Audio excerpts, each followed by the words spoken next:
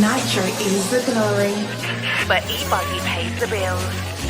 Welcome to the No Name RC podcast. Get ready for some serious bench racing. But be warned, we speak our minds, express our thoughts, and sometimes things can get a little rowdy. Hate, and he just was influenced by the hate coming from the left, the hate coming from the right. And let's get back to more club racing and less of this grabbing races. It's hard not to be arrogant when you're always right.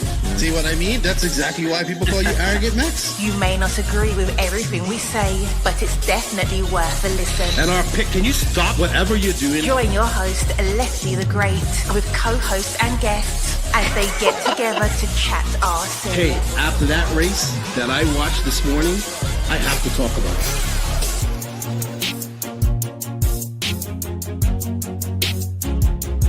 Here we go. $100 right here, $100 throw. Oh no!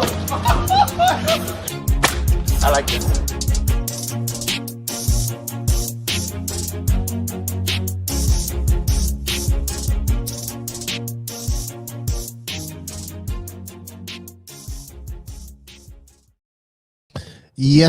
Yes, indeed. Nitro's the glory, but E-Buggy pays the bills. What's going on, everybody? Welcome back to our last show of 2025.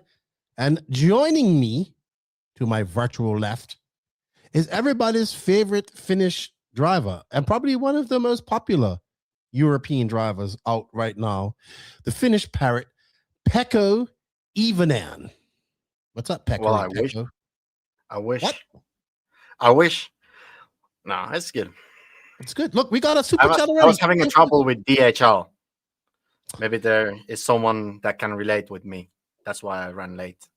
Oh, I mean, it is Christmas time. You will experience problems. I was already 1 week late, so. All right. It was express. Ah, well, you know, look at that. We got a super chat right off the bat. Thank you, Axel Owen. And congratulations, recently getting married here. Good friend. He's vacationing down in Orlando. 1999.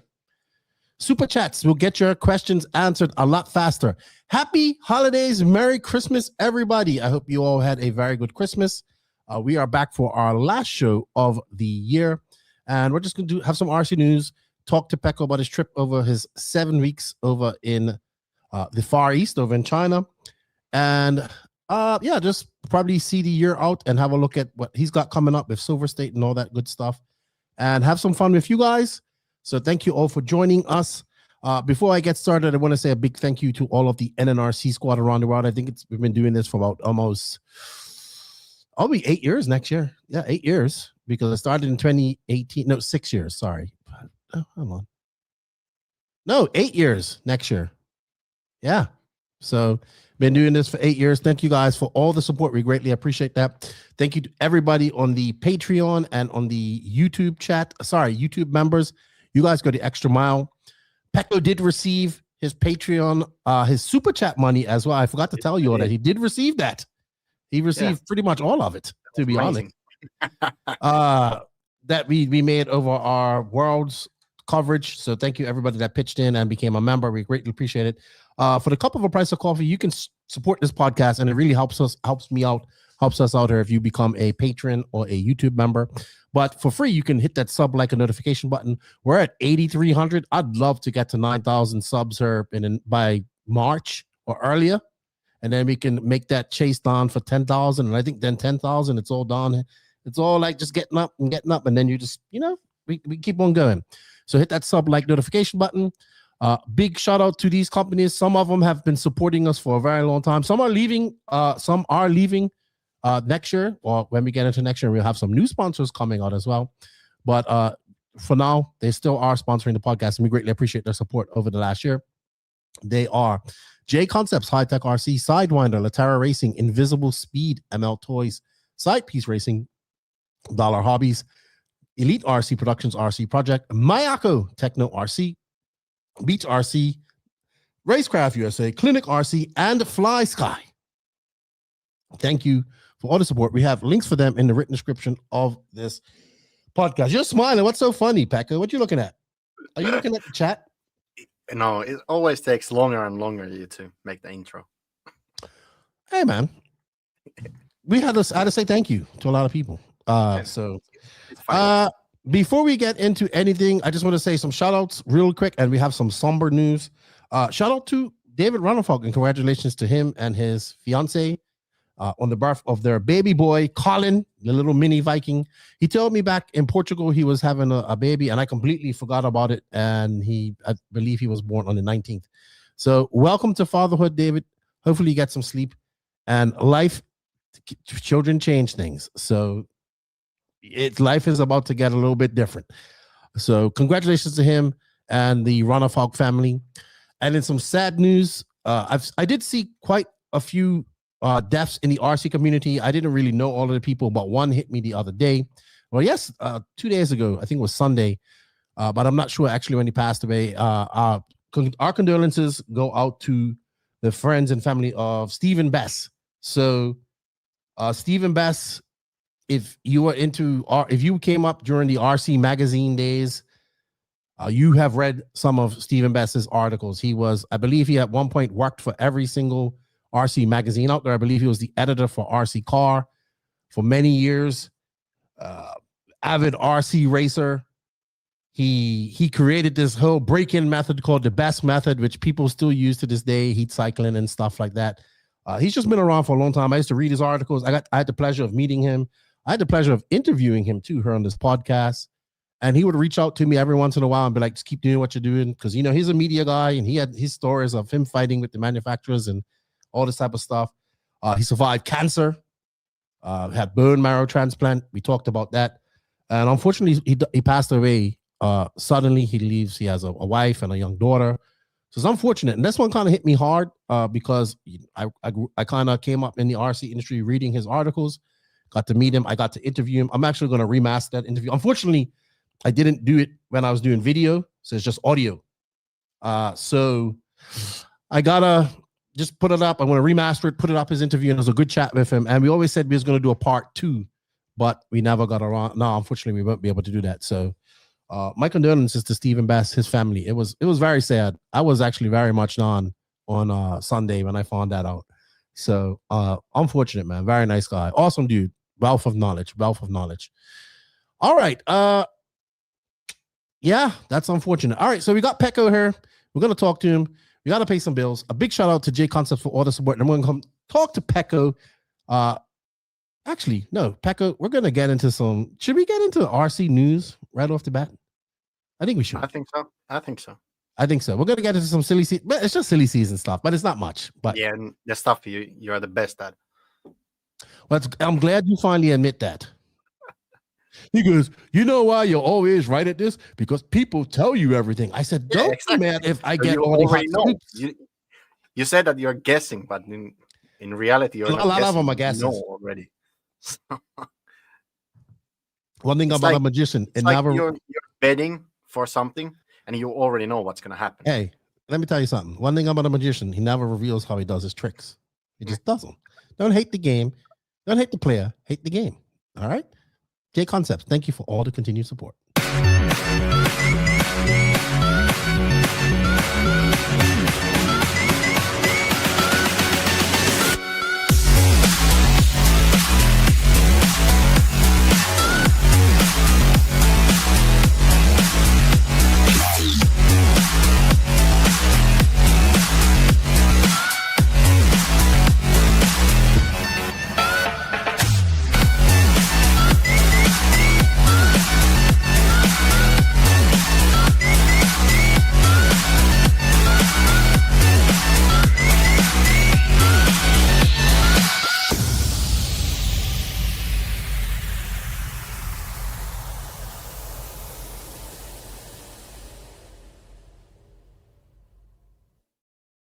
Alrighty then. Alrighty. All right. So some of you are watching this. So now StreamYard allows you to stream this in portrait and in horizontal mode on YouTube. So some of you are watching it on your phone.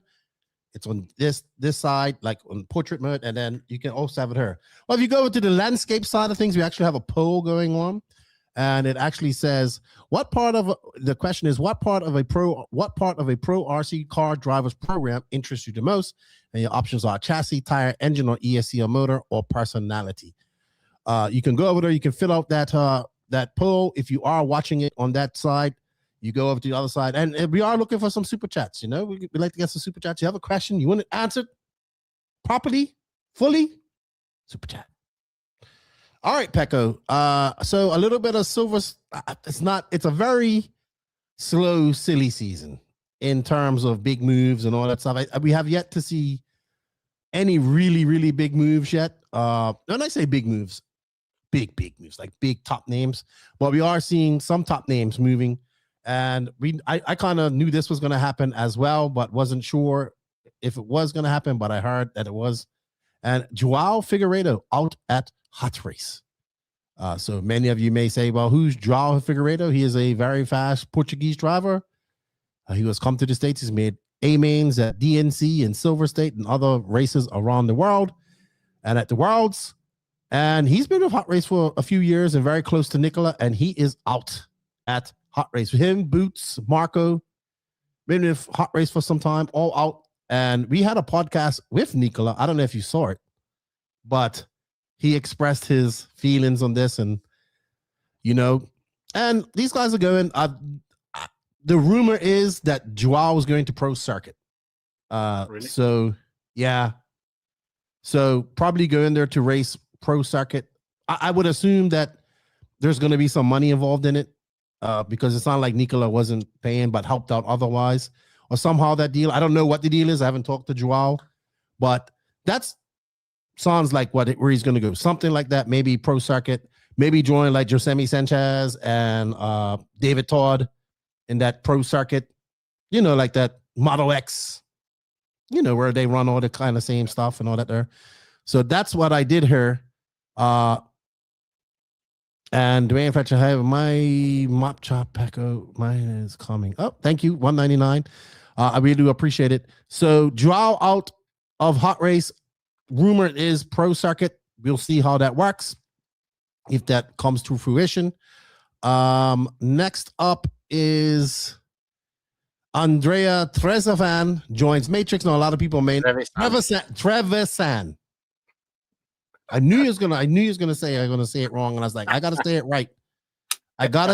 Trevisan.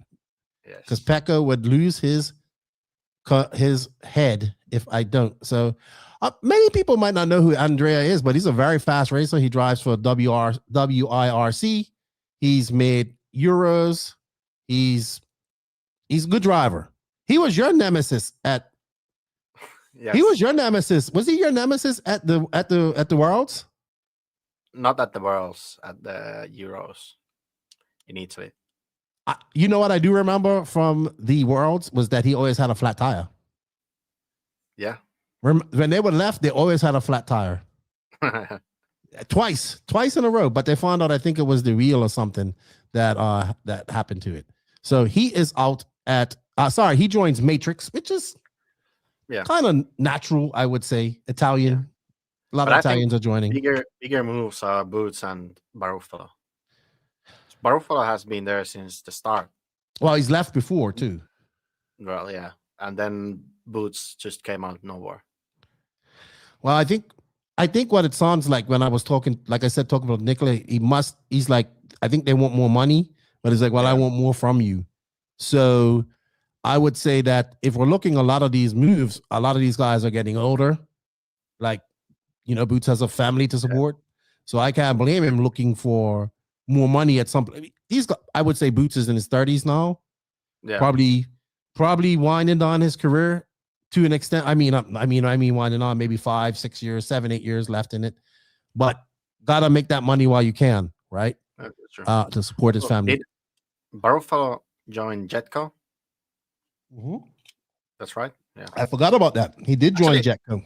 It will be funny next year because there will be many tire brands racing on the top in Europe. We're going to talk about that. We'll see if people uses them. This is true, but we're going to talk about that because we're about to see a pretty good tire war heat up in the USA as well. So, good point. Also, going out of who else is next? So let's get. I'm sorry, I'm just getting a little confused. I see that today's news well, yesterday's news, last week's news. I see that Mayako picked up Logan Toya, and I actually think that's a very good pickup for you guys over there in Australia. Oh yeah, New Zealand. One New Zealander. Now we have both. Yeah, him and his brother. He's a good racer. Yes, both of them are. So I think that's a good pickup for you. Yeah. Ungaro makes a move to EM batteries, which is Eric Anderson Motorsports batteries. He's making a push in off-road as well because he's an on-road guy, but making a big push in on-road. But I think the most surprising thing which popped up today for many was this one, which was Jorn Newman after 8 years at S-Works. And joining S-Works when S-Works was pretty much like at the beginning. Yeah. Well, the beginning of this next phase of S-Works. He was the first like proper driver. Well, no, because you under this phase of S-Works, yes. He was the first proper driver. Good driver, really good driver. So after 8 years and successful 8 great and successful years of S-Works, our time together has come to an end. But they won the GT World Championships in Nitro and Electric in 2020, followed by successfully defending the title in 2023 in Sydney and Electric. So those are some of his highlights. And he's won countless German championships, 2-wheel drive, 4-wheel drive, 1/8 scale. You can't count out Jorn Newman. Like he's got pedigree, right? He's got a lot of pedigree. So my question is, where does somebody like Jorn go? He's still good enough to make finals. He's still good enough. He's good. I think where Jorn is good at is testing stuff and developing things because he's been doing that for quite some time. And I think where does somebody like? Yes, exactly. He has a lot of knowledge. Where does somebody like Jorn Newman go? Where do you think he's off to? I would say Sparko. Because they don't have that many drivers in Europe, and I think he would be good help for the guys that are driving Sparko. Well, you did see that Adrian Parente joined Sparko and won his first race ever, driving the car, the last race of the Spanish National. So, I was thinking about Sparko, right? But where Jorn is also useful, I would say mostly is in 10 scale. He seems to be. Don't get me wrong, he's very good in both classes, but where he seems to really shine is in 10 scale, and 8 scale. So what does he do for 10 scale? Does he go the Schumacher route? I don't know. You should know. You're a Schumacher driver. Doing more. I don't know. It's hard to say. What else? Does Schumacher have the money to pay Jorn Newman to drive their 10 scale cars? I don't know. So I thought about that. I thought Mugen would be a good fit because they have 10 scale. Mm-hmm. And they need somebody that can go to these races with Burak and help develop their new 4-wheel drive and their 2-wheel drive car. That's a good point. But it depends what he's going to race. If he's just doing 8 scale, then probably Sparko. If not, then maybe Mugen. This is true, but he is also another driver who is on the back end of his career. So it will be very interesting to see what happens and if he can still forge a way in RC because he still has some value to give to a company, a lot of value. So it'll be interesting to see where Jorn. And I like Jorn. I don't want to see him out of RC at all. He has given a lot to RC, and I think it's time to give him back to some RC, RC give him something back as well. So we shall see. I think that's the biggest thing. What's your thoughts on that? Where else do you think he could possibly go? I think it's either one of those. I don't know. How about Infinity? He drove Schumacher like, when was it? Like 4 years ago? Mm-hmm. I think it was before COVID. Yeah. Then he left during COVID. I think so. Kakalapin says Burak and Jay never. Hey. Well, I don't know about that. Never is never until money's involved. Yeah, that's true. I don't think he has. Like, if he wants to do both, then there's like AE and what else? It's not about. I'm pretty sure he could get a ride at any company. Oh, The yeah, point is, true. can he get a paid ride at any company? Yeah. So we shall Or maybe see. Serpent. Back to Dude, Serpent. they. It's possible. I mean, 'cause they got that signed, Spanish guy. They got the one Italian guy. Yep. So maybe they are doing comeback. I don't know. And he could do on road with Serpent as well. Yeah, if he wants to. So someone says, "What That's about true. X-Ray?" I don't think that's Yeah, maybe. but maybe. they already have quite big team in Europe. So Do they have I don't think they anybody would give money that besides? Do they have anybody besides Ronafalk that does 8 scale good enough and 10 scale good enough? Bayer is the reigning European champion. Maybe Jorn comes in. I don't know. Maybe. Could be. I think Serpent would be cool. Come back. So man, I think he could. I just want to see Maybe him Hong Nor? continue. Hong Nor. Well, I mean, I have a theory about Hong Nor as well. I don't know. It's like I think someone signed with Hong Nor. Did they? Wally, Oh yeah, Wally, but I Well, think someone else also. maybe, but I think that Hey, Amy. did you hear why Wally got kicked from AE? Oh yeah, I Did you heard. hear the story? Yes, I heard. Dagani told me. Sagani lapped him 7 times. Yeah. According to Dagani, he messaged me telling me that. Dagani is fun. He went practicing. He's getting ready for Silver State. Yeah, he was practicing and then he went racing and now He went to Thailand. the Silver State. Yeah, but he went to Thailand too. Oh yeah, now he's in Thailand still. So he'll be back. Did you What see do you the guys track think? from Excuse me? Wales? Did you Yes, see the I did. post I did. from the- People that are was living crazy. there. Yeah. So people are living in the old 2010 World's 2010 World Driver's track stand. in the driver's stand. It's like Revelation. Someone lives in the driver's stand at Revelation too. Do they? Yeah. No. Last time there Yeah. wasn't anyone. Well, when we was there was. Oh really? Yeah. Uh-oh. So Nemo could use a development driver. I don't know. We'll see. I think he can go to any of those places. Yeah. Any of those places, to be honest. So we shall see. All right. So I want to get into it. So let's get into, we're talking about tires, right? We're going to get into some news here. Do we want to go into this wild possible rumor that you've heard and I've heard at the same time?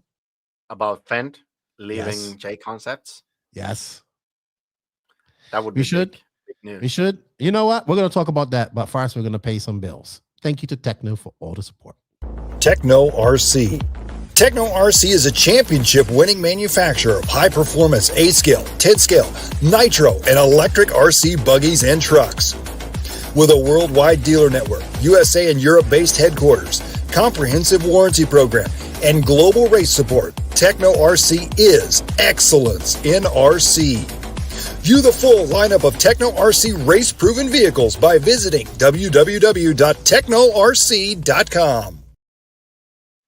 Thank you to Techno for all the continued support. You guys can find links for Techno in the written description. So let's look at some of these things that's been happening. So I think there is a big move going to happen. It's not going to be a big chassis move or anything like that. It's going to be a big tire move. It's going to be in the USA, I believe. So I have heard a rumor that Fend is leaving J Concepts, right? Partly kind of for the same reason that a lot of guys are leaving, is that they're trying to go get some more money. He's got a baby. He's thinking about that. He's almost also 30 as well, probably thinking of his future. So he's trying to find something where he can make some good money and continue on with his career and make good money in the last next years. Now, I do know I was told that he was hunting for, everybody's looking, right? Come up to the end of the year, last 3 months of the year, people are starting to search, making your approach. This is just like any other sport when they start going back and forth and all this type of stuff. And there were a couple of companies after him. Now I heard he was done. I haven't found out what he was testing in Florida yet, because I heard he went down to Florida. But I did say on my last live, somebody at a dirt clay track in America, I'm not going to say where, showed me a Matrix 10 scale slick, like a picture of it. And they said, guys, they're testing it. And they didn't tell me who it was, but I have an idea who it is. I said some names and they didn't, you got to see, you think people just tell me stuff. I have to pick the bones out of things here and do, I have to put actual scientific thinking and calculations. 1+1 maths. No. And you put all roots to where these things go. You have to connect all the dots. See, this is why you and Max fail at dethroning me from my silly season throne. That's funny. So even these guys are hearing this. Fenn isn't the only one Matrix is going after. Now, I didn't say that, but that's the rumor I'm hearing, is that he's going to Matrix. Have you heard this? I don't think so, but that would make sense why they made a 10 scale off-road tire for clay. Because, otherwise it would have been no-brainer for them to go into that market, because it just came out of nowhere, basically. I know. So I know. It would make sense to go there and also add more people. Well, so what's happened is Hot Race came in, and I was also wondering this when Hot Race came into the 10 scale market about a year and a half ago. I was like, why so much focus on 10 scale market? But they found success, Yeah, I think now they have bigger success in the 10 scale than 8 scale. I would agree with you. In America. 100%. Yes. So a lot of people are switching over to Hot Race this year and whatnot, and they've done a good job. I think they succeeded like 150% from the 10 scale stuff. I agree with you. Both carpet and on 10. Last year it was a bit slower, but now it's like when they make the dirt tire, it was like straight away faster than any other tire. And now also on the carpet, it was better. So they got right into that, and I think Matrix saw that success, right? And they're like, all right, that's where we're going to start, because you can still develop a carpet tire over there in Europe. Maybe not the clay tire. Yeah, that's true. But you can. I just think it's an easier process than maybe going in through 8 scale, because 8 scale you need so many different compounds. I'm not saying at 10 scale you don't, and you need so many different tread patterns, right? Yeah. So I think this is for them, this is their way in the door. And if they do get Fend and other drive, they're going to need a stock driver and all this type of stuff. Then what happens here is that Matrix automatically, in my opinion, becomes that, hello, Lance, hello, Trent, that third big tire brand in the USA. And why I say this, and they're going to say, well, what about TZO? What about ProMotion and all those tires? Matrix has that we can spend the money to fucking promote this properly type of. That's true. And that's what's different, because there's a lot of outside of RC money behind Matrix as well. From what I'm told, from my understanding. So a lot of companies don't have that backing. So if this is true, because I have only heard it from one and vaguely from one person. If this is true, this is a great move. I don't know how it plays out for Fenn, because there's I don't know what if Fenn goes, or if these drivers go, because I see in the chat they say it's other drivers also involved in this.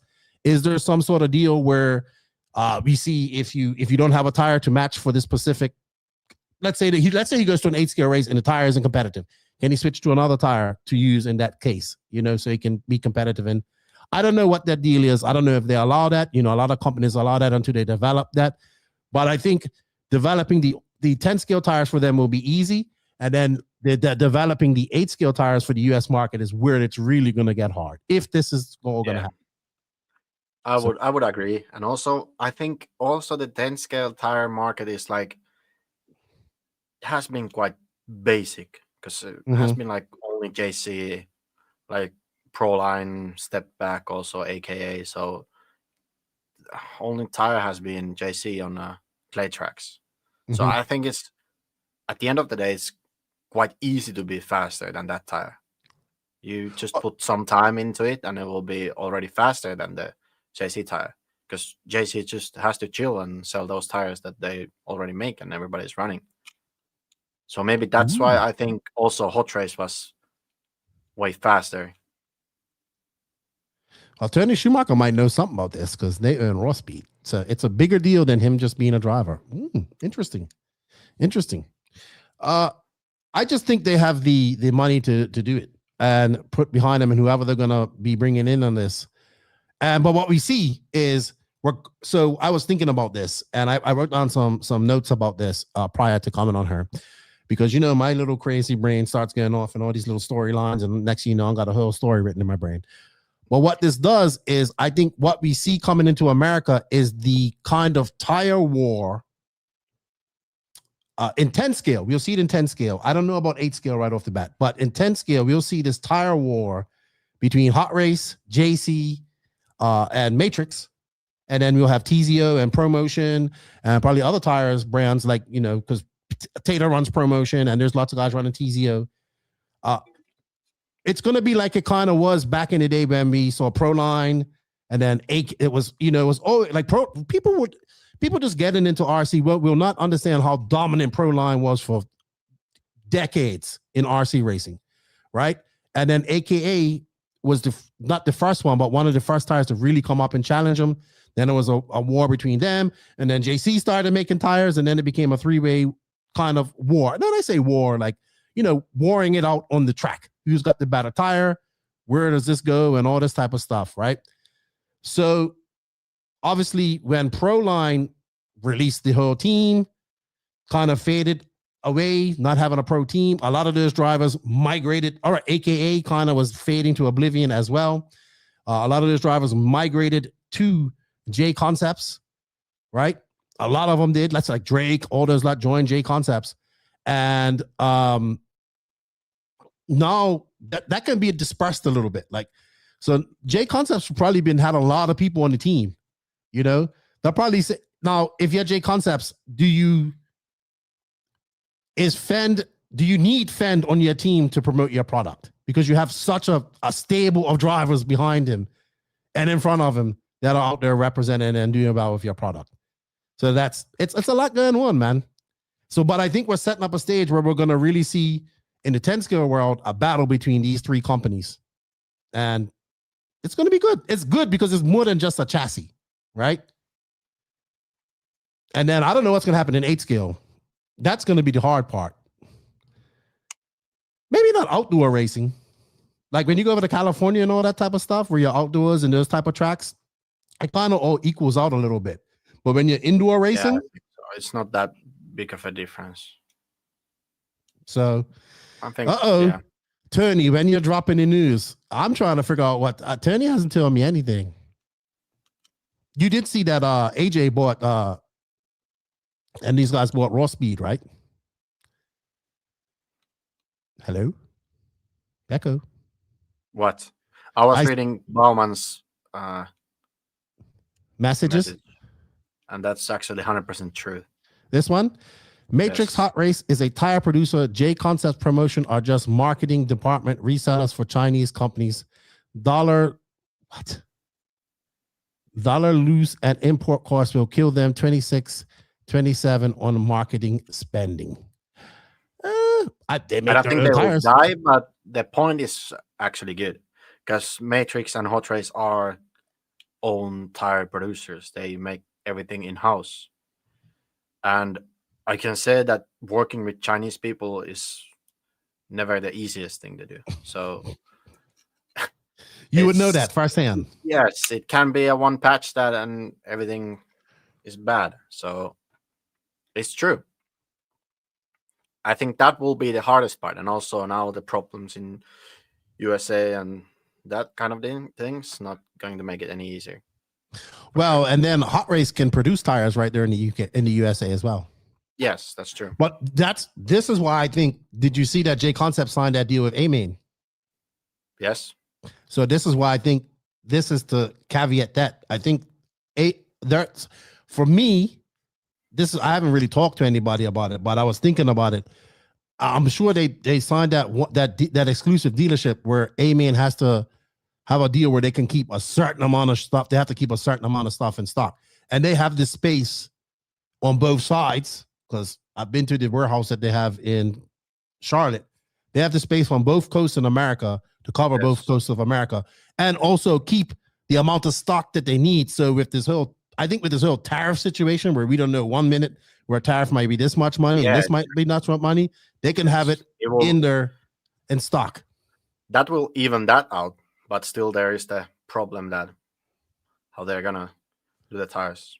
Like, I think now when they are doing that many tires, I think it will be fine. But if they are doing smaller quantities, then it can be a problem between patches.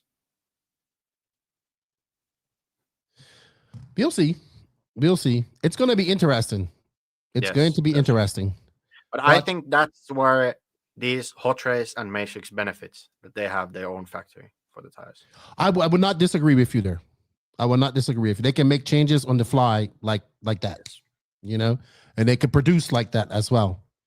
So we will see what happens with that. But it's going to be very interesting. But it's also going to be, J Concepts is a very popular tire in the USA. Yeah, it is. It is very popular. So very popular company. It works also. Yeah, it works. That's what comes down. So that's what, especially in 8 scale, they gotta get that same. It works, right? Yes. They gotta get that tire that works in every situation. The thing is that JC is one of the safest choice in all America. I would say, if you go there, you take JC. If you are racing in Europe, you go with Hot Race. It's the easiest and safest choice for you, I would say. But if this all happens, it's going to be interesting. Yes, I think now also in Europe, when there is more tire brands, I think it will be cool. Also, as a driver who don't have a tire sponsor, it's actually better, because then you see all these tires, which one works the best, and then you can choose that easy. You don't have to test that much. Yeah, I'm wondering if we're going to see more drivers do this. But the problem is, I only think it's going to be drivers that are like you, or where they don't. Okay, what I mean by that is younger drivers who don't have any responsibilities and don't have to make the most money. Does that make sense? Because I feel that the tire is a paycheck that these guys want to get, right? Or at least a contingency that they want to get. So I think the thing is that, well, maybe the brand that you are racing for could like pay a bit more, that you don't have to take the tire sponsor. That's also I think for a car brand, that would be a good way to do it, and better way to do it.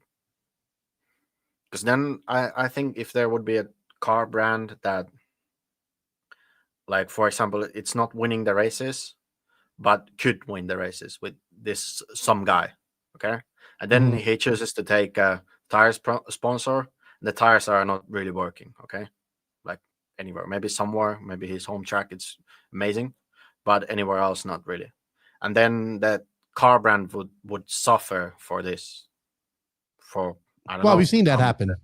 We've seen that happen. We have seen that happen. But like, then I think it would be worth it for the car brand to pay a bit more for the driver, so he don't take the tire sponsor and make a contract like that. I think that would be for lower car brand.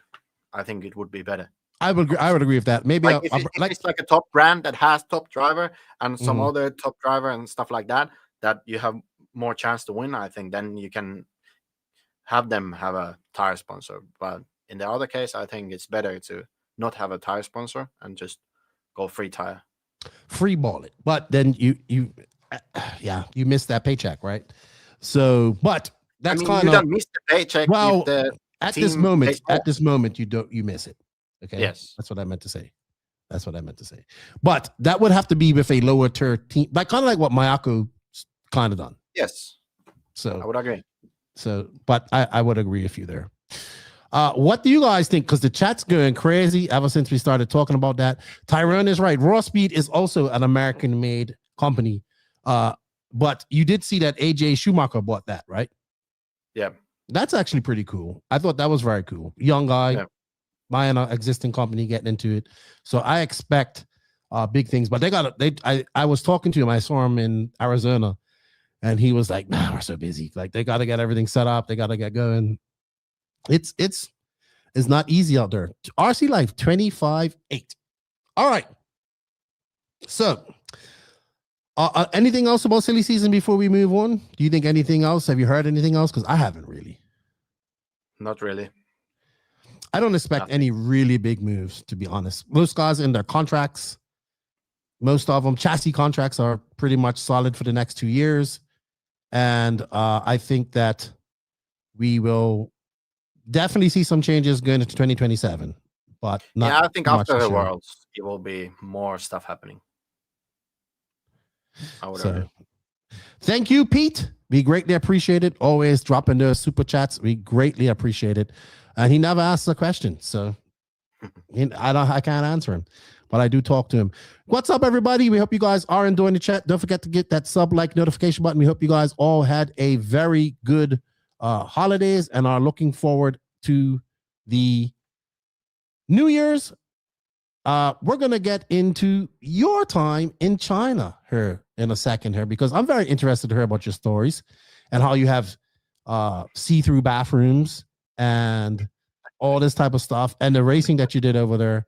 And that is brought to you by Ammo Toys. All you fathers out there that just bought some ride-ons and Power Wheels for your kids, if you want to hop them up, check out Ammo Toys. You have a link that saves you 10% in the description. Are you looking to take your ride-on car to the next level? ML Toys makes it easy with plug-and-play modifications like motors, speed and brake controls, and more. ML Toys is the one-stop shop to make your ride-on car the coolest car in the neighborhood. Thank you to ML Toys for all your continued support. All right, so while I was on my 6 weeks in the USA, you kind of went a couple of weeks after me, and you went off to the Far East, China, for your second trip over to China this year. And it was you, JQ, and then Salty Joe. And then there was another guy. It was another person. Darren Johnson was there. Yeah. So a guy from Australia. Salty Joe made the trip all the way over from Bermuda as well. Tell us why you were over there, first off, mostly. Well, mostly we went to Mayako factory to work. I think that was the main thing. People were saying that it's easy. Like 7 weeks in China racing RC cars. No, that wasn't the reality. I think we drove like maybe overall 2.5 weeks, 3 weeks of RC, and the rest of it was spent at the factory working, doing some hard work. All right. So tell us about, before we get into the racing, what type of work are we talking about at the factory? Basically, we were just getting ready with the next year's new kits and stuff that is going to be released next year. And basically just getting ready for the next year. I've never been to any place like this or seen anything done like that. Can you give a little bit of insight about what this details? Like, what were you guys trying to, when you say you was working there, what was you just making sure shit was done properly or making adjustments? I don't know how far you can go into that, but maybe you can tell us a little bit about it. Well, I can tell that we were doing, I think biggest thing we were doing packaging lists for the cars. So basically, we were just putting everything into Excel that needs to be packed into the kit. That's actually, that took most of the time. Oh, so almost like stock taking. No. Really. It was like doing Excel, and just you need to figure out what parts you need to put to each pack and what parts needs to be in the car. So that was also I was building many cars there just to check that it's properly packed. So how many yes. SKUs do they have? Like, do you have a couple of thousand? I think we have like we don't have thousands. It's like maybe I think somewhat close to 500 or something. Okay. It's not too bad yet, but I think it will grow. Okay. All right. Well, let's talk about the actual racing and what you've done. So you went to your first stop was at the GDC. Salty Joe told me that there's a whole nother hotel named GDC as well. So funny story. I'm gonna tell you what Salty Joe told me. Salty Joe goes, man, he says, so Salty Joe gets off the plane. He goes, they don't take cash. I can't use my card. I have to use WePay. And he goes, JQ tells me catch a train to I don't know, wherever he lands to go to wherever the GDC track Hong is. Kong. The airport to the track. But you have to go from one country to the next country. So to go from Hong Kong to China. He goes, I said, forget that. I ordered a limousine. He goes, I'd have $200, best $200 I ever spent. He said he couldn't spend he had to PayPal you all the money because you had to use WePay or something like that. Yes, Alipay. Okay. And then so the driver took him to so apparently there's a whole nother hotel on the other side of the city called GDC as well, and took him to that one. Marriott. It was Marriott. Oh, and then he goes, I went looking for the track and I couldn't find no track. I had to go all the way back to first he went to the wrong hotel, and then he went to the other hotel, and there was no free room for him or something. So he had to get another room for the one night, and it was funny. And then I see Instagram stories of bathrooms that are all made out of glass. What's this? I don't know. It's a Chinese thing. Most of the bathrooms has a window. It's I don't know why, but there is a curtain that goes down or something. It's not like see-through, or it's so weird. Also, like all of the hotel rooms are different. It's like like normally when you go to a hotel, there's like different kind of rooms, but between these different kind of rooms, there is like same rooms. Like if you get a double bed, all the double bed rooms will be the same, or just a mirror like from that. But in China, the layout is always different. Sometimes you have a wall for the toilet, sometimes not. It's like sometimes you have window and sometimes not. Like sometimes you had a toilet there and like glass walls covering it, but nothing else. So basically you can see someone having a shit there. But not like glass that's kind of like clouded out or nothing. Just like see-through. It's so weird. Like I don't know. Yeah, that's thank God we didn't have that happen with JQ. Never that there would have been see-through toilet. So we never had to do that. Tyrone goes, were there squatting toilets there, like in Italy? Yes, there was a lot of monkey toilets.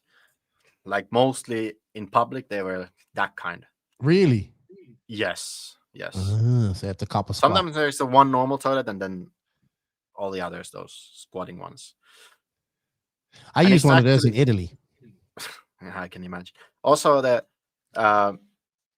stupid thing is that the toilet is super close to the door. So you need to squeeze through the door to fit into the toilet, and it's just so weird. Also, oh my goodness. Funny thing, we went to the zoo, see a panda. I saw a panda, and it was super nice. And in the zoo, JQ went to the toilet. He had to take a shit, and there was no paper in the toilet. Then we were with one Chinese guy, and he was like, "Oh yeah, you need to take the toilet paper from here." There was a machine that scanned your face, and when it scanned your face, you get 4 pieces of toilet paper. What? And only 4 pieces. JQ had to scan everybody had to scan their faces to get enough toilet paper for JQ. Oh my goodness. Always that JQ. was so funny. Always JQ. It's crazy. I'm hearing myself come through there. So, all right. So let's get on to the racing that you went there for. So you went there to do. I got a video of you racing on the indoor track, the dirt track. So was that the first race you went to? Tell us about that. Yes, that was the first race. There's a lot of stuff you did. I saw pictures of you doing some coyote stuff. All that. Yep. Tell us about all that cool stuff. Well, first off, we went to the GDC opening race. Nothing really special. It didn't go that well. It was like an opening race, and also the condition was really weird because it was like super loose and stuff like that. So was Ronafalk there too? Well. Yeah, Ronafalk was there also. Okay.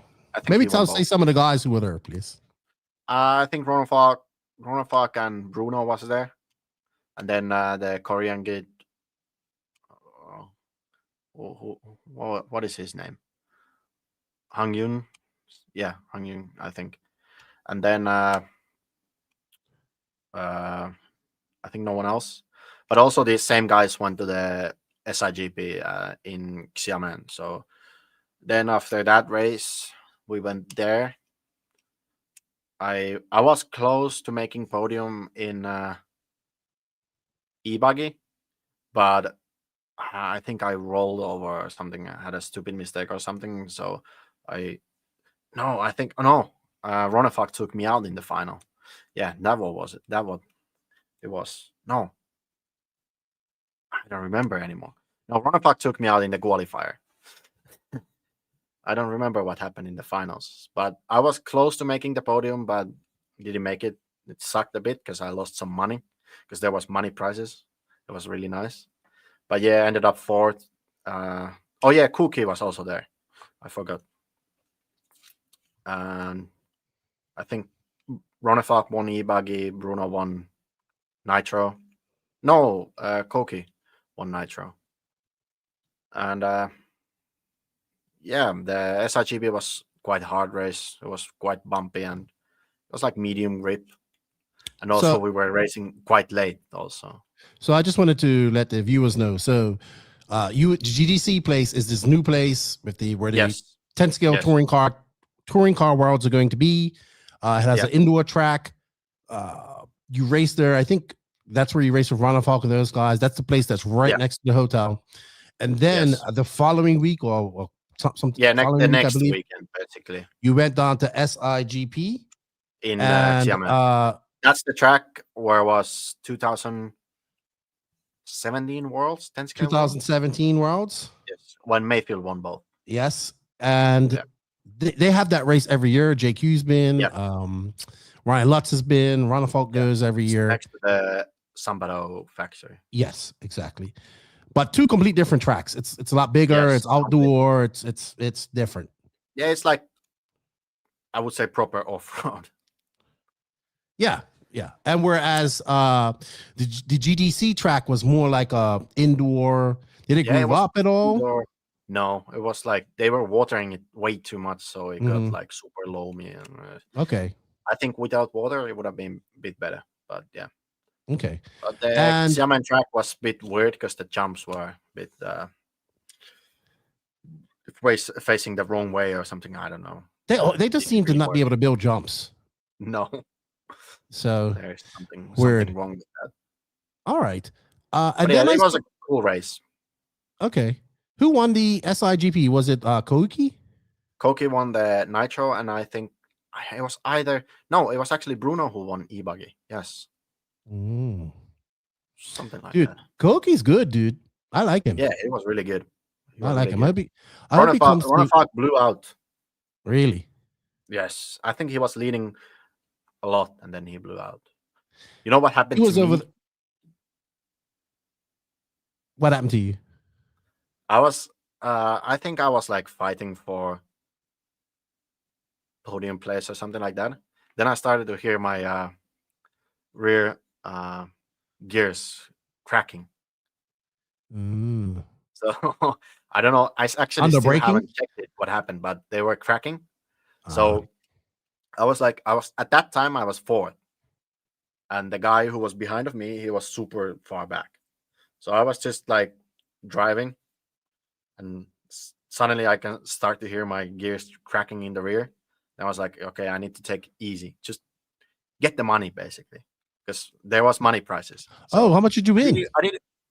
Yeah, I won 6,000 RMB, which is like $800 or something like that. So That's it not was bad. a good money. Yes, it was a good money. So I didn't want to retire because I know the car still drove. So I just barely finished. It was actually amazing. At one point, it was funny because Salty was my mechanic. Okay. At one point, I was like, "Hey, Salty, how far back this one guy is from me?" When I was fourth, and then the other guy was fifth. He was like, "He's 2 seconds behind of me." I was like, "Dude, there is no one behind of me." It's like, "Oh, I was wrong. It's 2 minutes." What software were they using over there? Live RC? Live RC, live RC. So my question would be: Was Kuki as fast as Ronald Falk and those guys, or did he win that by Yes, luck? yes, Okay, it was. It was. okay. All right. I hope he comes over to America to race and Europe to race some Yeah, more. I hope so I like too. him. It was I like him. super fast. So we might have a special guest with us. He's threatened to come on. You spent 6-7 weeks with him. Yeah. All right. So I saw you doing something with Coyote. I saw you was maybe doing some sort of course or teaching people. There was a Coyote Cup, basically. I got invited. And that was that was in, where? In Shanghai. It was actually super nice. And where's that? Shanghai. It's like more north. Okay, and that's a different track and all that type of stuff. Yeah, it was different. It was like AstroTurf 10 scale track. Okay. I don't remember the name of the track. But you did a no. Is that where they're based? It was DRS racing track or something like that. Okay. Yeah. Is that where Coyote is based, their factory and all that stuff? No, the factory is based in Shenzhen, but that was the track owner is something related to Coyote. I don't know, but he kept the race and it was like all the Coyote people were there. Because Hara was there. Yeah, Hara was there, and Mark Reinhardt was there, and then Oscar also. It was really nice. It was really nice time. So we were racing. We were racing stadium track with Mark, and I beat him fair and square. Did a backflip every lap. Amazing. There you go.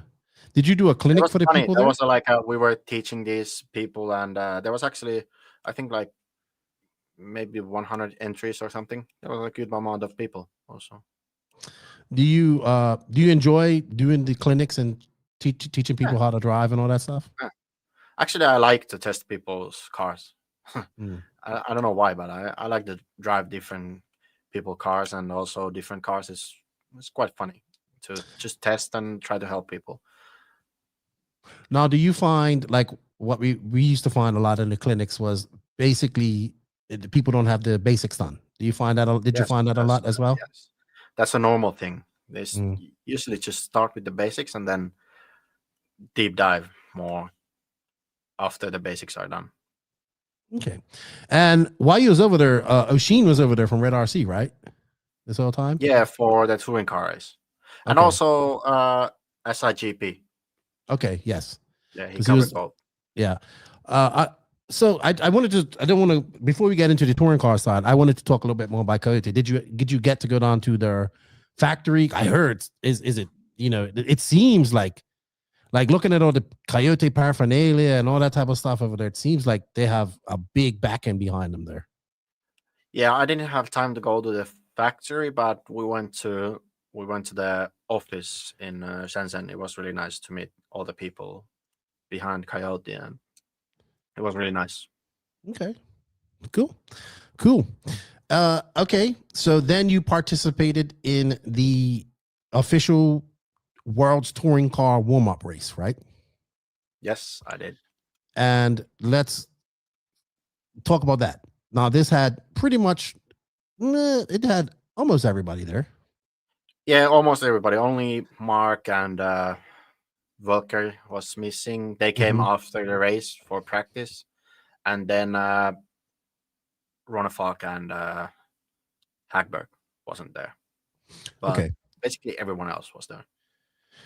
So Did you get a up close and personal look at the new Infinity 10 scale touring car? No, not really, but it's the same that they have been racing Okay.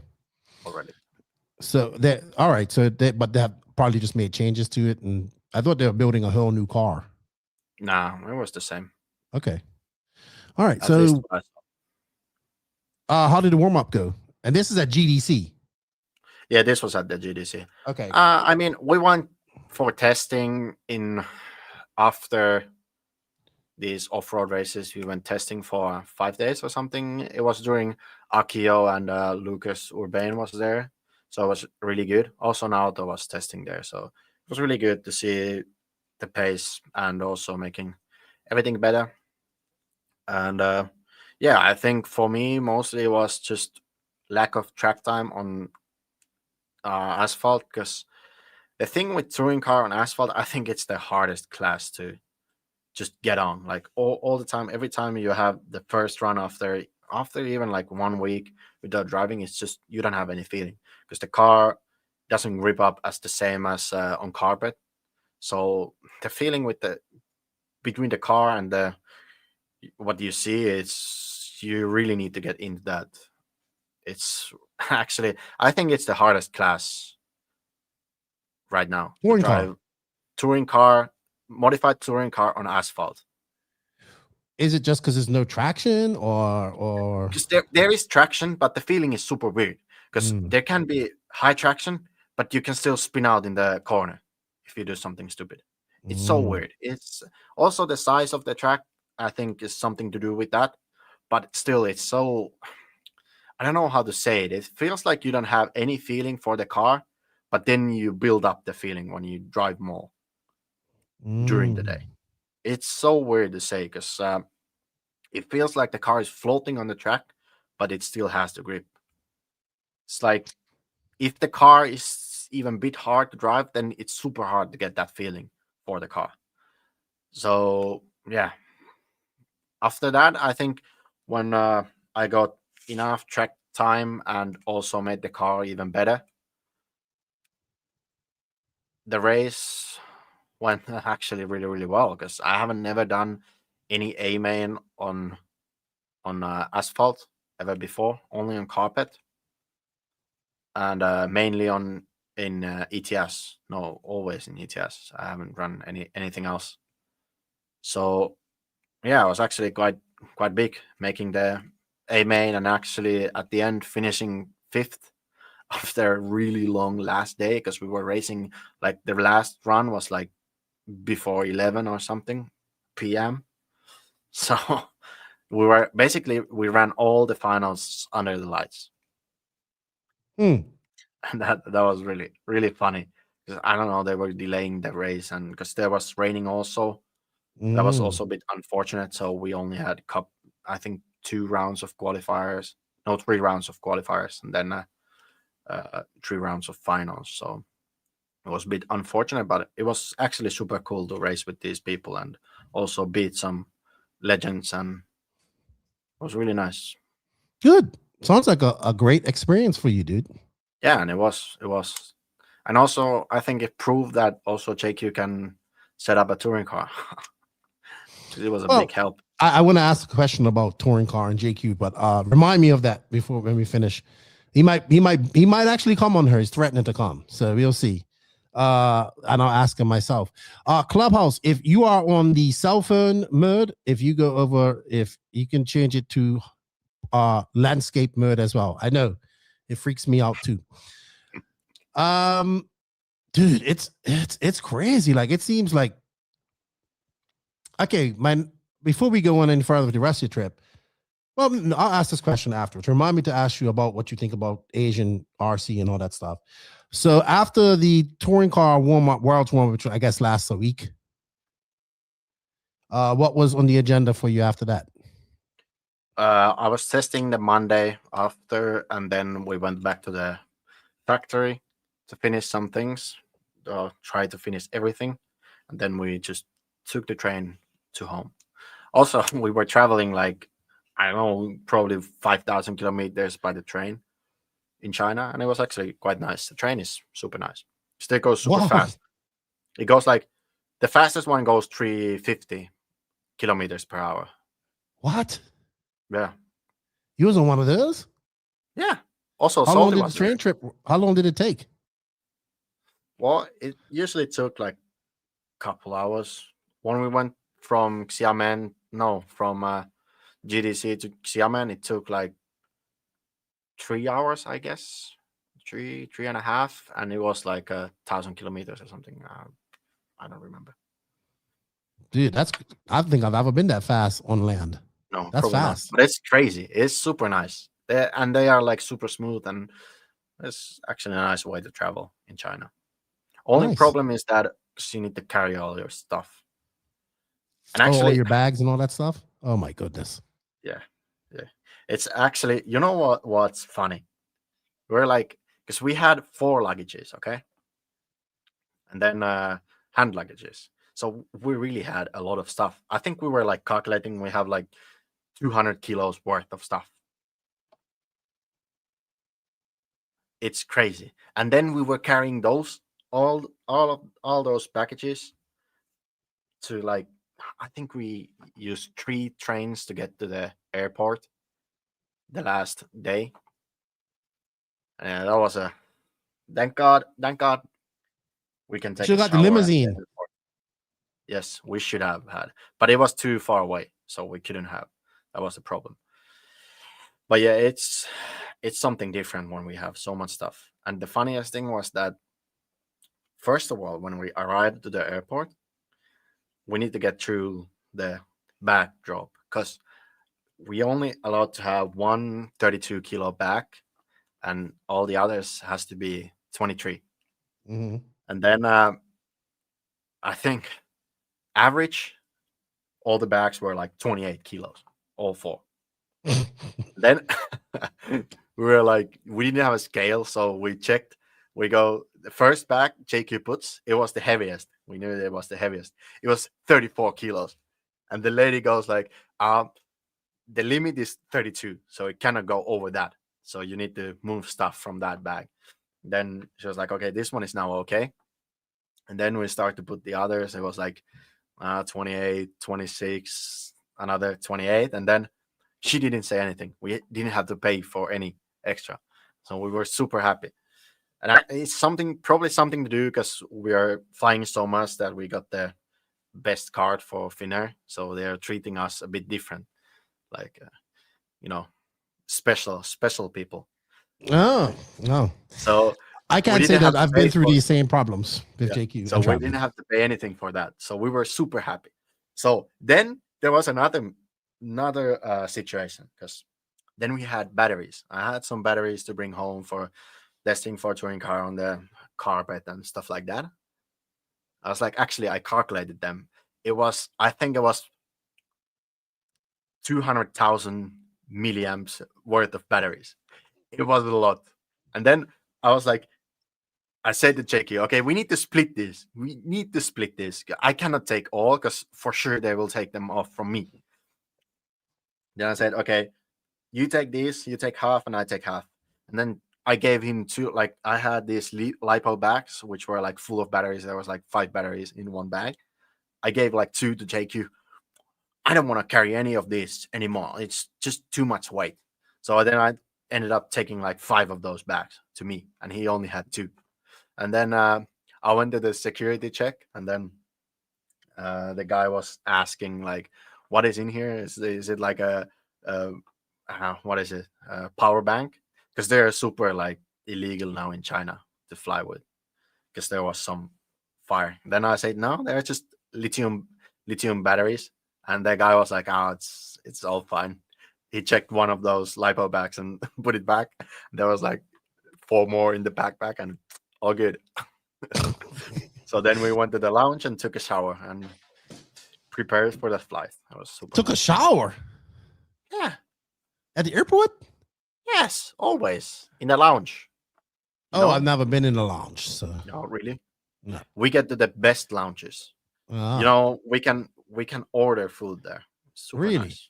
Yeah. Fuck. So things have stepped up at Mayako since from JQ Racing, it seems like. No, it's just because we fly so much that we just get these benefits.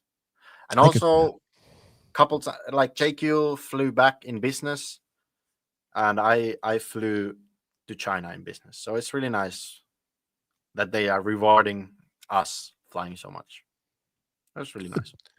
Good. Overall, it sounds like you had a good experience there in China. Now, what were some of the things you didn't like? Well, I think I learned a lot in China, I would say, about the RC business and everything. I think it was a good learning experience for me. So for sure. I would say if somebody from our chat was to say, well, why can't we just we need to make, let's say you have a problem, you want to make something new for a car, right? Let's say you want to make a new part for a car. We were just talking about this in-house versus being in-house versus Brendan Shimelton in the end, who is also we haven't figured out where he's going, but we pretty much know where he's going. You should know where he's going anyway. So anybody says, well, you should be able to make parts in this amount of time and this amount of time. Now that you've gone over there and you've dealt with them before and you've been over there, how hard is it for these companies to get stuff done properly over there and in a timely manner? It really depends. If the guy is there who is doing this work, like for the brand, then it's super fast. And also it depends, like, also what kind of factory is. If the factory is doing like everything, then it depends if they have machines open and stuff like that. So it really depends. It can be the next day or it can be the next month. Okay.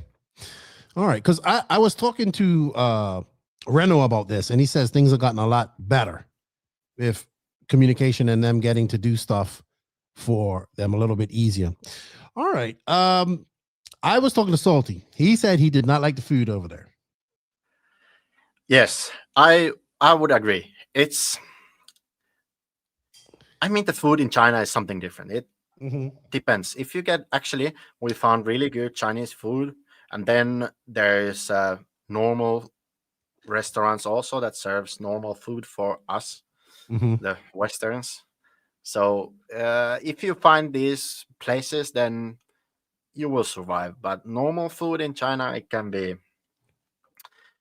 yes, it's a different story. I think we went to Chinese barbecue, and they were like, every time they were ordering some food, because we went with Chinese guy, so he was ordering food.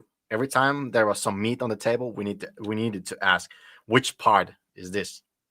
Because there was like, at some point there was like, I saw, oh, those looks like noodles, and the guy was like, thank God I asked, because he said it was a cow's throat. And I was like, yeah, not gonna try that. Like, and then they eat some like chicken legs and I don't know, all the parts of. No reindeer balls though, nothing like that No. for you over there. No, okay. It's like everything from inside of a cow they eat, and then no waste. I don't know. And I was like wondering all the time where the chicken breast goes. Like, they serve everything else except that. Really? No chicken breast? No. And what's this? No cash? Yeah, cash works mostly, but no cards. Because I think it's something to do that China is just trying to control people to pay with the phone and stuff like that. So it's super hard to get a card, like foreigner card, to work to over China, there. so people cannot like avoid taxes or something like that. Probably, I would say it's related to that. All right. How about, like, did you make any friends over there? I don't know. Like, Yeah. Did you learn any Mandarin? I guess that's what they speak over there. Chinese. I only know ni hao and shishi is thank you, and I know one bad word. It's just, oh really? Yeah. Can we say it? I can say it. It's 找你买. What does it mean? I don't think I can say it here. Okay. We But can't it say means it. it means Can bad. you- Okay. If you Cool. say actually they take that super like for real. It's like Offensive? yeah, because normally in English you can joke about it. Like you can Mhm. just joke, like say bad words and stuff like that. If you say that around Chinese people, they're gonna like no, no, no, no, no. Like only people that who speaks English they can take that as a joke. It's funny. Interesting. Interesting. Uh, come. I'm just. Anyway, what about when's the TITC race then? Next year, TTC will be February next year. and that's in Start of Thailand, it. though, right? Yeah, middle of February. And will you be going to that? Yes. Okay, so all right, we'll get into what you're going to be doing here in a second. I wanted to, if any of our listeners are possibly thinking of going to China, or maybe somebody's going to the Onward Worlds, which is going to be happening there. We'll talk about that in a second too. What would be your advice for anybody traveling over there? Okay. I have actually this is good because these are good advices. First, the first thing you need to pay with somehow. So you need to set up an account as in Alipay. That's the easiest. That's the first thing you need to do. And then I think you should also download WeChat because then you can chat with these Chinese people because everything else, all WhatsApp, stuff like that is banned in China. And then also traveling with train is super easy because most of the things are say there's numbers and letters, so they are like normal letters, so you can get around with the trains, but also you can take the car from, like, if you land in Hong Kong and then take a car or train to GDC, it should be fine. Also, small problem is that you need to take a taxi, and for that you actually need a Chinese number. So it's actually a bit weird. Usually it's just better to contact for the track owner or something to figure something out because it's actually quite hard to order a taxi in China Really? if you don't have a Chinese number. Yes. Okay. Because there was some problem. Someone told the reason, and there was some problems that someone was like people were kidnapping people, and it was like a big problem or something like that. And then now, as they need to have cameras in the taxis, and also you need to order with your like with the Chinese number, and so somehow they can track it. I don't know. So that's one problem, but I think you should be able to do that if you have an eSIM, and that's also a good thing that you have an eSIM. For example, I used Holafly, and it has built-in VPN, and it's actually really good because you can access everything through that. Only problem is that if you need to share it to your computer, and actually we had this problem many times in China. If you need to share it to your computer, for example, then some of the time it can cut out and just don't work, but it still works in your phone. So we had these problems many times. But How about if you only internet have there? to use your phone, it's fine. Do they have like public Wi-Fi and all that type of stuff? Or? Yes, they have public Wi-Fi, but if you just No, I'm just connect asking. that, everything is blocked, basically. Mm. So that's the problem. So also getting a VPN is good, but all the normal VPNs, what works here or anywhere else, it doesn't work in China because they're already blocked. So it will be some random VPN. So it's actually quite hard. But I think the easiest is just to take the Holafly eSIM, and for sure your phone will work. Okay. How about safety? Because I know people would be concerned about that. It was like super safe, and I Okay. never felt like scared or anything. It was like actually I felt like it was safer than Finland, and Finland is already like super safe. But like China, you can just leave stuff outside; it's fine. Yeah, I ask this because I remember Roar made an announcement about drivers going over there for next year a couple of weeks ago. And I was reading comments. Oh, China's so unsafe and this, but, people propaganda and what they see on television. Yeah, What I can imagine. compared to what's really going on over there. I'm sure, and anywhere in the world can be just as safe and just as dangerous. Yeah, as that's anywhere true. else. But So, I think like China was like super safe because basically the people doesn't have anything to rob because basically everything is in your phone. So they don't not gonna rob your like only thing that they could rob is cash basically that they don't get like tracked after because there is cameras everywhere in China. really, Like, yes, everywhere and a lot of it's a whole nother level. It's like if someone steals someone's car, it will be tracked down in 30 minutes or something. really, It's- yes, because they have cameras of like on the there's actually cameras on the roads that are taking pictures all the time. Hmm. It's crazy. It's like Yeah. speed cameras, but they're taking pictures all the time. So there's these super bright flashing lights, like almost Interesting. every kilometer or something. It's crazy. All right, cool. And then after that, back home and Christmas time, few days off. Talk to me today, and then you are headed. When do you leave for Silver State? I will be leaving at, I think it's the 6th. Yeah, 6th of next year. Okay, Next so month. not too much time. No, you leave. I think I will go straight to the race, and then I will spend 1 week after the race in You'll be US. leaving next week Tuesday.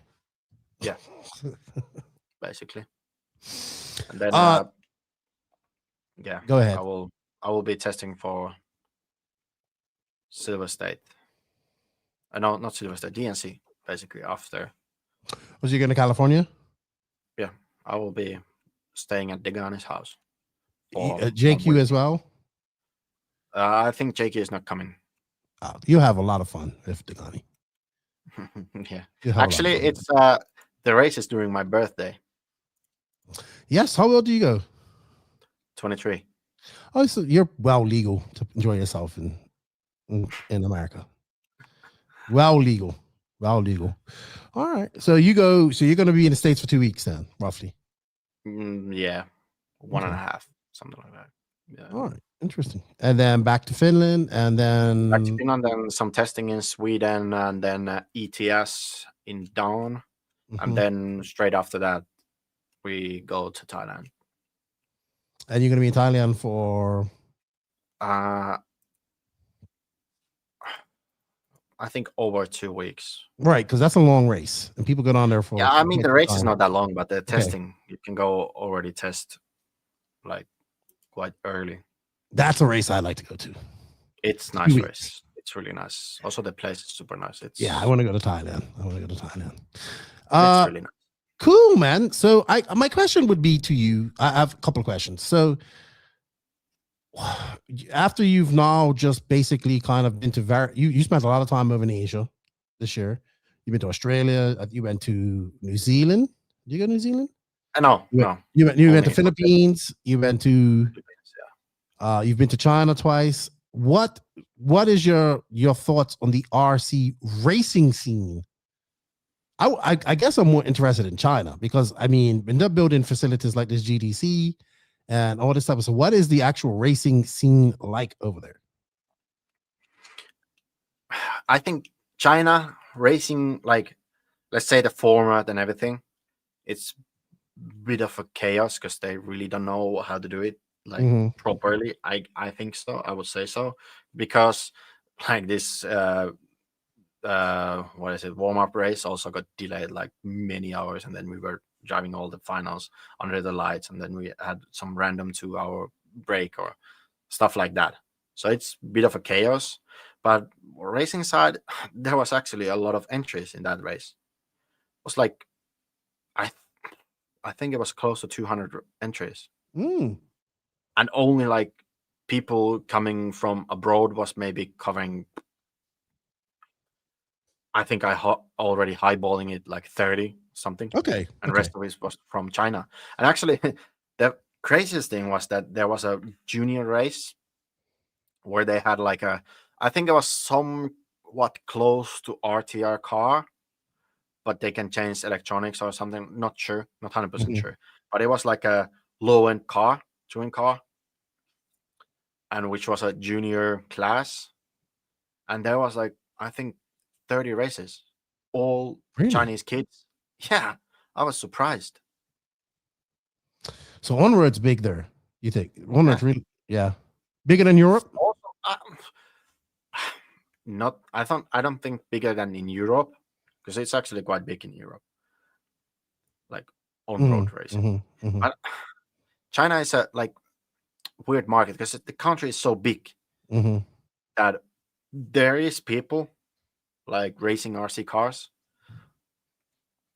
but I think the biggest problem is that I think you need to be somewhat rich to race RC cars in China, because otherwise you wouldn't have time for that, because people are working 12-hour shifts, and also school is super crazy. Like I heard someone is like doing 12-hour school days or stuff like that. It's mental, so they don't really have time to do. Also, that's why I was surprised that there were so many kids, because usually they are just in school when they are young. So yeah, I would say it's not like a normal sport. Yeah, it sounds like RC in any other, like South America here. I'm sure Philippines is the same. Any country where there's like poor people, and I don't want to call them third world countries, but you know what I mean. Yeah, it's usually the people who are upper middle class and to uber rich that are racing, that can afford to race. So it's not available to everybody. Yeah, I agree. Interesting. Unfortunately, though, because you're like, you need to come to the touring car worlds. We have actually 3 races happening on that weekend. We have, so we have PMB, Neoland, and the touring car worlds going on. All that's if they're all happening Easter weekend. Yeah, that's unfortunate. That's actually, you know what's unfortunate? This is actually unfortunate for the Neoland race, I would say. I think they made the biggest loss in this. Well, not really. I think so. Yes, because he had over 600 entries. 600 people apply. Oh, that's good. So he will get think about this. It actually works out good, right? Because they're all at different time zones. I didn't think the Americans were going to go over there anyway this year, right? I didn't think they were going to go over there anyway this year. To build up, right. So he will get if the touring car worlds will be 14 hours ahead, then Neo is going to be 6 hours ahead of East Coast, and then PMB. So it's going to be like you're going to have racing 24/7. Pretty much. Are you going to sleep anytime at PMB? Yeah, I'm going to be focused on PMB. But you're doing your stuff. So staying out from your lane. Staying in another lane. You can change lanes. Fuck you, NJQ. So my point is the Neoland. I talked to Miguel. I think he's also doing it like Buggyland. So it's going to be all the different classes, three finals for everybody. I told him don't do that because I think that's too long. Makes the race too long. So it's going to be like 3 finals for everybody. I don't. Yeah. In electric, no. A finalists get 3 finals. But anyway, it is what it is. But I think if he's successful this year, right, and he pulls it off and he has a good event, this will be the Neoland. It can be like Neo once was, right? And it just I didn't think even this year there were not going to be Americans that went over there, right? So I really hope so. It will be like a the Neo race was. Me too. Because I never went there. I only went to this last race in Spain. Where was it? Spain. Yes. So I really missed that race completely. So I really hope that it will be the same, and it would be really cool to have a race that everyone goes. But it's not going to be the same because now it's going to be long because it's going to be packed and it's going to be intermediate sportsmen, truggy, everything.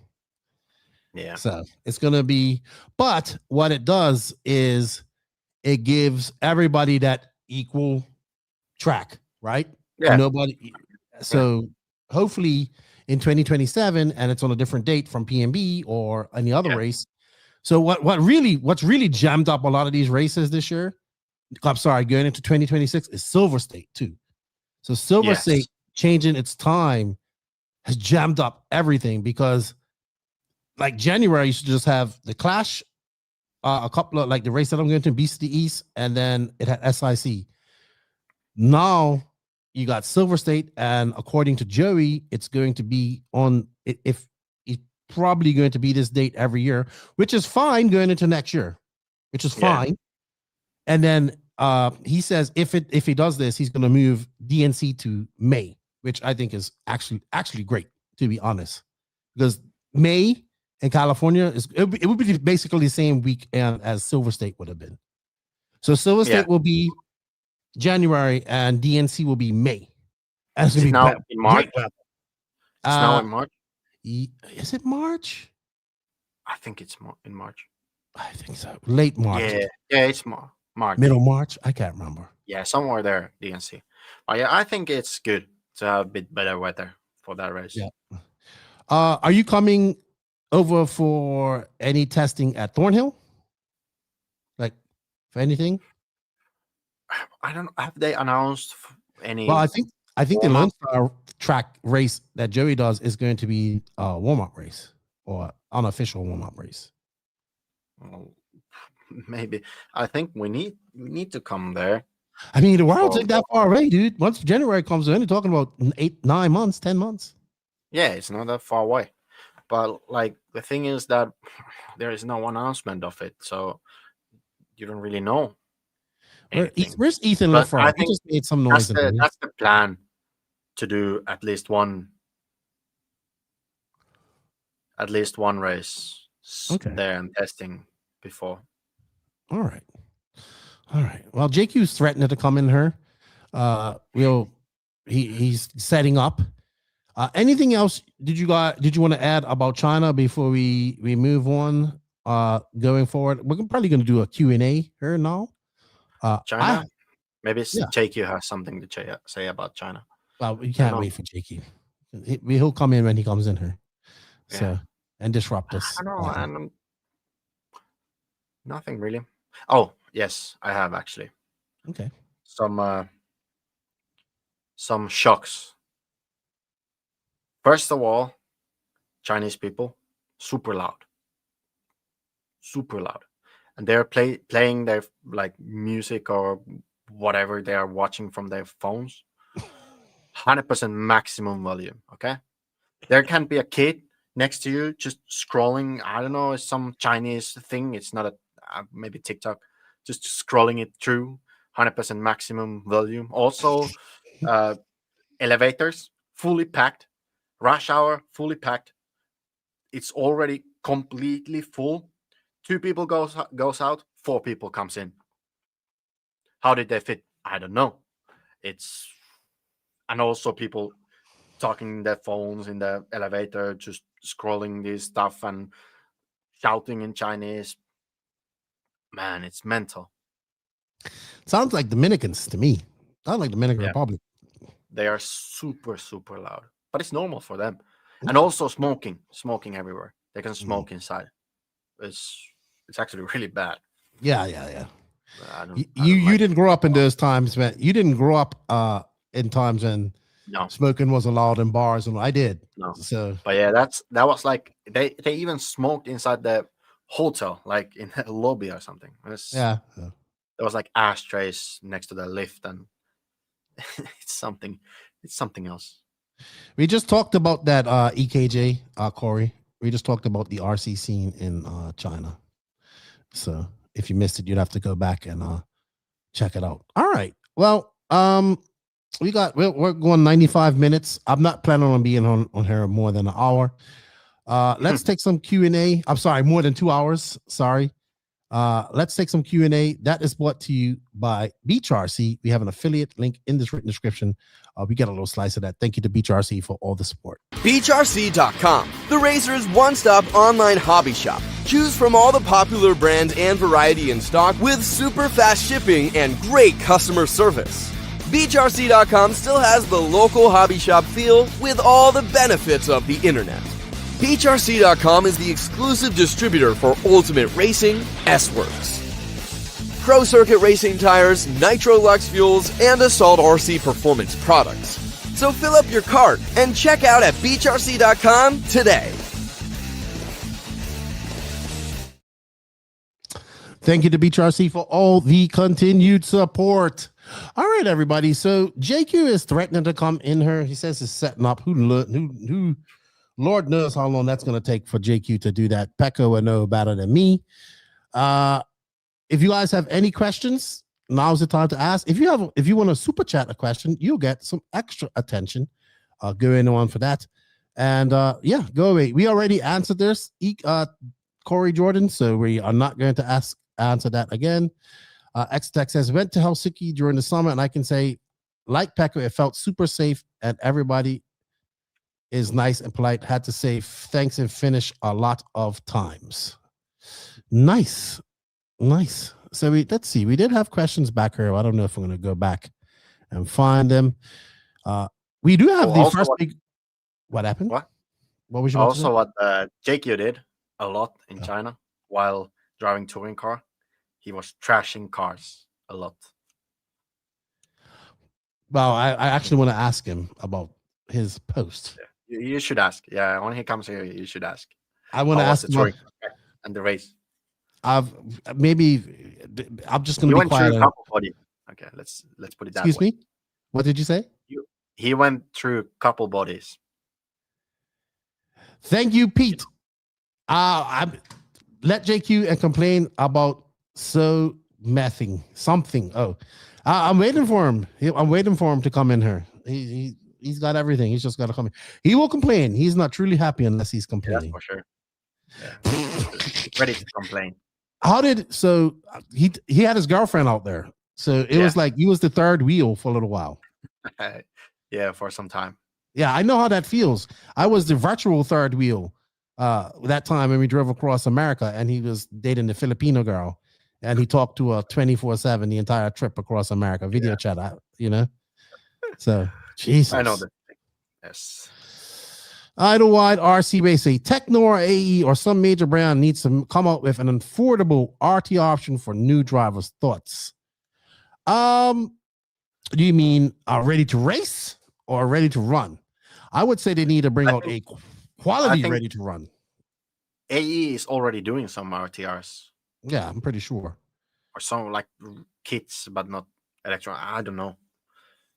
They have these cheaper models, and I don't know. Thank you, Pete. I think they do, but I would say I think there is actually in this business, RTR business, there is a lot of money involved. So maybe like doing something like a 8-scale bucket ready to run would be really clever. Like I think TLR had. They do. And they still do. 8-scale ready to run. I see them through Arma or something. They have two. But something like that would be really nice, actually.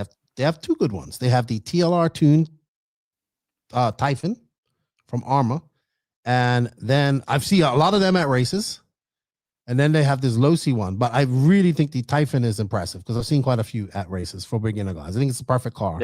Yeah. And it would be really nice because it's similar to the cars that we are racing.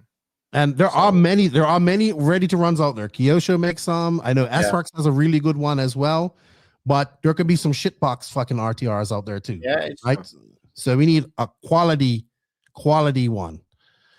David Basement Bauman. It will be 5 hours when JQ joined, and Pekko still owe us a dance since 10 scale world. That's right. You do owe him a dance, Pekko. I don't think so. They paid for the dance. I don't think so. I don't remember anything like that. Bring back 4x4 short course in 8 scale. That's what I want. You know what we call them in Finland? What? They are mailboxes. Short course is fun. Yeah, it's fun, but they are called mailboxes. Short course is very fun. Thank you all for the super chats. We greatly appreciate it. We got 1, 2, 3, 4, 5. We are 5 away from our goal of 10. Actually, about short course, it was actually really, really fun to drive this truck, 10 scale truck. Was it a I don't two-wheel drive remember. truck? Yeah, it was two-woody. I don't remember the last time I had that much fun driving. What type of truck was it? It was AE truck. Like a red. I didn't have any of my stuff, so I just got a truck from someone, and it was actually really, really fun to race with people and doing these backflips, and I really enjoyed it. It was really, really nice. I don't like these kind of races that you just have fun. It's like it's something different because like normally you go to a race, you need to perform and stuff like that. These things that you go just for fun, it feels like when you started it was really nice. I agree with you. Where the results don't matter. You're just having fun. Yeah, I know. Corey asks, with all the traveling to different countries, have you seen any innovative RC racing products that the US does not have? I'm gonna ask you about something after you answer this as well. Yes, there was a lot of tools and stuff in China that's actually funny because there was a lot of new things in China that they made, but they haven't been out from China. Only they are there. So I think at some point, stuff will be out and they will sell a lot. You know something that Salty told me? He said in order to get onto the driver's stand at GDC, you had to scan your face. Yeah. That's just made for JQ, so it cannot miss his payment for the track fee. Oh, was he trying to sneak up? Oh yeah, he's already banned from a track. So yeah, yeah, basically, it was actually cool. You need to scan your face and then you can go in. Is that every time you go up in the driver's stand? Yeah. Or go into the track or go in the driver's stand? Driver's stand. Ah, interesting. Yeah. Interesting. All right. Basement has a question. A question for Pekko. What pipe to use on your OS 05 and what air reducer for 16%?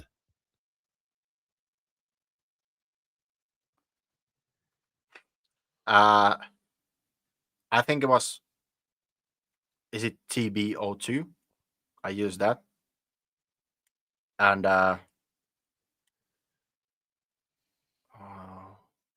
what is that? I think 7.5.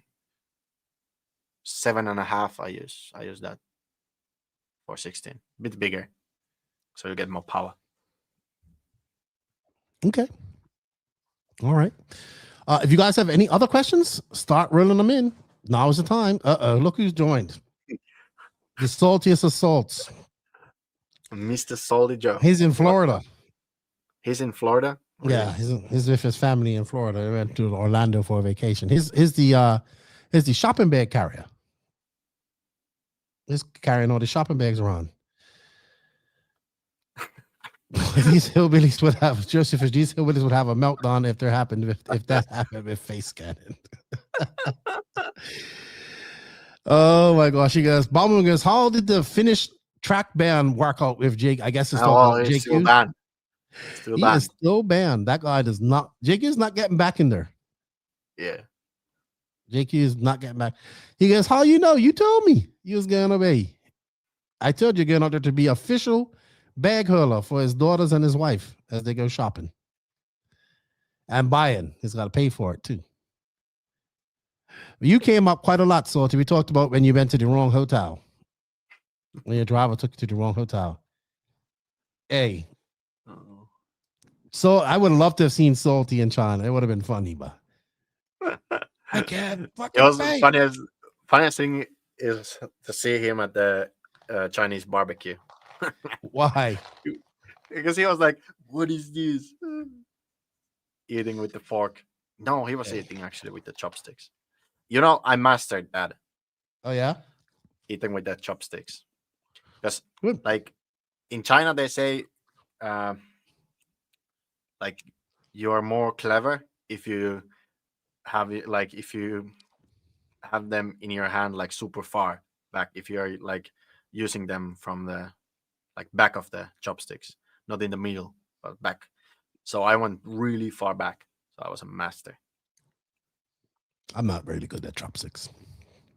Well, I got used to it when I was there for too long. No, I can use them, but I prefer the other way. Eric Vander Scheif. RTR is a waste of time because one's falling in love with racing the RTR is useless.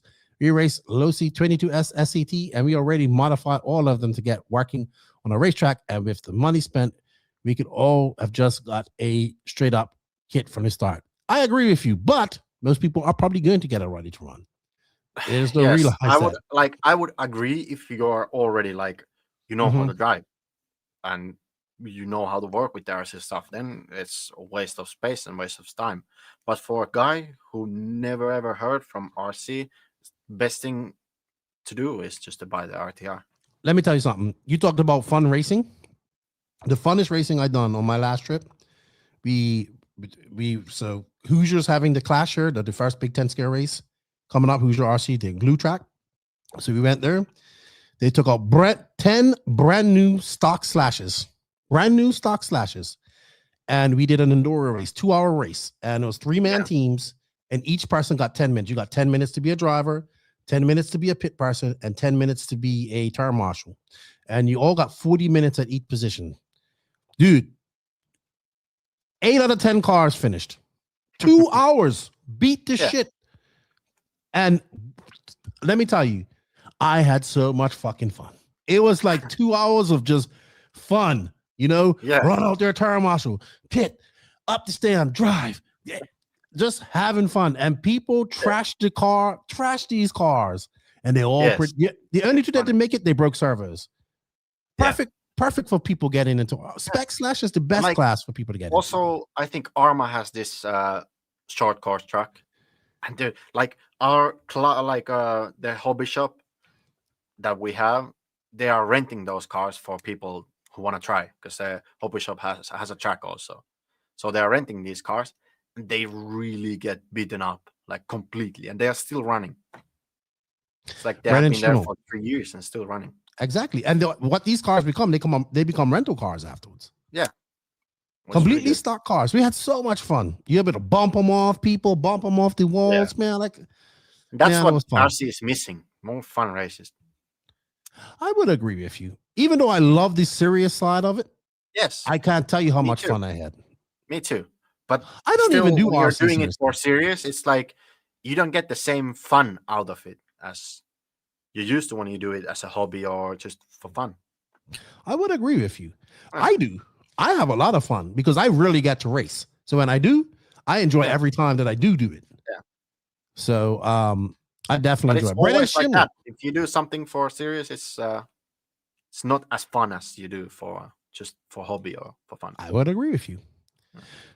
You're possibly your future teammate, 3-time Hoosier / champion. He should be debuting his new chassis there at that race.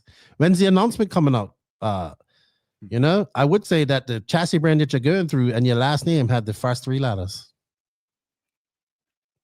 Oh, here's my butt. So this dude, you got to meet this dude. You have got to meet this guy. Justin Turner. I met him at Shaw's. He goes, good to see Pekko had an authentic experience. He would have had a better food experience with a foreigner that was familiar with China. Why? Because he's lived in China. Yes, and I met him. Also, if there is a people like if you go with people who live there, it's just completely you would never ever order these things what they are ordering. Like one guy, we went to Hotpot. You know Hotpot. I think you should know. We went those places, and then one guy ordered like a meat platter that had like just I think it was a couple slices of normal what meat you would think is meat. Okay, then everything else was like stomach. And other part of the stomach, and then some just pure fat from the stomach. Dude, I was like just looking at it, and I was like, no, okay, not having that. Yeah, but so Justin is the dude. I met him at Shaw's. This dude is like he has every single Kyosho vehicle. If it has wheels, he has it. Besides one car, and he lived in China for many years. He speaks perfect Chinese, reads it. He's awesome. He's the one who built that truck for me. Oh, that's that monster truck and the crawler. So Merry Christmas to you and your family. Brandon Schimmel, I absolutely hacked the hell out of the entire field and Lance not yell at me. Well, you're going to be racing Lance this weekend coming up soon. And Carl Woosley says, I pay money to see some top pros racing slashes. What's up, Mike Fuller? What up? You know what? We should make those races and then you could bet also. That would be fun. That would be cool. You imagine. All stock cars and who wins out of this. Yeah. Hey, and I would say no holds barred. Like Robin is racing. Fucking yeah, that's true. Just let them smash each other up. Yeah. What's up, Mike Fuller? Hope you Team Fuller is ready to get started in their 2026 campaign. An RTR class is up to the local traps to develop. I agree. They need to be limited to no mods. That is the gateway, so you don't waste money making it better. Just buy a pro level kit next. Absolutely. We do need some more spec. That's why the Slash is perfect, right? It's a spec class. I think also the thing is that people stay in the same class for too long. And also like it's too easy to cheat also. In spec slash? Not in spec slash. Yes. People find a ways to cheat. So that's why it needs to be a really, really entry-level class, and you get kicked out when you're too good. Because then when you're like too good, you start to think about stuff, and then there's other one who is too good, so they try to cheat or something like that. It's never like not always that case, but it can happen. I've seen that happen many times, also here in Finland. I could see what you mean. Slash Modified is our biggest class here at Home of the Hustle Raceway. They're in damn smack middle of America in Kansas. I think somebody should drop down to spec slash every once in a while, lay the smack down on everybody, and then go back up. But I would love to see all pro guys running spec slash against each other. You know what spec slash would be good for too? A celebrity race. How cool would that be? Yeah. That would be cool. Very cool. Come on, that would be cool. Like cool. One pro guy and then one celebrity, something like that. That would be cool. Yeah, that would be really very cool. Very cool. That's what Nikhil and I were talking about. What would be cool to help promote RC would be a actual celebrity race, like they do in real full scale racing. Yeah. So, I know JQ is trying to get in her. I don't know what's happening to him. Hold on. What did he say? Hold on. He says, I might have to restart my computer. Hold on. You know what? I might have to restart my computer, but I'm ready. He bought a new computer. I should have taken a picture. Why? Oh, you know what? I might have it here. I need to really show it. So you just yap around here. I will try to find it. I will yap. Mike Fuller, any changes in Team Fuller coming up that we don't know about, or is everything staying the same? Is the Iceman and Caden locked in and loaded, ready for Silver State? Is he looking to make a repeat of what he done in 2025? I think that would make a statement coming out the gates. Clash is coming up. That's a big race too. I saw the layout. Everybody's been heading up to Clash this weekend. Hopefully you guys it isn't too cold for you guys up there. Where's Pekka's llama? I have no idea what you're talking about, Salty Joe. All right. So I have no idea what Pekka is doing, and JQ is restarting his computer, but he's ready.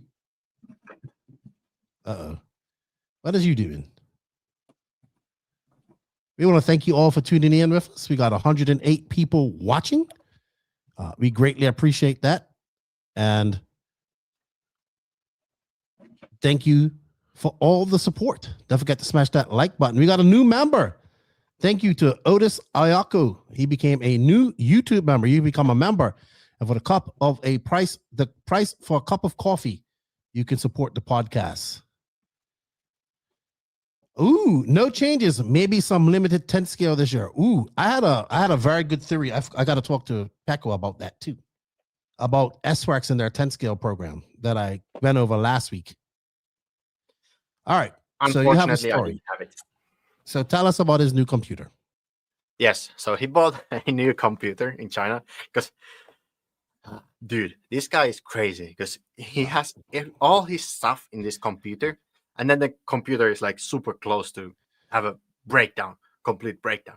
Because at one day he just opened it, and I can hear like so many cracks, like the screen was cracking and something was coming off. So he dropped it or someone stepped on it or something like that happened. So like half of the trip, he had to be super careful to open it because it was like almost breaking the whole screen. Then I convinced him to now is the time you buy a new laptop. You need a new laptop. You need a new start. So then he bought a good laptop. The funniest thing, it was actually the same, like the top of the laptop was like same color as a Coyote. It was actually nice green and white. And then the box was like full of hentai girls.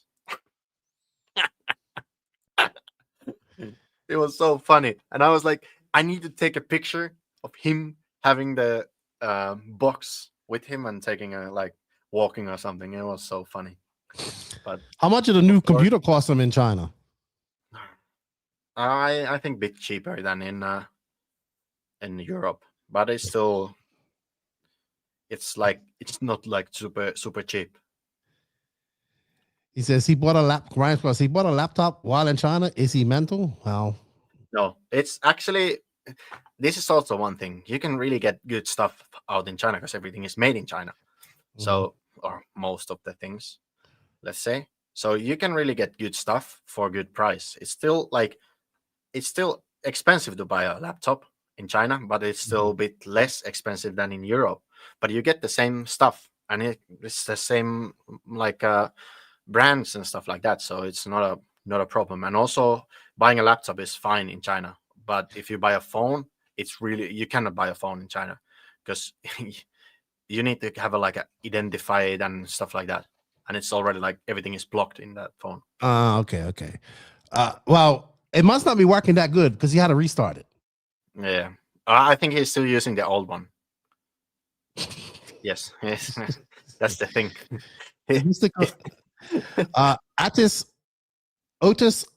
Otis Yoko, you guys want to see fun?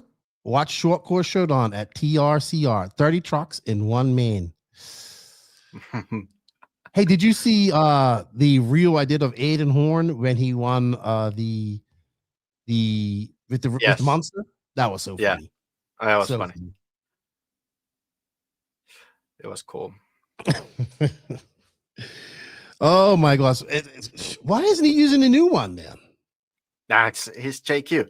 It just takes him some time to get a change done, He's autistic. He is. He don't like changes. Max is moving to France.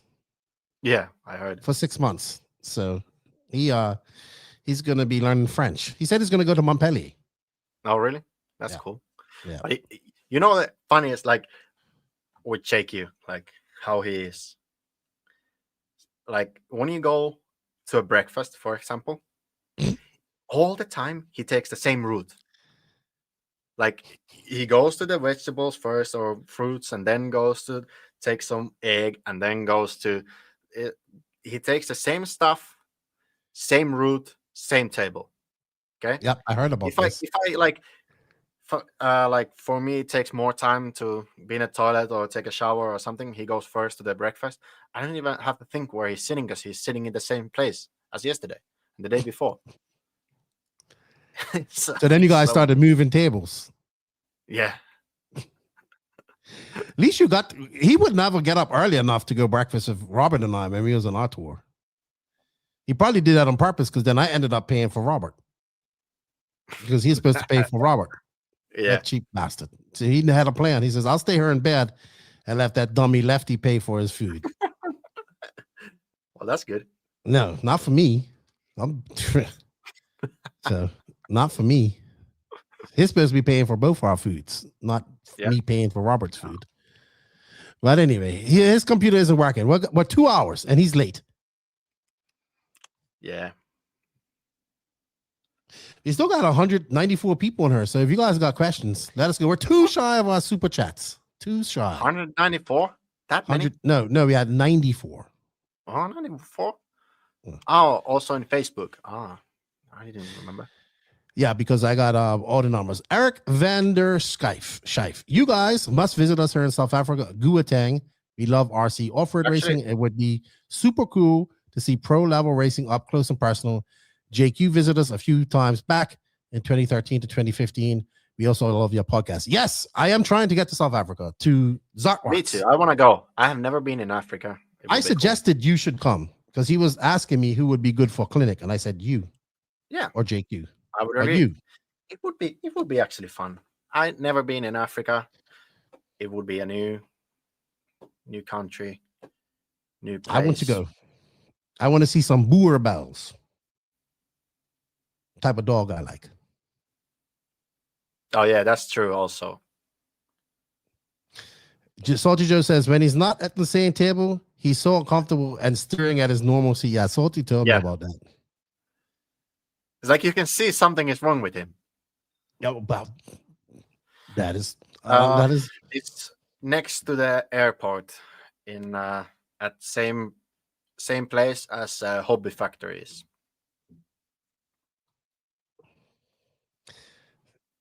Yes, Tony Scarcella. Listen, I might have to restart my computer, but I'm ready. No, you're not. No, you are not. It's taken him 10 minutes to restart his computer. Did you see Tyler Jones went to WIRC USA as well? Yes, I saw. Yeah, I don't know that's gonna. I mean, he's not doing RC full time. Oh, I forgot to tell you about my other scenario that I think is going to happen as well with S-Works and Tater Sontag. Yeah. So that's another brand that we're going to start seeing pushing in the USA and 10 scale. I believe. Yeah, I would agree. And now they have new cars and stuff. So they have the new cars. And so you saw Fuller said that they will probably be doing some 10 scale. I'm sure Candom will be doing some, but I believe Tater is probably going to join S-Works, and he could do both, really. But 10 scale would be, the main thing, I think, for him. And I think they're getting another stock guy. So I think we're going to start seeing some S-Works hit into 10. The reason is because I went to a lot of 10 scale racing this year. So I'm really been getting into it. So I really have enjoyed it. JP Speak. One day, eventually, you guys can make it here to SA. We got a whole lot of cool shit we can show and do you things. Yeah, I want to see all of that stuff. I want to see lions and hippopotamuses and giraffes. Actually, in China, I was feeding a giraffe. Yeah? Yeah. What was you feeding it? Some leaves. I don't know. It was funny. I liked it. Dude, where is this guy? I don't know. Dude. All right. You know what? I'm going to ask you the question. And then Bauman asked, what would you say is the ratio women and men in Chinese factory? Okay, let's say designing wise, mostly men. Then doing some something like with the computers, it's mostly women. And then factory, all the machines, I think mostly men. And then, for example, building RTR cars, mostly women. And you know what? It's crazy. Really? Like someone may think that these RTR cars are built by a machine. No. Is it like an assembly line, or is it just one person building them? Okay, so one person builds this part. Line. All right. And Salty said that you should see them at lunchtime. So what they do during lunch, they eat super fast, and then they have these foldable like beds or something. Then they'd sleep during lunchtime. How long do they get for lunch? It's 1.5 hour. Okay, so they take a little nap. 1 hour to 1.5. Okay. Corey Eagles, no problem, man. Happy birthday to you again. Happy New Year. Tim Perez, when is the Invisible Speed Onward book coming out? Well, if JQ ever makes it in her, we could ask him. Well, let's say the situation is that he needs to pay my rent next year. So not this year. Lefty, have you seen? Yes, plenty of them. Plenty of them. I've freaking you know where I saw one, Joey Fisher? At the SO Raceway.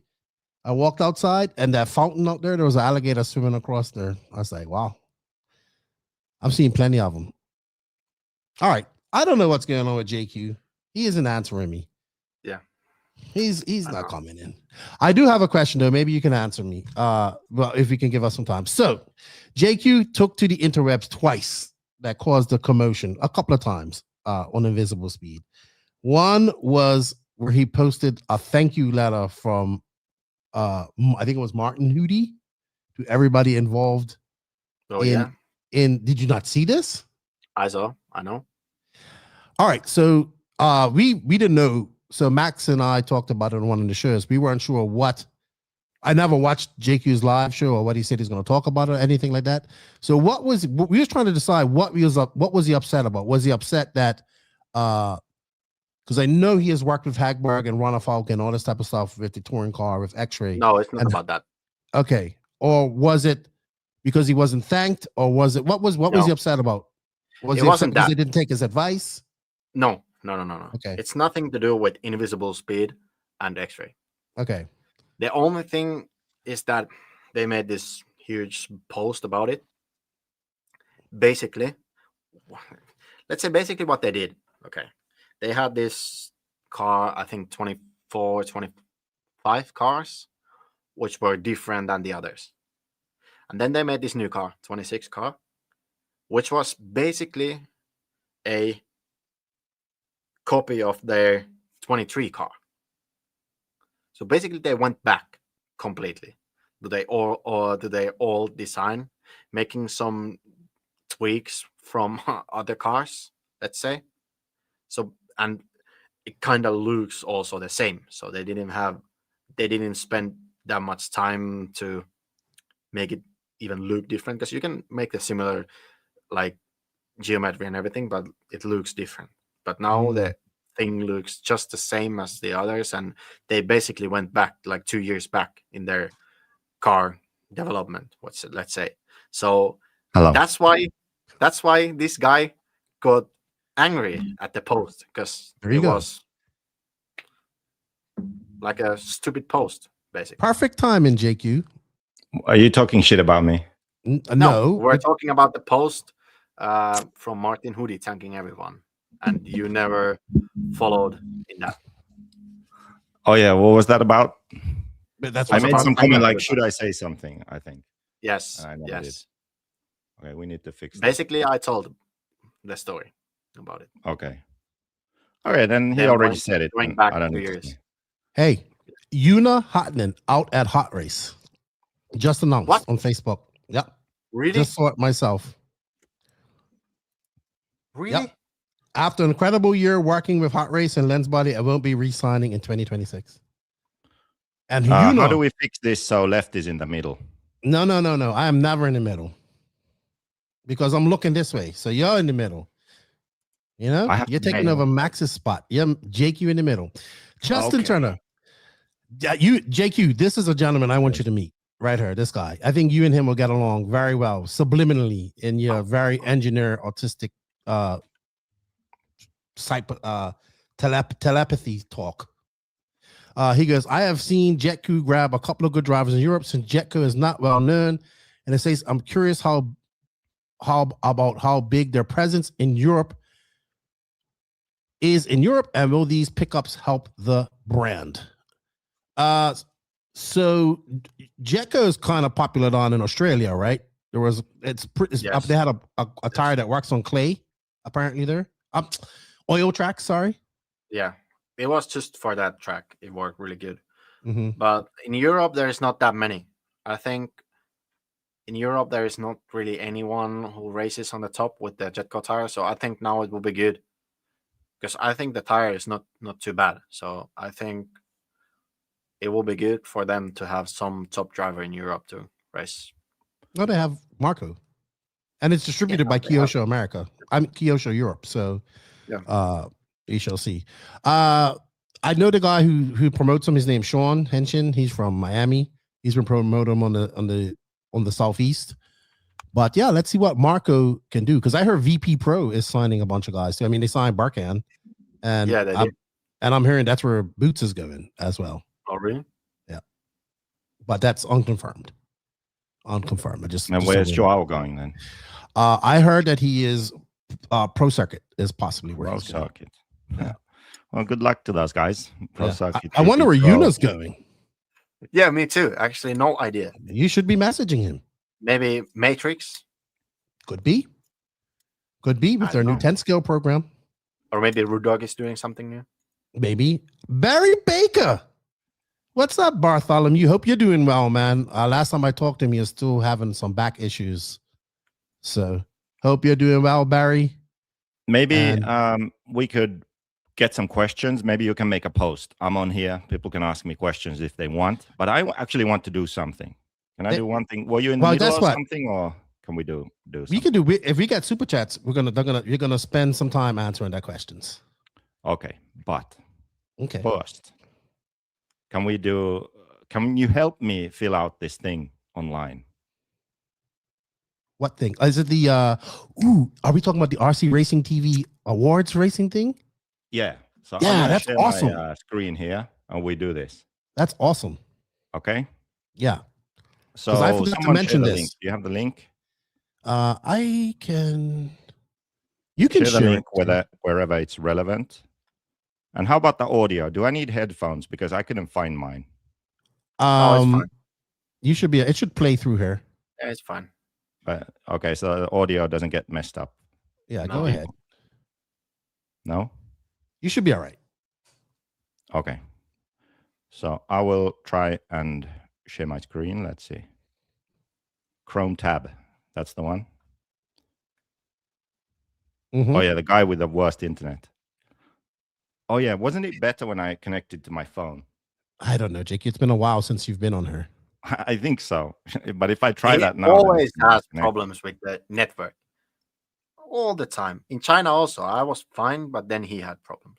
Hey, I'm gonna connect to my phone, find the link, post the link for people. I'll be back in 30 seconds. Maybe. It's not allowing me to post the link, so I'll find the link also then. I've got it, but it's not allowing me to post it. Let me see. See you in a bit. Oh, so that's it. No more JQ. He's gone. Yeah, should we just end it?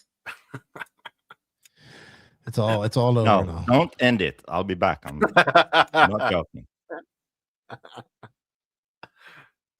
I like JQ's mic. I want his mic. It makes him sound so great. Yeah, it's not allowing me.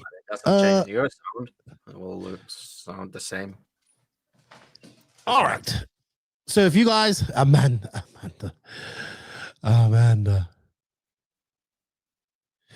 Yes. So let's talk about that. Let's talk about Yuna out at Hot Race. Matrix. That's probably a good option. Yeah. I never saw that coming because I know that I think Nicola paid some of his travels. No, paid for him to go to stuff like that. Paid for him to go to Carpet Champs. Yeah. He was fast at Carpet Champs too. Yeah, he was really good. I was rooting for him. It was really nice. But he's out. Dude. Yeah, it's great. Actually, I haven't seen him for long. It was Worlds when I saw him last time. In Portugal. Yeah, it's unfortunate when he left from Finland. Because we used to have, during winter, we have many races that we won. All right, because he lives in Germany now. Yep. What are you doing, JQ? Finding the link. I have it. It's just so long. No, it's RC Racing. I just had it here. Are we going go for another 2 hours with this guy? I hope It's not. rctv.news/RC Racing Awards. Can you send it in the private chat here? On the system. Hey, did you get a new haircut? So your head is my more hair was shaped the like longest it's been egg. since I was a kid, I think. Really? Yeah. I was saying that he used to have this haircut that his head looked like a egg. my head. Lately it has been better. Hey. It's not shaped like an egg, but I don't know how it is now. There you go. You have a question right there, JQ. Justin Turner wants to know, what about your Mayako Lamborghini Truggy updates? Oh, it doesn't work. Why? I think the audio cut when you asked it. You gotta.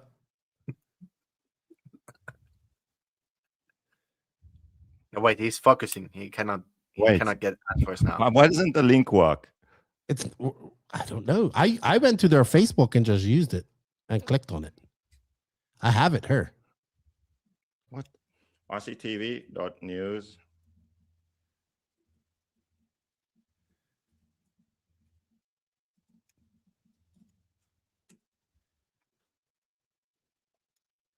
Max is driving somewhere today. Max is in France. Not yet. Not yet. Not yet. He was at will his be parents'. protesting in France. I finally saw a picture of Max's non-imaginary brother Rex. Oh yeah, me too. Mm-hmm. I think it was a Christmas picture. Yeah, you can barely see him. Yeah, he's just about there. Yeah, just about. And you can see like it doesn't work in her. Related to Max. The link is posted in the chat now. Yeah, but it doesn't click. You have to copy paste it. What do you mean? So it doesn't click. I just posted the link in the chat. It should work. Can someone verify? And then we do this together, okay?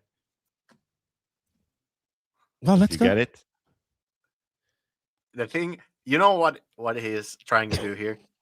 He's trying to get votes for him. I know. That's the only thing he's trying to do. Exactly. Hey, why can't I share now? Oh, actually, you can also vote for No Name RC podcast there. I voted for Wheel and Trigger. Hey, am I not allowed to share anything here? Yeah. It's not allowing me to share. Did you go to present or invite? I think it's just better that he cannot share his screen. You never know what's in there. Especially from his Chinese laptop that he just bought. No, I'm not using it yet. Yeah. Do you know why? The hentai laptop.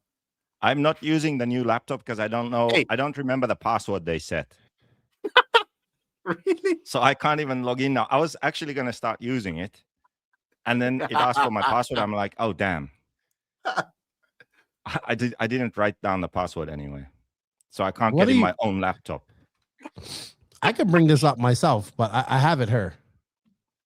Yeah, for fuck's sake. That's You're gonna funny. have to do it. He doesn't want to do it on her because he wants you to vote for him. What do you mean? We're gonna coerce you to vote properly here. I vote for myself. Have you done this already? Yes. Okay, so who do we do this for then? Whose email do we know? I don't know. Can we do it for Adam Drake? No. Actually, I haven't done it. Okay, let's do Pekko's. So Pekko Livonen. Oh, you don't have it up, right? I haven't made it. Come on. So you know how to spell Pekko's name. Hold on. Let me bring it up. Pekko. Yep. Amazing. Then just the first I is capital, but come on. Pekko@mayako.com. Yes.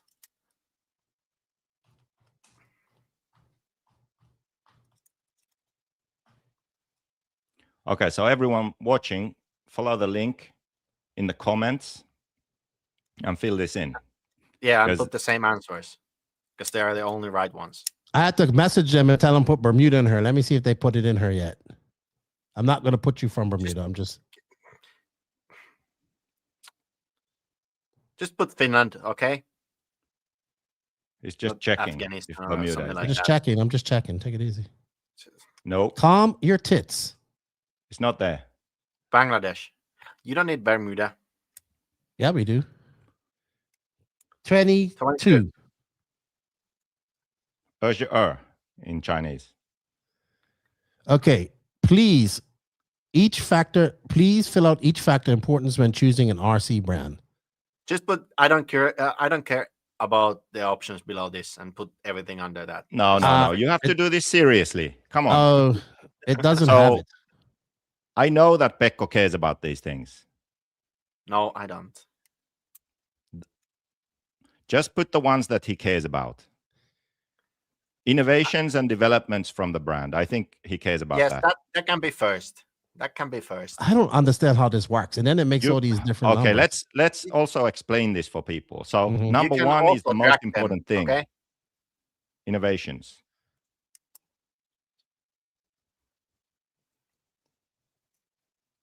So just do it in order. Pick innovations and put 1. Yes. 1. Okay. So it goes in a following order. Okay, what's next? I see logo everywhere. My brand's come on, Pekko. I know that you care about these things. You have to imagine. Okay. Let's see. My friends drive the same brand. I follow a pro driver. Okay. Okay. I follow many pro drivers. Let's put that in 2. Brand has 1 top results. That can be after that. Yeah, that's fine. You can say, I don't care about all the options below this if you want. My friends drive the same. Spare parts can be after that. It's good. It's good to have spare parts if you break something. Then my friends drive the same brand. It could be after that. Say.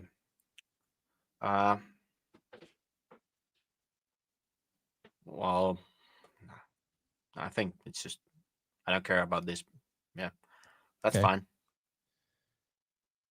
Which organization is doing the most for our sport? Put in order from most to least. Well, my national federation you can put last. Okay, wait. I'm back right in time. First a beer, and then you have to put invisible speed number 1 here. Oh yeah, invisible speed number 1. Yeah, do that. All right, that's actually correct. Okay, that's correct. Then we can go. I think Efra is number 2. I think Efra is number 2. Yeah, and after that, ETS, I would say. Yeah, I would say that. Hey, when I did this, that's actually the order I did also. And then I would say maybe IFMA. Yep, I would say that too.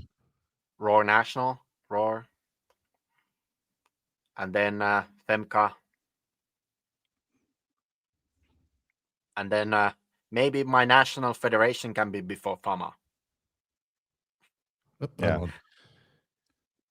You said what are you doing now? You said Roar is 5th, right? Oh my god. FEMCA. Yes. FEMCA. No.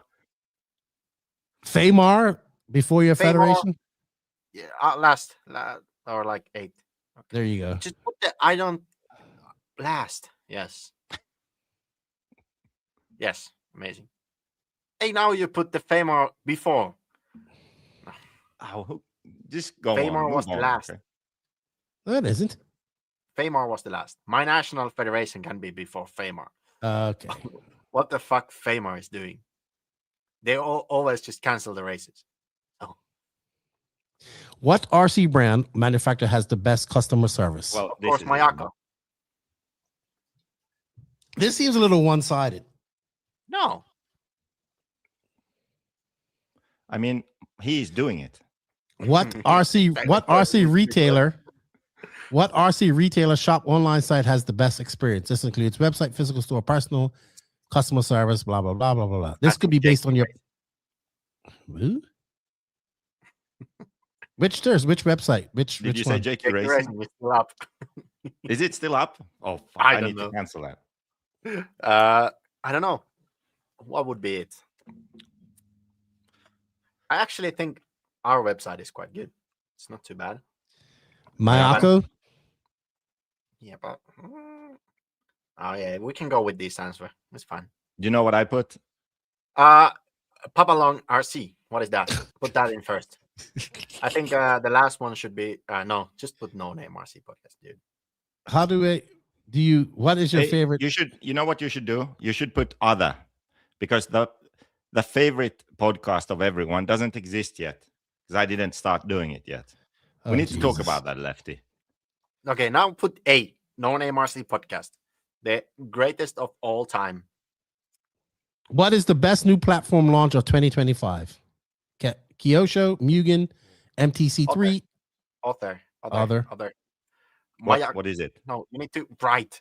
Put Mayako LGG. Mayako LCG. Did we release it? Yes. Let's say. For the shop, I put A main. For the platform release, I put I don't remember. What is the coolest RC innovation you have seen recently? We have Alsaram. This has actually been the coolest one, but yes, for me. I think Team Coyote LCG battery packs. Do you prefer off-road or on-road? Both. Please tell it. You know, I'll just mention something. Go back there. Apparently, everyone needs to just put both. So if you run both, because then you can get questions relating to both. If you select one, you don't get all the questions, apparently. Oh, okay. Please tell us your favorite off-road car brand below. Kyosho. Come on. No, Mayako. Well, no, keep it, Kyosho. What? Motherfucker. That's 1 month's rent right there. Oh, you know, I knew there's something going on here. We had a bet. I'll finish the on-road book by the end of the year. Otherwise, I have to pay Pekko's rent. Yeah. But that slip up, that cost you 1 month's rent right there. Does this start in 2026? No. Go back. Now you need to go back. Okay. You can still go back. Don't do this. Yeah.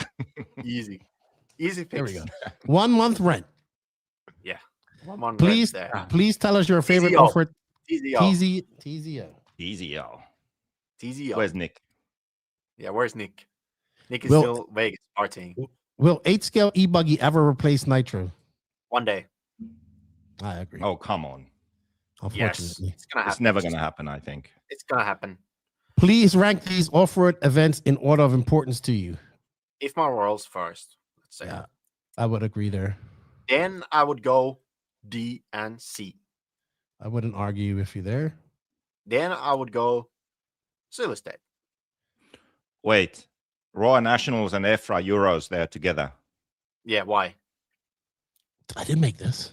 Now it can be Raw Natch and EFRA Euros. And then, why did you put it as a 5? It needs to be 4. Okay. That can be 5th. What are you doing? Okay. I think ABC can be 5th. I think ABC is a nice race series. It can be 5th. And then Buggyland after ABC. And then EOS. And then Montpellier.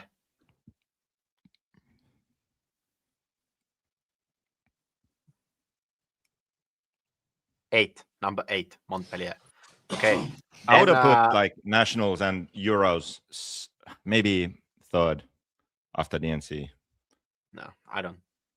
But otherwise, pretty similar to you. And then leave it like that, like IBC and SIC, IBC. Right? What? They don't matter. You aren't sure about IBC can be 10th. And now it's fine. It's fine. Should all off-road events have control tires? Yes. All events. Yes. Okay. I don't know. Yeah, it's fun. Please tell us your favorite onward car brand below. Schumacher.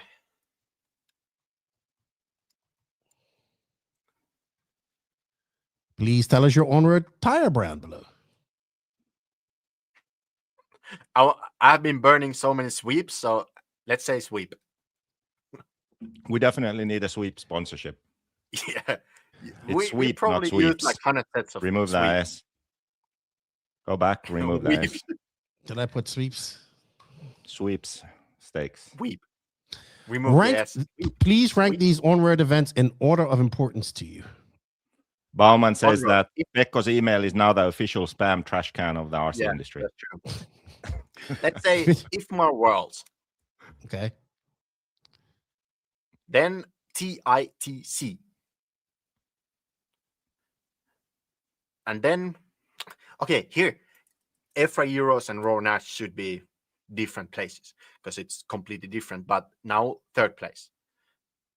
Are you even before ETS? Yes, ETS, fourth. Yeah, and then, that's funny. I would put ETS before those. I wouldn't.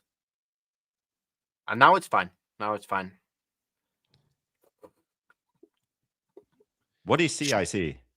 It's some American race. Should all onward events have control tires? Well, they already have, I think. Except maybe in America, but yes. Yeah, maybe. You are almost finished. What do you think is the top driver of 2025? Lefty. Didn't you do a race? Lefty. I am striving to be a proper E-Buggy. Lefty's a great disappointment. Mm. I would say, let's see. Who would be? I think.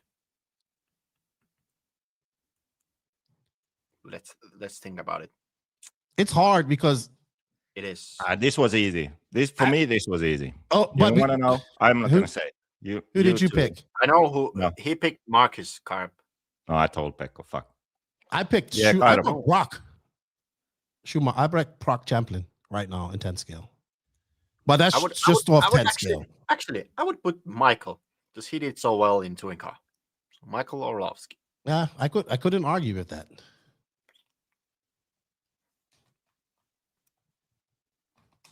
Orlovsky.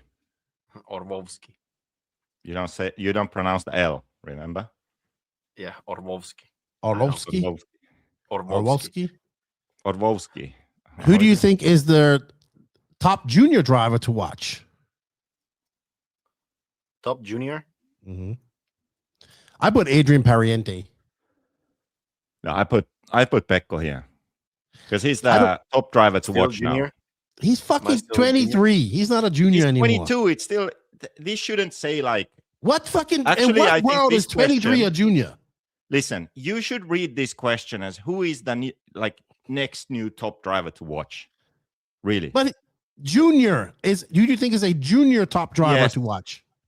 Yeah, Pekko is not a junior. He's 23 years he's old. Still a baby. He's like half my age. So what? That counts as junior. No, junior is like fucking 18 Lefty. and below. And Pekko is half my age, 1/3 of your age. He's a junior.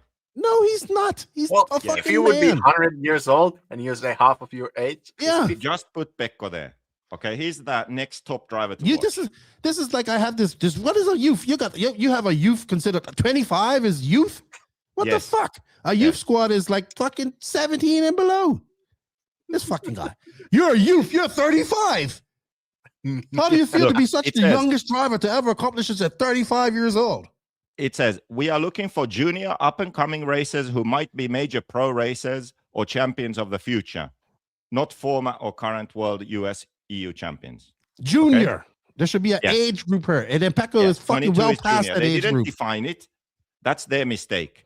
Pekko's junior. Look at him. Baby face. Look at him. He's got a fucking beard. Well, the Kiliches had beards when they were 7 and 8 years old. And they're younger than him. And they're younger than him. Both of them are younger than him. Just type Pekko's name there right now. I call bullshit on this. I'll give you a virtual slap. Thank you.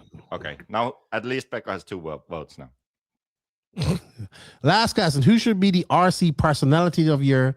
This person you think is pushing RC forward, helping racers and beginners, and is generally really great for the sport of RC racing. Could be a driver, pro, amateur, active, or retired, race official, designer, track owner, mechanic, brand owner, in fact, anyone in RC. All right, okay, what do you guys say? This should be my mom. No, really. Pekko votes for his mom. Lefty, who? Not you. Yes, it should be me. You know why? Not you. You know why it should be me? I put myself here, I think. I think it was this question. Because now look what it says there. Comeback 2026. It says, you know what? If it said who is the biggest asshole personality in RC for this year, you would definitely win that. No, but listen. You see, I should get this for like a lifetime achievement award. I've been missing in action now for a while. So I need the motivation now to do my comeback for next year and do good things. Such a hypocrite, going against everything that you preach. Personality of the year for not just this year I've been missing, but also all the other years. No. Yes. No. So this who do you want to put her, Pekko? I would put Pekko. I will put Pekko her first before you. No.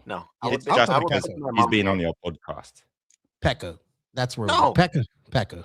No, it can't be him for a third time here. Why not? This is definitely me, or then we think of someone else. It ain't you. No, it's my mom. Okay. His mom. People do know who Pekko's mom is. Yeah. I think she's commenting to every post of everyone's, and then why don't you just put her name in there? Okay, so it was that easy. Now, hopefully, all the viewers go and vote also. And I think who else could have been good options for that? The last question. For the last questions. If we think about this year now. Invisible Speed, Mayako, JQ Racing, Ryan Lutz, Joseph Track Rain, JQ. What else? Ryan Lutz. No, but who has done something of significance this year? Ryan Lutz, yes, I agree. What did he do this year? Put up with your shit. I think Adam Drake. I saw recently a video how to set your ride height. I was intrigued. No, but to be fair, JQ, you have done a lot. To be fair, you have done a lot. But you also piss everybody off. So you kind of, you yin and yang yourself. Yeah, but that wasn't the question. You'll never win that. Because people be like, you help everybody out, but fuck, I dislike this guy. Done also. You would be like, hey, I like this guy. I like what he teaches, but I don't like him. So I'm not voting for him. You know who he could have been. That's actually super funny. People are saying that they like what JQ is doing, but they don't like JQ. Well, I like JQ very few times lately. I like what he's doing, but even what JQ can be like. You just spent 7 weeks with him in China. Okay. Actually, our China trip was good. Yeah, you need to live with him for. Rifkin does a lot of videos, but he's not the best personality. It's like, think bigger than that. I know what you mean. Yeah. Magnus says JQ got my vote. JQ got my vote when I did that. See, I got a vote. Good. I would say Miguelo could be one because he has built a lot of tracks. Also now in Asia, he built the tracks there at GDC. This is true. Also expanding into Asia. So new tracks in new regions, new styles. Also Pavel. Yes, Pavel with his training programs of BRC and other forms of training and sort of doing new things in RC, trying to change the industry, grow, improve the industry. You're not going to agree with this, but Scotty Ernst, the ABC series is very good. I do like that. Yeah, I would agree. Yes. So, and he's ETS is booming as well. And EOS is actually going to have 2 locations next year. Thank the RC gods for that. About time it got back to being a series. Also, I mean, I don't know who the main guy is. Maybe Matt. So RCTV Racing and then TV. you show and all that. So Yeah. you could put Matt there. All great options, to be honest. All great options. So, but the good thing is that we got these options out there. It's a lot more out there that people are doing. So that's the good thing. I think people, for that last question, people think about drivers, but the question before was about drivers.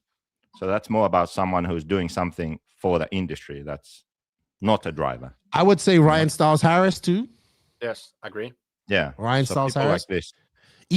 Even Mark Santamaria to a little bit, even though he's mostly bashing, but he has a race series. He puts it on. He tries to promote and get people into racing. So there's lots of people out there. Yeah. So lots of people. This guy, Justin, loves you guys. He likes you. He likes Max. You would like this guy. If you ever met him, you will like him. He lived in China for a long time. JQ, people don't have to like him for him to be right about everything. But that's the problem. You do think you're right about everything. I'm not. This is a thing that people don't understand. I'm not right about everything, but the things that I confidently state that I'm right about, I'm mostly right about. You know why? Because I fucking think about those things. So it's not just an opinion I pull out of my ass like most people do. Lefty left. Lefty left. His internet is worse than mine. Yeah, it's really bad. Maybe there was some hurricane or something. But anyway, it was that easy. So please, everyone, go and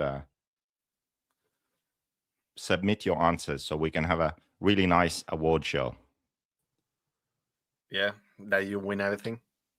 That's what you're looking for. Hopefully something. Yeah. Someone suggested Max Mört. There we go. No. Another good option. Maybe. You know who does a lot of good stuff too? The guys like Ray Monday as well. These guys, there's a lot of good guys. Maybe not, he doesn't do a lot of videos, but he does a lot of setup stuff and help with people. Tebow also. Tebow does a lot. He does a lot of crying. You do a lot of insulting as well. What are you drinking? Actually, there should have been some like who is most hated in RC scene or something like that. I think JQ would have won that. I would say Lance McDonald too. He's doing a lot in RC. Yeah, that's true. Elite RC By Productions. The way, how do I put myself as the one person layout? Kyosho. You got a Kyosho mug? Kyosho mug here. Mr. Kyosho. And his touring car. Beaten up touring car there. Yeah. So I think mine says survived China. I think JQ should say that his car survived China because he was wrecking them a lot.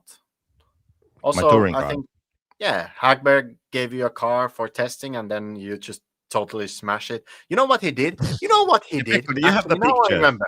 He made a huge rookie mistake. He didn't tighten his wheel nuts. Can you imagine? Can you imagine that, Lefty? Well, the man waits to the last minute to go up to the driver's stand every race he goes to. No, this was practice, even worse. Yeah, it was practice. And you know what happened? There was a chicane straight under the driver's stand, and he was going into that, and then the front tire just flew out from the car and went forward, and then the car just went forward straight into a steel pipe. No, so 100 Ks, boom, into a steel pipe. I sent Agberg a message. I'm sorry about your car. Forgot to tighten the wheel nuts. So you disintegrated it? Yeah, a bit. I fixed it. Okay. Insults are only insults if they aren't true. I like this guy, actually. You're right. I do like that. You would definitely get along with. He's like a Kyosho encyclopedia. The guy is super smart. Super smart. He has Someone's commenting about my shirt. It says, hi. It was on a discount because they left off the word school.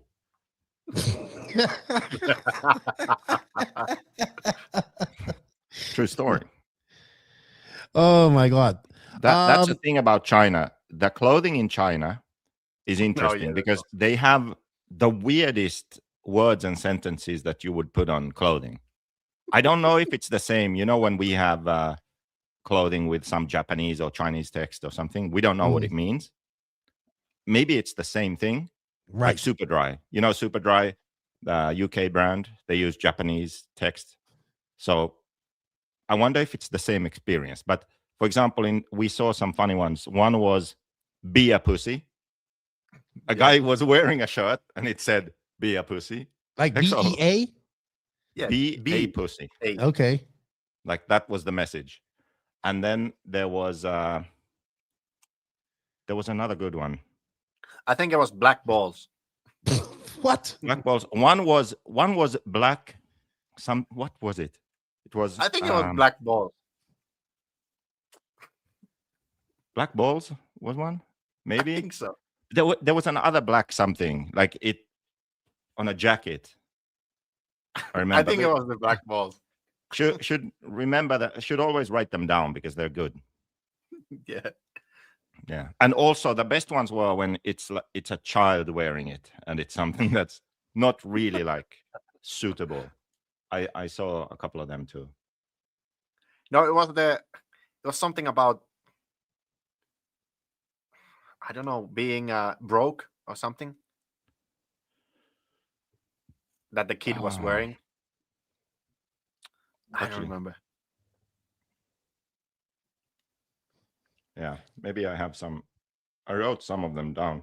All right, let's move on. JQ, anything else you want to add? Pekko said you was ranting at touring cars on this trip. I was supposed to do some writing for Red RC for their report, but then it rained and a day was cancelled and various things happened and I never did.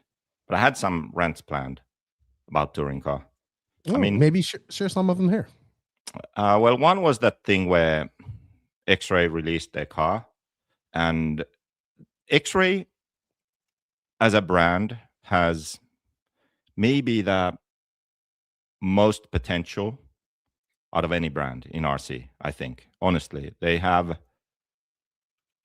the staff, they have the finances, they have the people in place, they have the products, they have everything really. They have the production facility, they have the tracks, they have the drivers, the results, they have everything. But they lack that last part of like how can I say? They lack personality and authenticity, okay? And they are too corporate, too what is a suitable word? The marketing is too clearly marketing, you know? It's not real enough. It's not honest enough. And their releases look really good. If you go to a new product release, the pictures, the graphics they do, the explanations, they're great. Right? Would you agree? Yes. But they lack content. If you look at it, it looks good. But if you read and you think about it, it doesn't make any sense, because they will release a new product and they will say, we did this change, like touring car. We moved the shocks inboard for more grip and stability. Okay. And then the next year, they move them outboard and they say, we moved the shocks outboard for more grip and stability. It's like, what the fuck are you selling me? You just said the opposite a year ago. Right? That's an example they just had. Mm-hmm, mm-hmm. And then the thing is that you have this. Why not just put that extra little bit of effort in and actually develop your products in a continuous way? And sometimes you'll notice, like, some things you change, but then you go back. But then you actually talk about that honestly, like, what is the reason for it? And you tell that story. And if they did that, they would be like pretty much unbeatable. Because, like I said, they have everything they need, but they lack that direction, and they lack that courage and maybe knowledge to know that this is what we're doing, and this is the direction we're going, and we're going to tell this story honestly. If they did that, all the other brands would be in deep shit. But because they don't, and they have this like luxury image that is just image, if you dig a bit deeper, that's where they fail, because they lack soul. They lack the soul of the brand. There are people who buy into the X-ray luxury thing, and they are X-ray boys for life, but it's fake. That's my opinion. Like the real part of it is the hoodie family and the passion for RC and their facility and their track and their race series and all of that. That part is real, and that's good. But then when it comes to the engineering and the design and the development and that part's fake. And that's the part that I like and enjoy and understand. And that's what annoys me. Because it's like, it discredits their brand, the fact that they claim that that part is authentic and real also. Do you see what I mean? So this is like, I'm talking shit on them, but like this guy said, it's true. This, like, the brand is good. The fact that they say it's luxury, okay, it's debatable, but it's still really good quality for RC. And some of the manufacturing things that they do, for example, in touring car, all the brands have carbon fiber arms now, and then they have some CNC parts that you screw onto the arms, or plastic parts or whatever. So they just made a mold. They have the carbon fiber arm and mold the plastic parts onto the arm. That's really good. No other touring car brand does that, I think. So that is actually luxury. You can promote that as, we have the high-tech luxury touring car arms, right? But then when it comes to explaining why the arms are exactly this length and why the shock is here and why the geometry is this, they actually, it seems, have no clue why, and that's why they don't explain that. That's why they go this way and that way, and now this car is winning, so let's copy that. And then they create a fake story for marketing purposes, for the design and development side. And that's where it falls apart.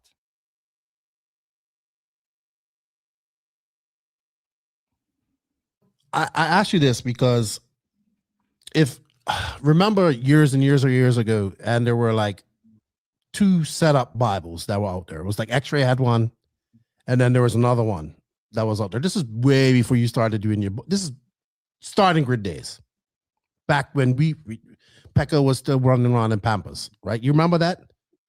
When they used to have like that setup guide in the back of their cars or whatever, and you would print it out and you would carry it to your track. They also had another setup guide that we would take as well, Actually, right? had it here just now. So I always found that a lot of the things that they told you was confusing and contradicting in their setup guide. So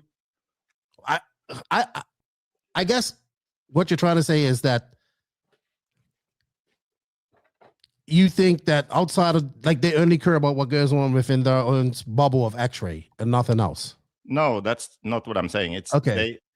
What I'm trying to say is that I'm trying to figure it out. That's why X-ray as a brand has the most potential of any RC brand right now, in my opinion. And I think generally, if you look at the complete big picture, they are also the best brand in RC. If you look at everything, okay? And the sort of the core part of it is the hoodie family. Their passion for RC and what they do is real. And they have assembled a team around them, and the factory and the tracks and the hoodie racing series and all of these things. And that is amazing. And it's great. Their production facility and the things that they are able to do is amazing. Okay? But when you take that and then you want to expand it further, So you want to expand, you want to add to that personality, right? Personality to be a fun, open experience for people, for example, to join in America or in Asia or in Europe or in different parts of the world.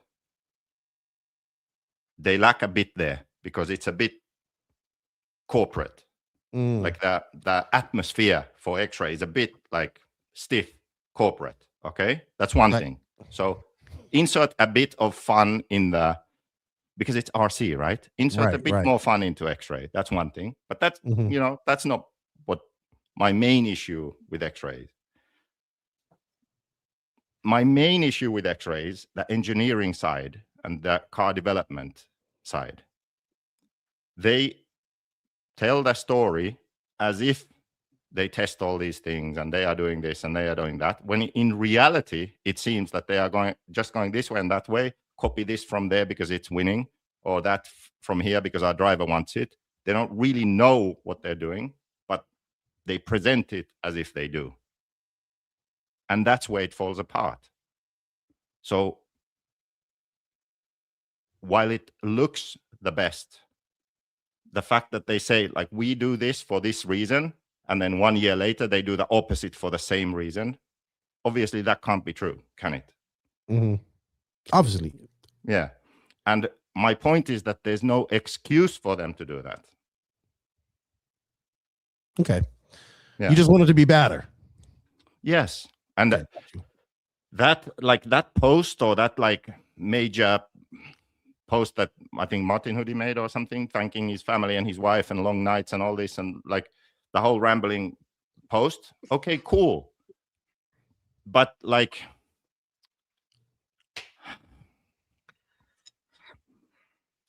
it wasn't true. Got you. Is my point. It's true for the manufacturing and running the brand and the business and all of that, but for the development side, it's just not true. And when it's not true, it kind of annoys me so much. Yeah. Got you. So you're looking at this from you're looking at this from an engineering side of things, basically. Yeah. It seems like you're looking at it from multiple things as well: atmosphere, fun, and like one person says, they seem to just copy people.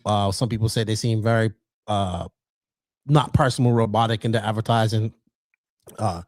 Josh Parrish says, I feel like from the outside looking in, they have the most F1 style, full-scale motorsport appearance. The presentation makes them look extremely good to anyone outside of RC. You can't argue with things like that. I agree. And I do understand what you're saying, though. It seems very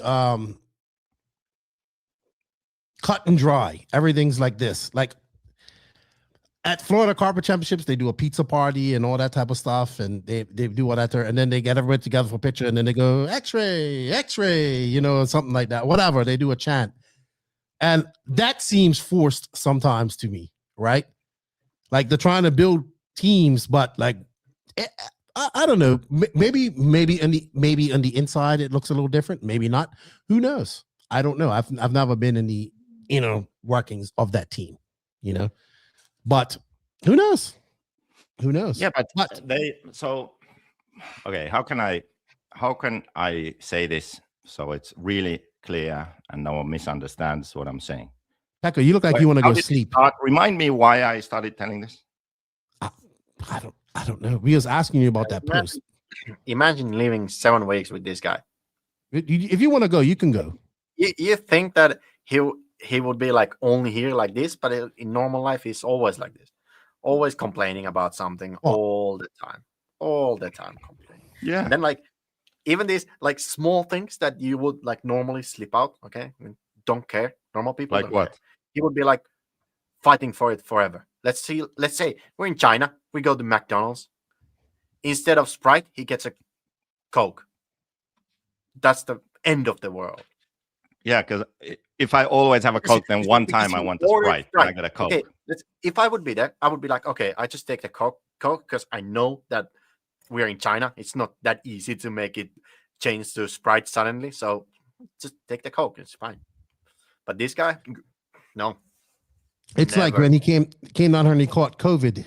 He was more worried about trying to figure out if the Airbnb was scamming him than finding it. He didn't pay nothing, but he's trying. I'm going to get these people to admit that it was a scam. I'm like, you need to hurry up and get well.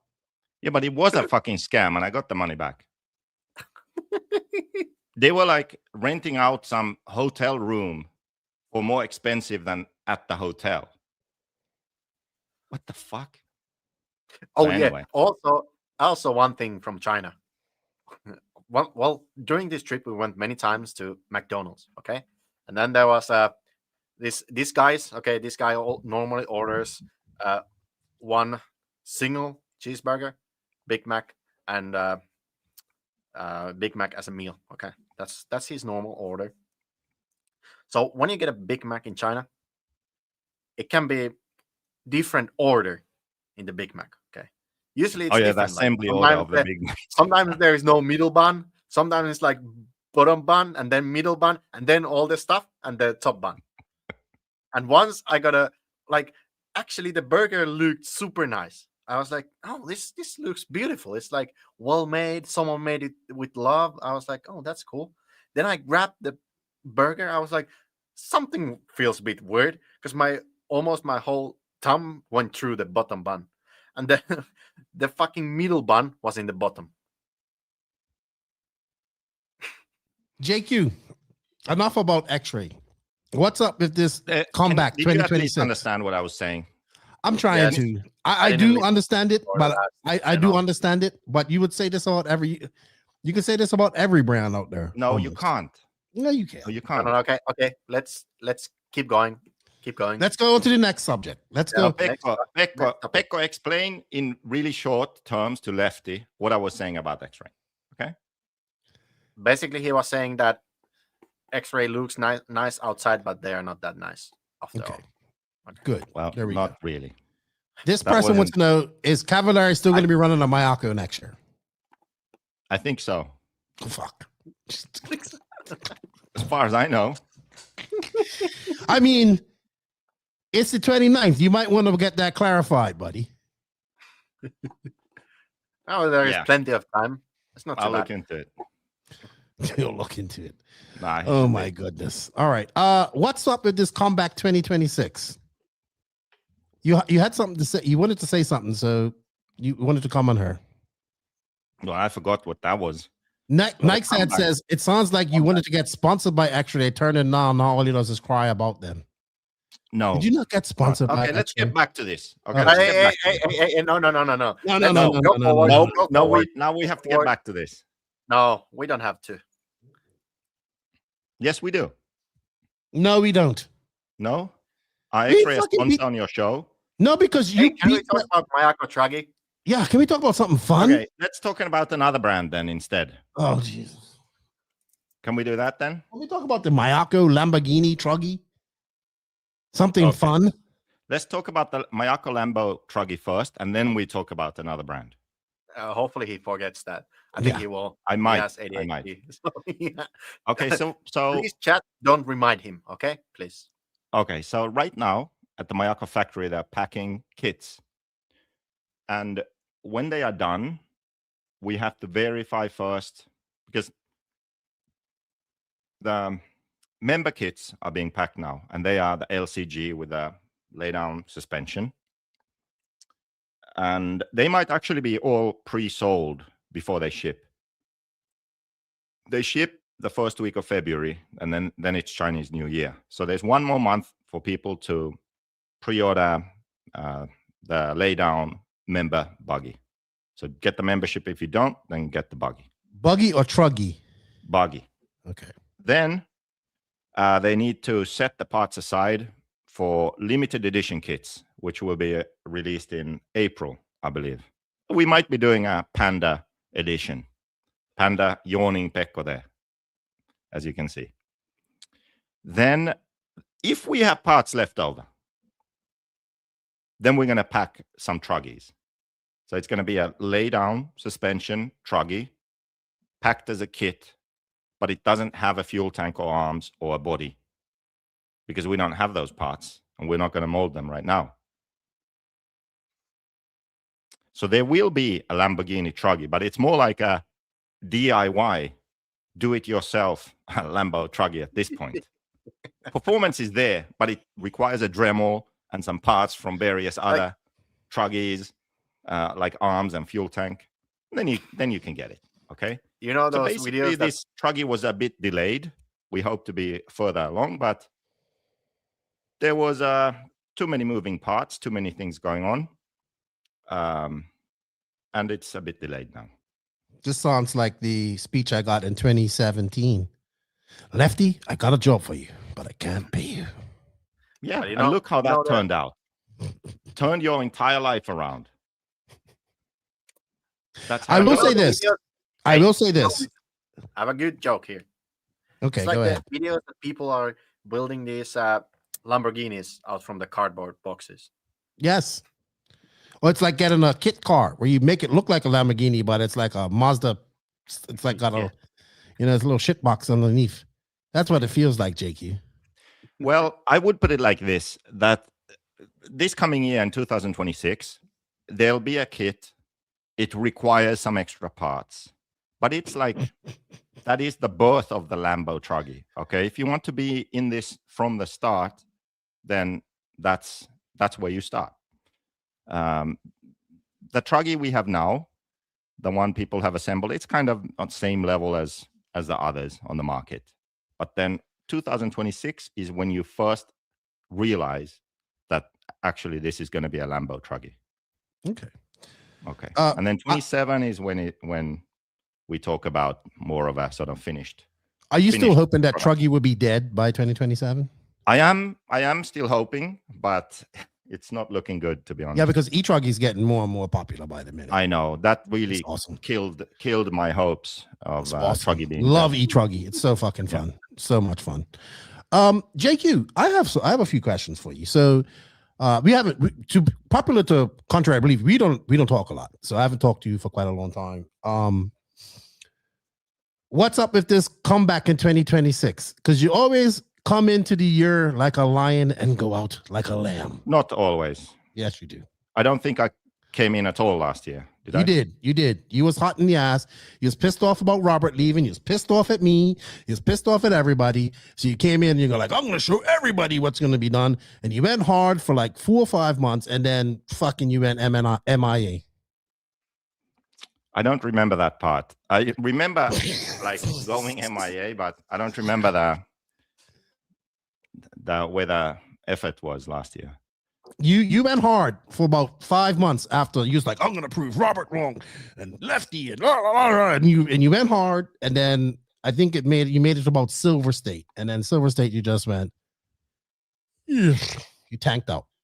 Maybe, could be, because that's probably like the last time you even came on the show was problem. What? I remember the problem was girlfriend. Oh, yes. Right. Well, we have a new one of them.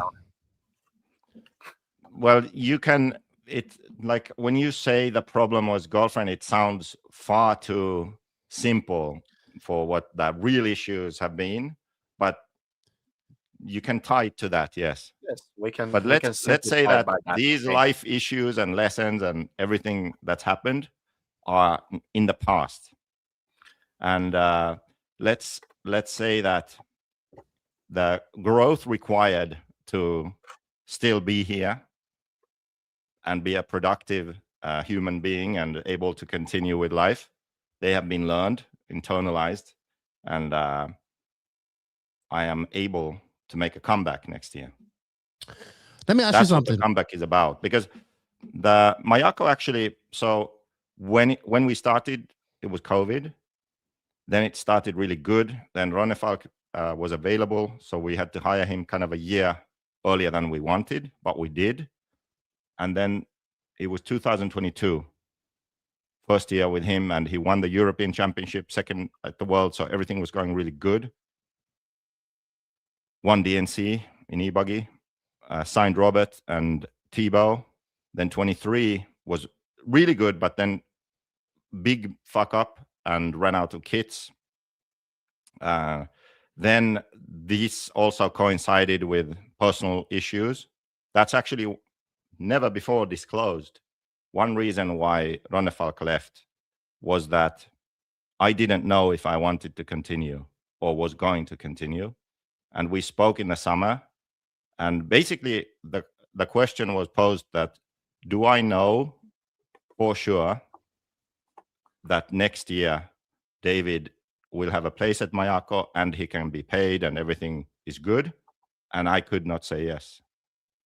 So that was that was one of the biggest reasons why he left also, because I was in a position where I knew that I might actually quit. Like, I might not do this anymore. And then I couldn't tell him like, let's keep on going. So what's involved in this comeback? I didn't want to do that. And that was one, because he knew about everything going on. So I spoke with him about these things. So he knew that. And that was one of the reasons for him leaving. Now it turns out that everything was okay and I did continue, and but not really that actively. I wasn't that present. Okay. Last year, or at least this year, it's 2025, we started the youth mentoring program. We didn't have a top paid driver. Pekko was our number one guy. And he's not a junior, by the way. You're not a junior. You're not a junior. What? Yes, he's a junior. He's a junior. Not a junior. And 2025 has been a really good year because we managed to recover to the levels of our best time when we had pro drivers, we had championships, we were winning races. And now we've recovered to this level without winning races, without a top pro driver. Pekko has done well, made world's main, Euro's main, but it was different back then because Mayako was a top contender winning races. And now Mayako hasn't been that, but we have a grassroots effort of young drivers, mentors, and a different approach, but achieving the similar sort of sales results. So 2026, you can say a comeback in many ways, because Mayako as a brand is in a better place, and I am in a better place where I can actually put effort into all the things I do. That's what the comeback is about. And you know how the comeback starts? How? Him bailing out from the first race of the year. Yeah. The comeback. So you're not going Silver State? Yeah. So the comeback starts by me staying home because there's so much work to do that I'm not going to Silver State. Pekko will go with Dugani. Not a good start there, JQ. Well, hey, I don't know. Can we have an employee of the year at Mayako? It would be you, Pavard. Yeah, we can. You want my honest opinion? You want my honest opinion? You want me to be honest with you, JQ? No, I want you to lie to me like you want me to be brutally honest? So, when you checked out, if it wasn't for him over there, Pekko, and guys like Salty Joe and Scarsella and all these guys and Wainwright and all these guys doing the things that they had to do, when you checked out, right, those guys picked up for you. And Pekko and those guys was what carried Mayako through, right? So you really owe them guys. Listen, let me finish. You owe those guys some appreciation, because when you check out, because I've been around when you check out. I've been there. I've been all this stuff that we're talking about. I've been through it for years. You forget you're talking to a guy that's been knowing you for years now. So I've been through all this shit. So you need to, but then what you need to do is check yourself out of social media, because you cannot drop that addiction. And that's your next thing. I mean, completely. Those are two separate things. No. Not going on there and commenting on everything, losing your shit about people that leave the team and all this type of stuff. You got to stop getting. You'll be the first person to tell anybody you get emotional and you make excuses, but you go and do the same thing. So when you checked out, if it wasn't for people like Pekko and the people that you have put into position to do this, who believe in what you're doing and what you have been doing, and because this all started years ago, and well, at some point, everybody on this panel, it's 3 of us, have played a part into what's going on right now, right? You got me started in this industry, which I'll always be thankful for. And now I'm not doing nothing with the car stuff, but I like what I'm doing now.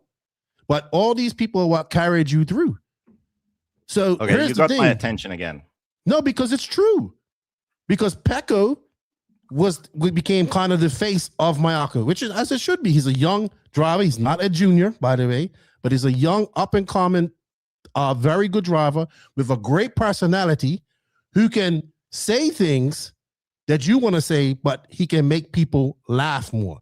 So the first thing, and remember, you came to me earlier this year about wanting to do a project. Well, a few months ago about wanting to do a project. What did I say to you? I said, I'm all for it, but don't get 2-3 months into it, and then I'm begging you to come do things, because I'm not doing that, because I've been through that shit with you, right? So, you know, I'm just saying that you have to appreciate that, right? And then what you do, because I heard what you do. I know what you do. I heard everything. I heard you piss people off because I know you. Like, you forget, you and I argued for fucking 5 hours one time. And I said you were right. And you still argued for another 2 hours. Yeah, because you said I was right, but you didn't understand. Because I understood. I just wanted you to shut the fuck up. Because I was over it, right? When somebody wants you to shut up, you shut up. And you won. You can't even accept that. I got some advice for you. Here's some life advice for you. If you constantly strive to be an underdog, you will only reach underdog status. In order to be a champion, you must think like a champion. Start thinking like a champion. That is very good advice. Thank you. And you know what? Okay. I have been all my life, when I've been around in Facebook, like YouTube, everything, I've been wondering, who are the people who are having some debate in the comments or just fighting against each other and blah, blah, blah. Because I rarely comment. Only some things like, for example, this podcast, I could comment something, but never comment anything. Then we're working in China. I look at what JQ is doing. He's doing that. Is he doing this? Look. He like, looks up. He looks up. I hear his keyboard going click, click, click, click, click, click, click. I see what he's doing. I know. YouTube open, commenting some, I don't know, some random things. It's the endorphins. It's his drug. It's his drug of choice. Yeah, actually, he knows I'm right, because that's why he ain't saying nothing. He says that he's not addicted to anything. Let him respond, because now he's going to tell me how I'm fucked in the head, I'm screwed, and I'm this, and I'm mentally retarded, and I don't understand this, and blah, blah, blah, and I'm an idiot, and this. Keep going. I've sold out, I'm corporate, I'm this. Keep telling me all the things that you say about me. Did you say I am? You being retarded, you selling out and being corporate is not relevant to this discussion right now. Okay. That can still be true, even though I respond to what you said.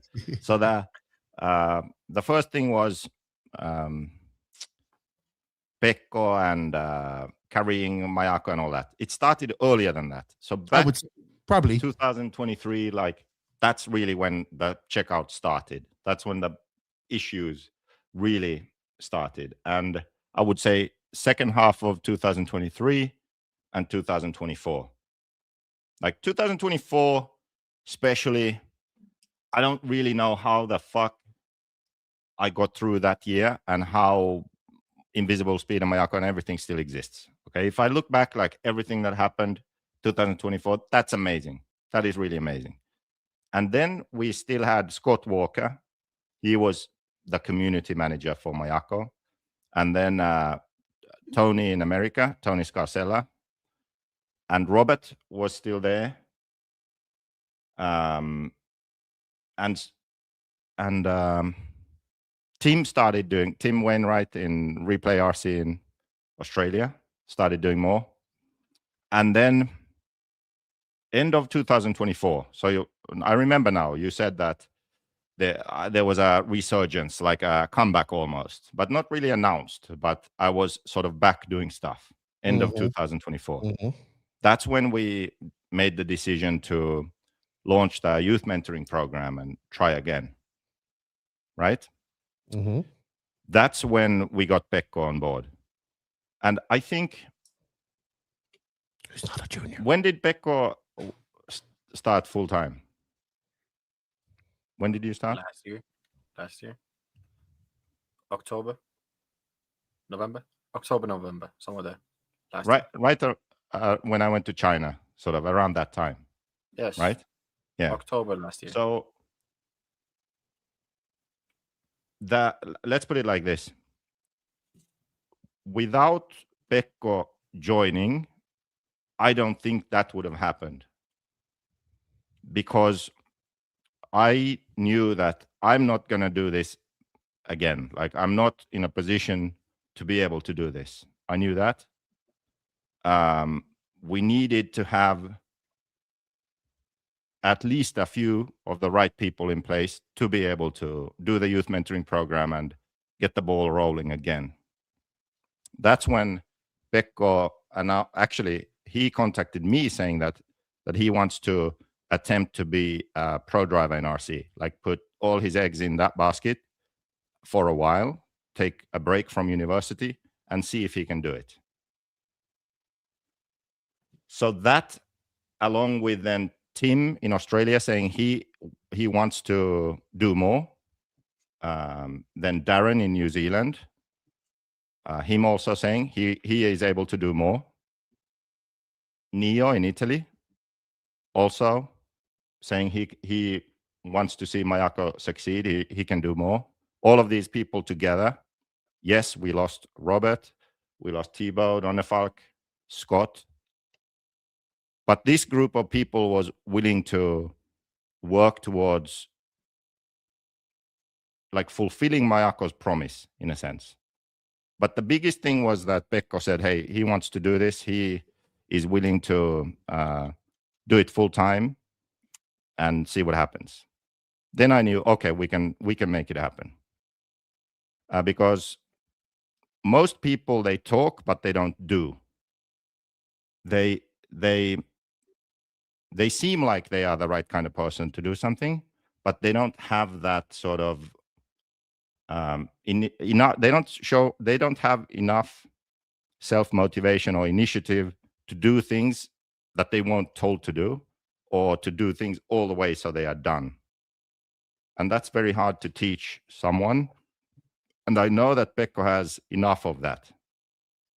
And I also knew that he's the kind of person who I can work with because of that. And also he can work with me because he understands me, or I don't know. He cares, but he doesn't care in the wrong ways, let's say.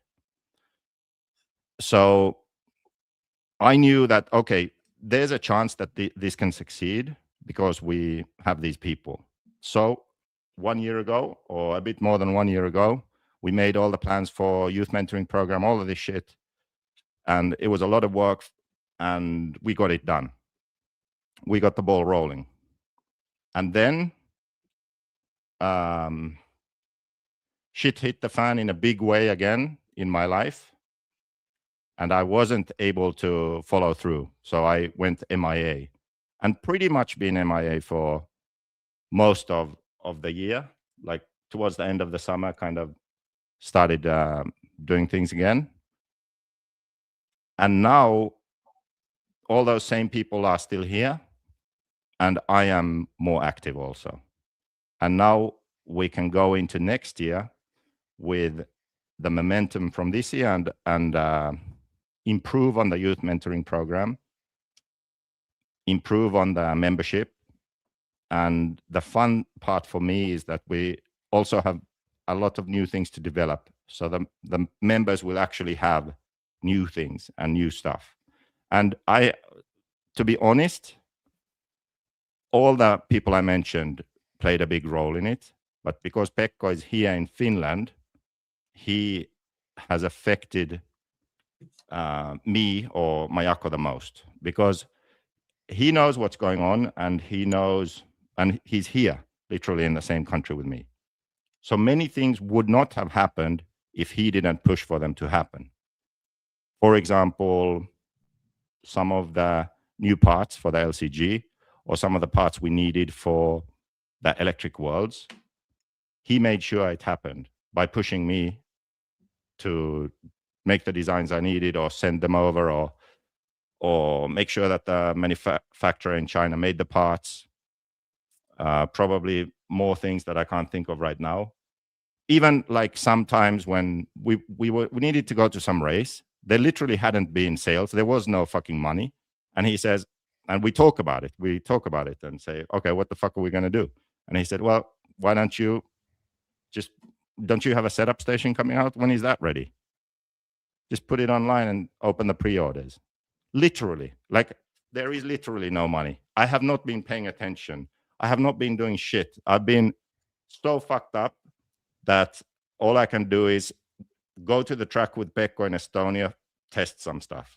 Okay. Then I just say, like, by the way, we need to go to the Worlds and there's no fucking money for anything. And my credit card's maxed out. I have like €5 in my account. And that's literally what we do right then and there. Pre-order setup stations. Boom. Enough sales. Get us through the Worlds. Yeah, I can't say I haven't. It has been, this is the level that we have been at times. And without like his motivation and what's the word?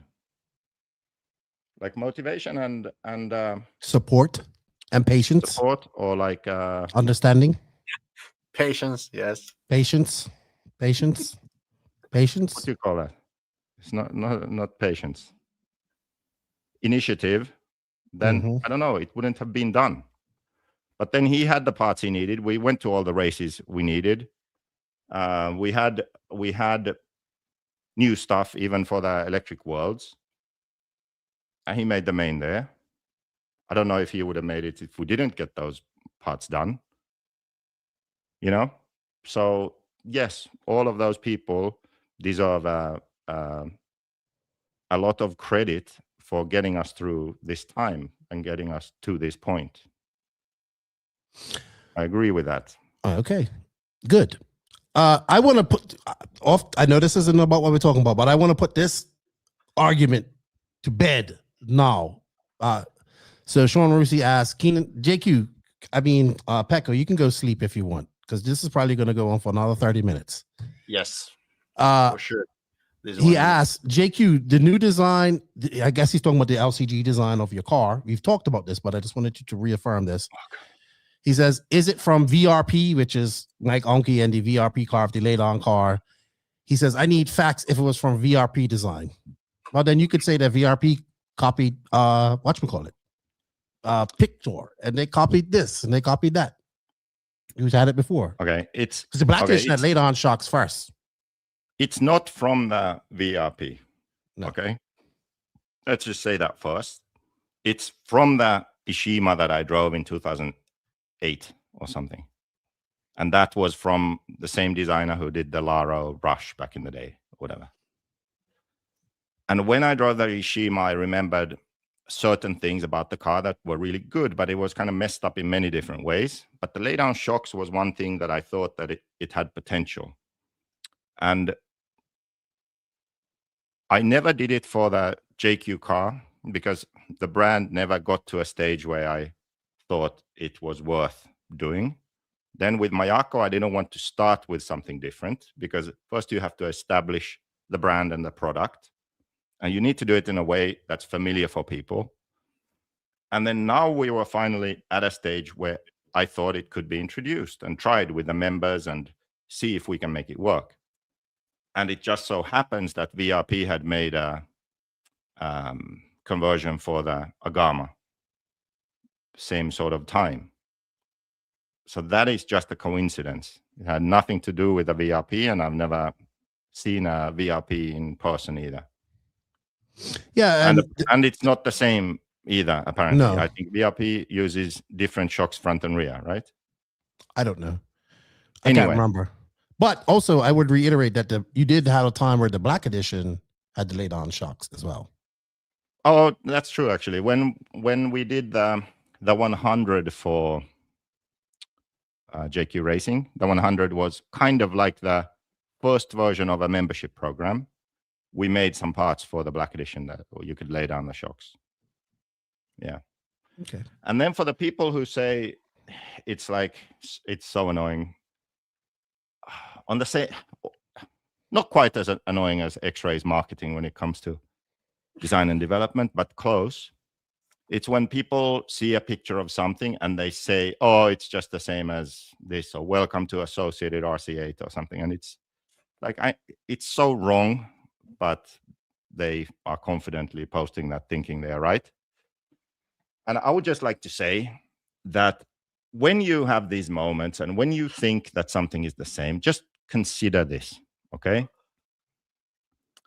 You have a wife or a girlfriend, right? And if you love your wife or your girlfriend, why? Why? Like, what's so special about her? Because my guess is that your wife or girlfriend has a pussy and tits, and so does every other woman. So they're all the same. All the women are the same. They all look the same. They all have pussy and tits. That's like what I hear when people say, "Oh, it's the same as this or something." No. Just because they have lay down shocks doesn't mean that they are the same. Right? All women are not the same. Right? We get the picture, JQ. Yeah. Okay. So can you please stop saying that and posting that? Even when company, let's put it like this. Even when I know, because I have been told by team drivers, I have information like this brand copied this, okay? And then I have both products and it's a close copy, but they changed something. Like there are 3 cars, I think, currently. I think Schumacher, Infinity, and X-Ray, which are like the copies of the same car. They are like they're supposed to be the same, right? They are not the same, and they do not drive the same, and the way you set them up and the things you do on them are not the same, even though those brands copied each other, right?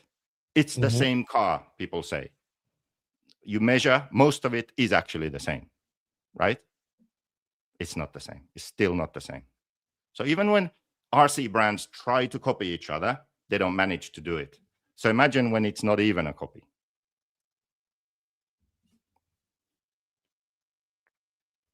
You know what? I think JQ should make his hair red. I think it will suit him. Red hair, and I think I need another beer. The social media thing. You know what? I've been thinking about this a lot. I know what we do. Like, for years. No. I'm not going to talk about it here. You know why? Because I'm making a video about it. I think you should get fined. That's what I would do. I'd fine you $25. I think he's not going to America no more. Oh yeah, that's another thing. I can't go to America because there's going to be this new requirement that they check your social media for the past 5 years. So actually, maybe I should go to Silver State because it's my last trip to America. Yeah, probably. For the next 5 years. Then you need to just delete all social media. Yeah. But anyway, I'm making... Okay, here's the point of the video. Like, why am I making it? The point of the video is to, like, be able to not post on social media or not react to stuff that I see. Like, not have that need to comment or reply or whatever, right? Because in my mind, I have understood why it's pointless, right? That's the idea of the video. But there's one caveat to that. Oh, Jesus. The reason that you have for me not posting isn't when I reply to someone or I say something rude. It's because I share an opinion. I share an opinion or some kind of values or something. And you say, I have a company. I shouldn't have an opinion. I should be neutral. And that's wrong. And I'm never going to stop doing that. I will always do that. I would just fine you. You'll stop them. Every freaking comment, $25. You make 20 comments? No. What I will do is I'll stop commenting. I'll stop like replying to people or just some random bullshit. That I'll stop.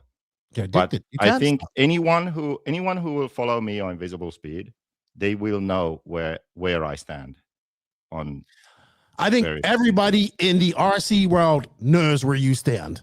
You don't need to reiterate it over and over and over again. Right? And you can't get off. If I was, you know what? The only way, listen, this is what I would do. So he said, hey, Lefty. He said, Lefty, I'm going to hire you to be the team manager of Mayako. Right? Let's say you said that to me. You know what I would say? I would say, first, you're going to pay me this much. And I said, second, you will not be allowed on social media. And the moment you go on social media, I'm not on social media even. No. Actually, I'm on Instagram now. You wouldn't even, look, listen, you wouldn't even have an Instagram. If I wouldn't even let you have WhatsApp status. That's how bad you are, right? Really? None of that shit, because you can't stop. And the moment you make comments or stupid comments, you be getting fined. And I'm just like, let him comment. You know how you have those 3-week-long fucking arguments that you used to have on Facebook? I'd be a rich man. Yeah, but that's what I'm stopping. You see, that's what I'm going to stop. You're not. You're not. Yes, I will. You did it the other day. You did it the other day. The video hasn't been released yet. You've when I release this video, it's going to release me of the need to comment or anything like that. How many times? No, how many times did we say in the past? I said, you are addicted to social media. I am not. I can stop anytime I want. And that's exactly what a drug addict says. I did stop for a bit. You can't. You always fall on. You're like, you relapse. You know, but you know what? That's what, listen, anybody that's going to get involved in Mayako, have the stipulation in the fine print. Every time this man makes a comment on the Invisible Speed or Mayako, $25. You'll stop. Get you in your pocket. You'll stop. No, he won't care. He won't pay. No. It's like, just like he's not going to pay your rent. You know the thing that things that you should care, he don't care. That's the like, he cares about the stuff that you shouldn't care, but then he doesn't care about the stuff that he should care. Yeah, like that's basically his life story. God forbid his Big Mac is built wrong. He's gonna have a freaking conniption. The Big Mac has the bun in the middle. You know, he would have, if he would have gone to the DHL today, he would have flipped out. Because you know what the reason the lady said to me on the counter? She said, the boxes are upstairs. She cannot take them because they're too heavy. So you need to come after 5 p.m. Now, who knows where JQ or Mayako... If I went to DHL, then I would have got those boxes the first trip. Ray Johnson RC says, who knows where JQ or Mayako could have been if he could control himself. I'll tell you where it would be. Have actual money in our pockets. That's where it would have been. You're wrong. Yes, you're so wrong. This is something you're not wrong about. No, I'm not wrong. Because you have done enough. Look, listen, Mike. Let me tell you, I have had 8 years of your bullshit. I know all of this. Like I'm so free right now. Do you know how many times we would get people on the JQ team, and then only fucking 2 weeks later, I can't take JQ in this. Listen, Pekko, you guys ain't got nothing. I had to deal with JQ when he was full on. Yeah, but why did those people even know about JQ Racing at that point? Yeah, but you don't know when to stop. Just like the 5-hour argument. Even when somebody agrees with you, you continue. And that's why you get punched in the fucking face. Listen, let me tell you a really simple story to illustrate why you are so wrong. I am not wrong. Everybody in the world's wrong, and you're right in this situation. Everybody says the same thing. Lefty, everybody that knows you. Is your argument that if your online presence is abrasive, then you cannot be successful? No. And I have always told you. What did I tell you? What did I tell you about your online presence? Keep it RC, but you can't. And then you go above and beyond to be a dickhead. And you start calling people names. And once you do that, you lose the argument. Don't look, Mike. Listen, let me tell you something. How old are you now? How old are you? I've got 5 years on your ass, right? And I learned a lot in this time I've been away from you and about that type of stuff. And I've told you a lot of things. Let me tell you, I've been through this shit. This is the same thing you used to justify your bullshit with when I was doing it, when I was the JQ manager, right? Listen, I haven't said it yet. Yes, but you always do. If I didn't do this, I wouldn't be here. What you would be, if you did it and you did it just enough and you kept it RC, you'd be making money right now. But no, you can't do it. You can't shut the fuck up. And that's your problem. And everybody in this chat will say that. And I'm saying this as a friend because I know you better than all these people. No, it doesn't work like that. Because if I was like vanilla, if I was just vanilla, then I wouldn't have got to this point because people wouldn't care. Look, this guy's known you longer than me. Yeah. Known you longer than me. Driven your cars. Still your boy. Here we go again. He's right and everyone else is wrong. You forget, I know JQ from the starting. Not everyone else is. Lefty, you are wrong. So can I give my example now? I am not wrong. Oh, Jesus, here we go. You know what? We're going to end this because this is going to be a 7-hour argument. No, this is going to be really short. See, okay? You won. I don't even want to hurt. You won. No, I agree. No, I'm going to say it. I agree. Do you know who is the president of the United States of America right now? Donald Trump. Yes. Do you think that he would be more successful if his social media presence wasn't so abrasive? If he wasn't so divisive, if he was more polite, and if he was vanilla, would he be president now? I don't think so. What got you here will get you there. I like that one. You heard what I said, right? I did. I agree with you. Obviously, his social media presence. I told you are the reverse. You are the reverse Trump. You are reverse Trump. If you are divisive or abrasive, it's not about that. That's what gets people talking about you. That's what gets you visibility. That's what gets you exposure. That's why people tune in. I'm fine with you being all of that in RC. No, but listen. RC. Listen. Invisible Speed was successful because the content, it was quality content, valuable content. And where is that? Yes, but why did people know about Invisible Speed? Why immediately when I started doing the Invisible Speed videos and all that stuff, why was everybody watching? Because they know you know your shit. That's why. That's not why. Because when I went on a live, when I went on a Facebook live or when I went on a YouTube live, people tuned in to see what the hell I would say next. It's nothing wrong with that, JQ. And you know what? I still like having you on because it's good to have some disruption in the RC community. But we got to keep it RC. But the problem is you don't know when to fucking stop. How do I know? Because I've been through this. Do I have to bring up the most infamous fucking side of this everybody knows about? Hey, don't put stickers on my background or champagne bottles. I will kick you out of the track, out of DNC 2018. Took some off, gives you another chance. What do? Stickers right on the bottles. I'll never forget the day I walk across the bottles and there are stickers across the champagne bottles, right? And I'm just like, oh shit. Then, he has to leave. He has to leave because he does his true. The problem is, I know because you can say all of that. It's nothing wrong with being disruptive. It's nothing wrong with challenging the status quo in the industry. But you got to remember that a lot of people come to RC to forget about what's going on in the real world. No, right? This is just no. And they the come real to her world is fucking the real world. You can't just. Some people have the luxury of not thinking about the real world. Most people don't. I don't deal with the real world. I deal with the RC world. I like the RC world. It's all right to be controversial. I don't have a problem pushing the issue in there. That's not a problem. But when you go on and insult people that are purchasing your product, you're not going to purchase your product for very long, JQ. You haven't figured that part out yet. Because all these guys, listen, excuse me, because I'm going to, I'm sitting you down as I'm an older brother right now. I've matured a lot. Lots of things have happened in my life, right? So I'm going to sit you down on my knee and talk to you like a little brother. Because that's what you are to me. You cannot listen to me. Listen to me. Everybody loves an underdog, but an underdog must win at some point, and he just stays an underdog. You have to develop a champion mindset. If you don't have a champion mindset, you won't have it. You weren't ready mentally to have Ronald Falk. Tebow and Robert Orr at that time, because you wasn't in a champion mindset. You're developing a champion mindset now. You did over time, but you wasn't ready at that time because you'd so long being an underdog. Now you want to win because you had a little taste of it, right?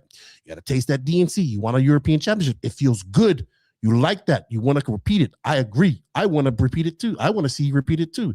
One of the hardest things that I ever felt in my chest was when Ranafog and Angaru at the Worlds. I couldn't talk for an hour after that because I was just so, it was so much passion. How cool would that have been, right? To be a part of that.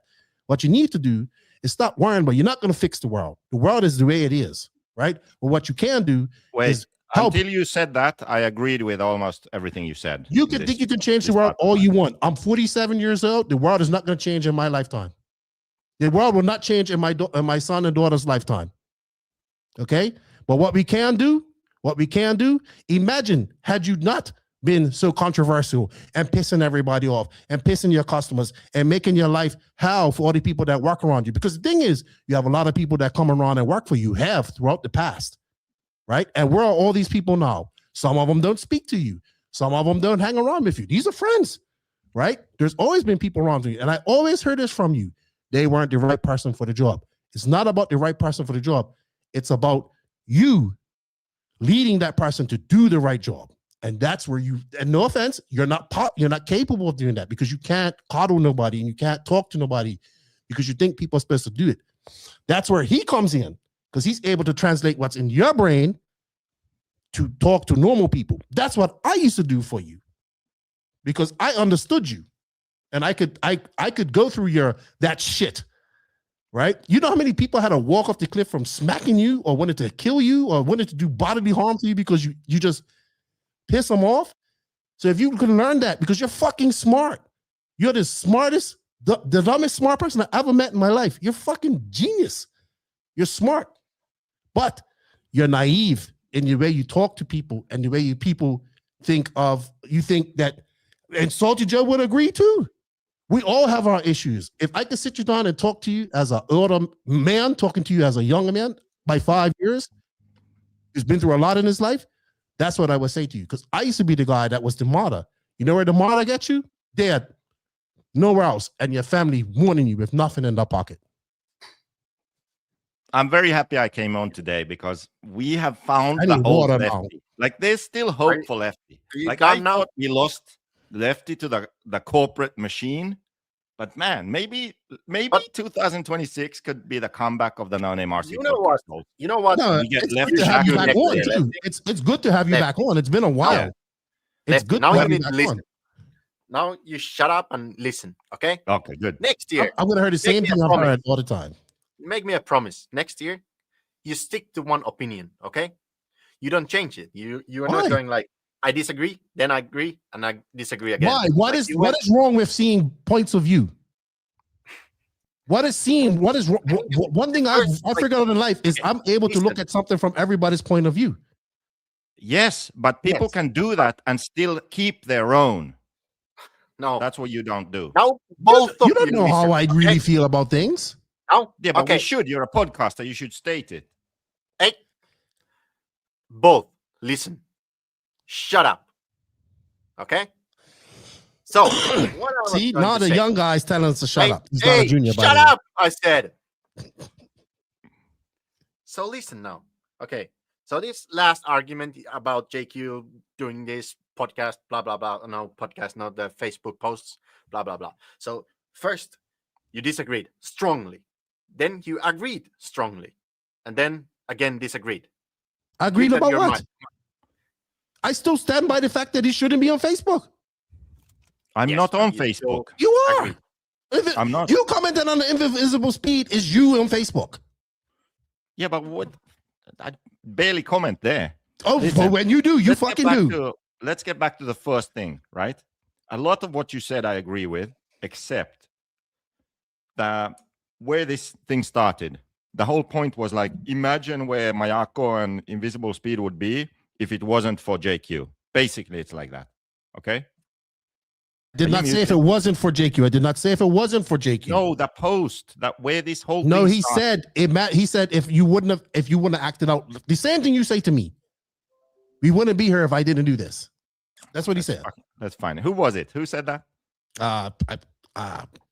Shit, I can't remember. Anyway, that's the one that I disagreed with. That's the whole point. No, it's not like that. If you try and please everyone, if you're just polite, vanilla, whatever, not controversial in any way, that's fine. That's one way of going through life.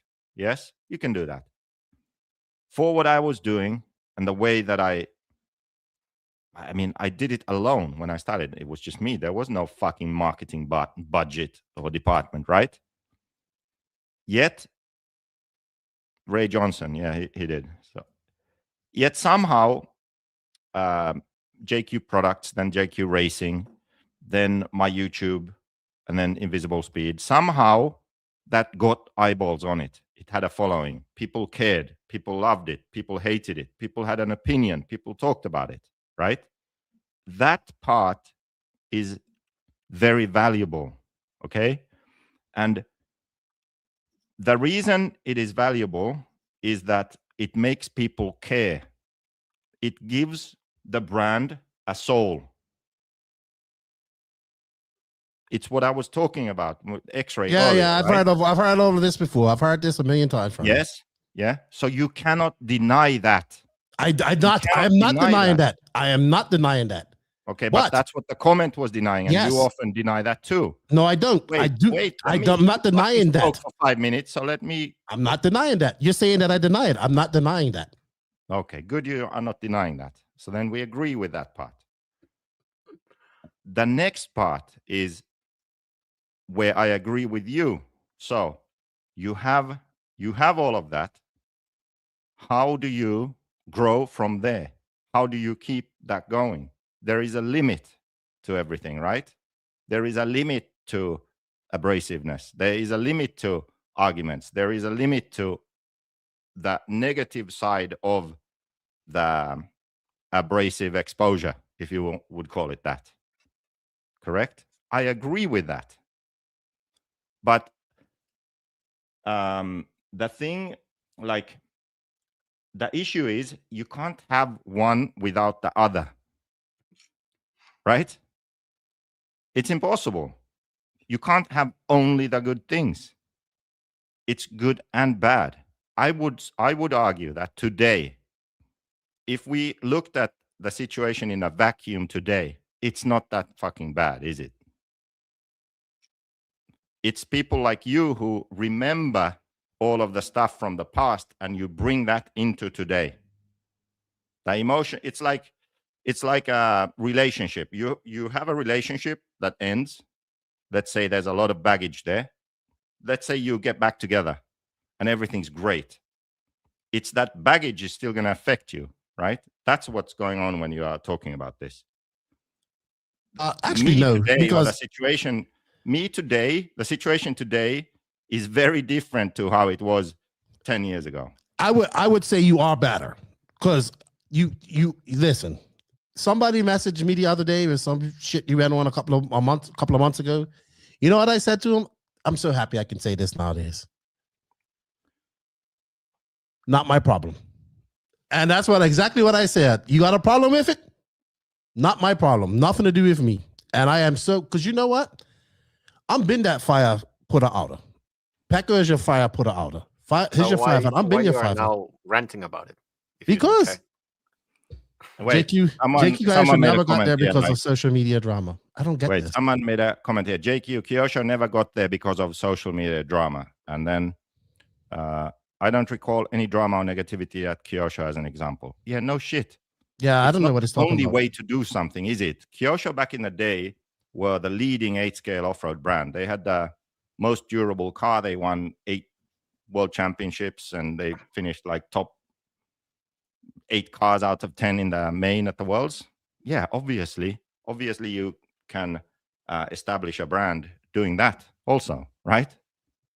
They had money, they had a product, they had drivers, results, sales channels, everything. Like, come on. That's obvious. Well, anyway,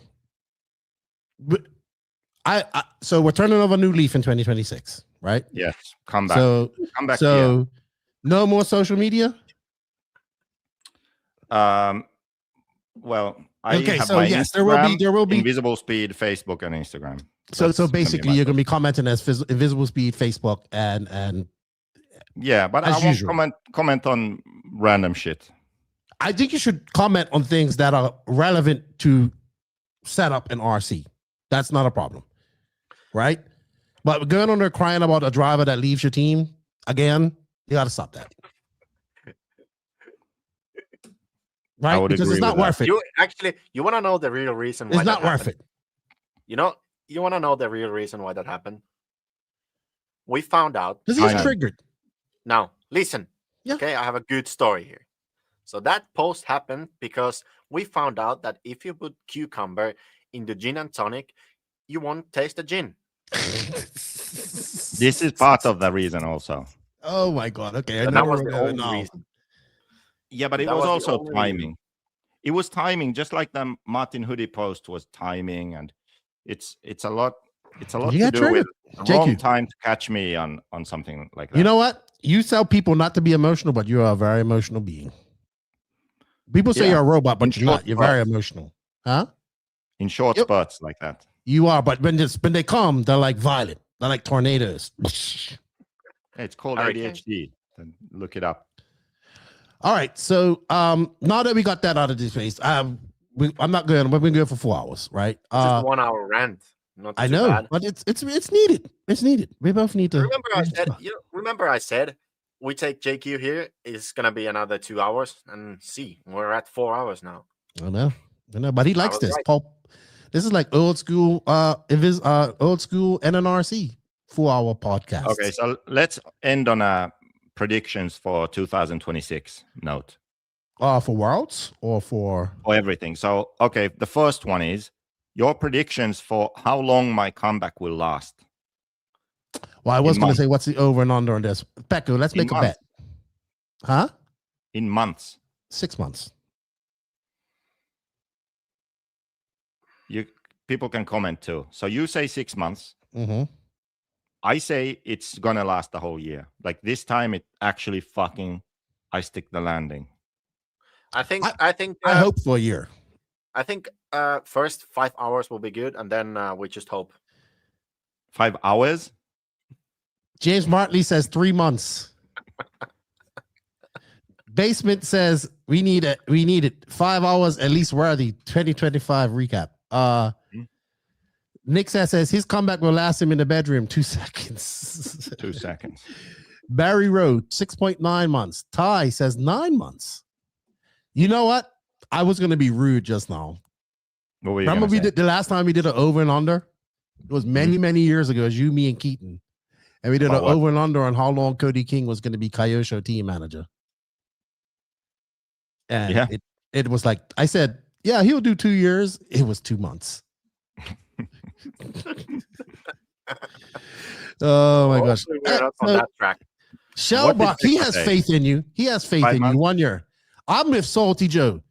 How long your girlfriend staying around? That's how long you be. That's a good answer. That's actually a good answer. Yeah. I need to make a video on that too, because it's not that simple. Well, I'll tell you what, JQ, I would love to have you back and not being as disruptive, but because the thing is, the disruptive side is just a part that you have to that comes along with you, right? I accept that, and I'm full of that. I'm cool with that.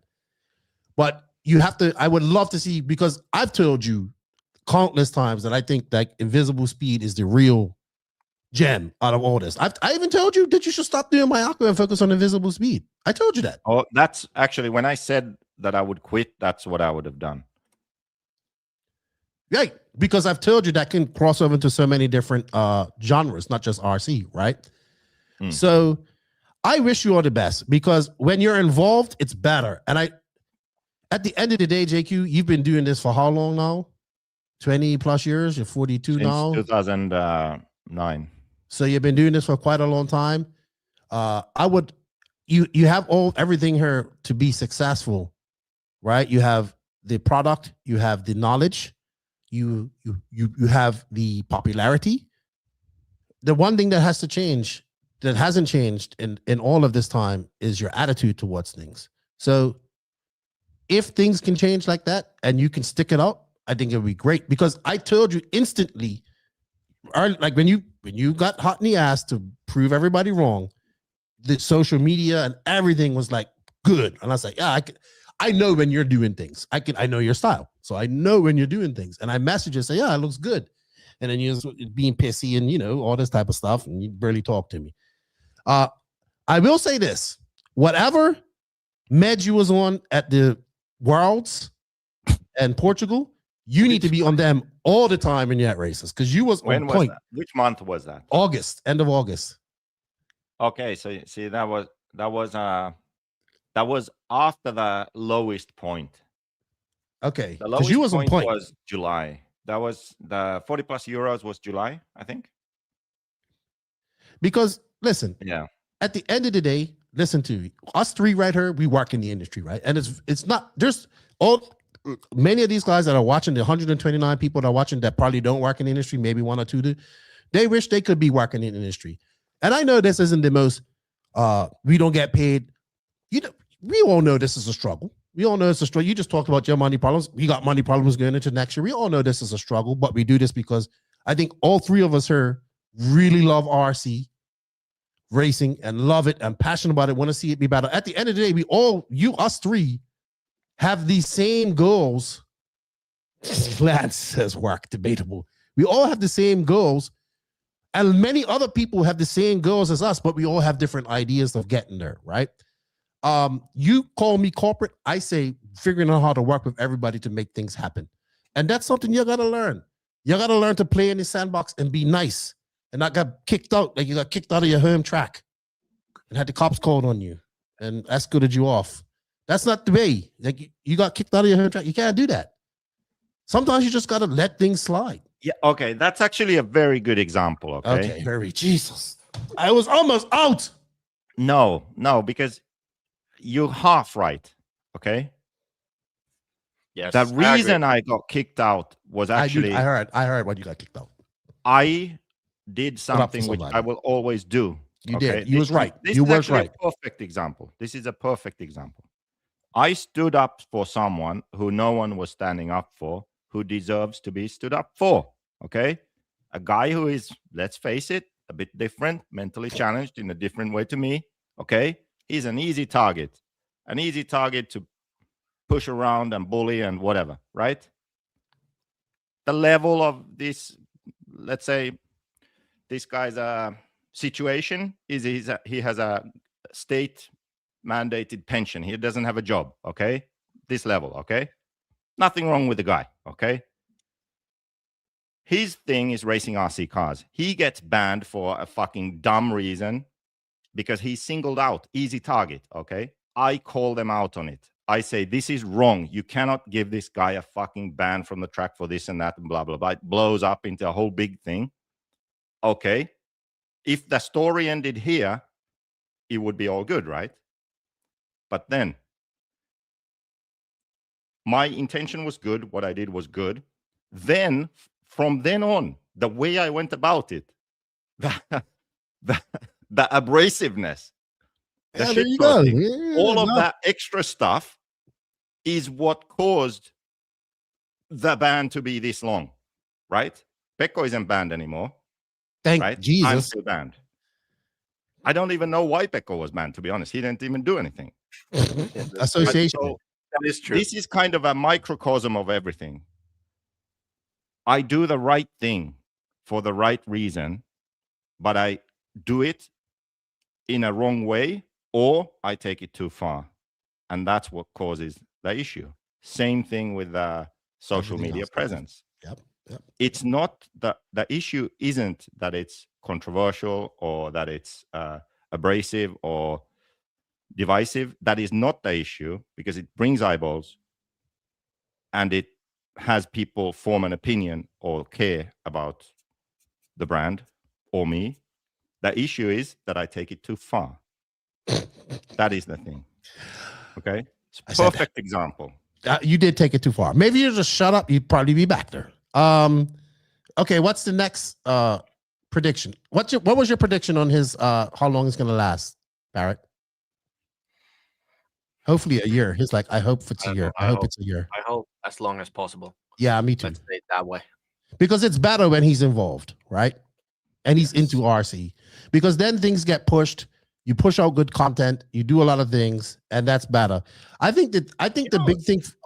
Also, funny thing is that he says that he don't care about racing. Then he's racing these touring cars or series, shaking on the driver's side.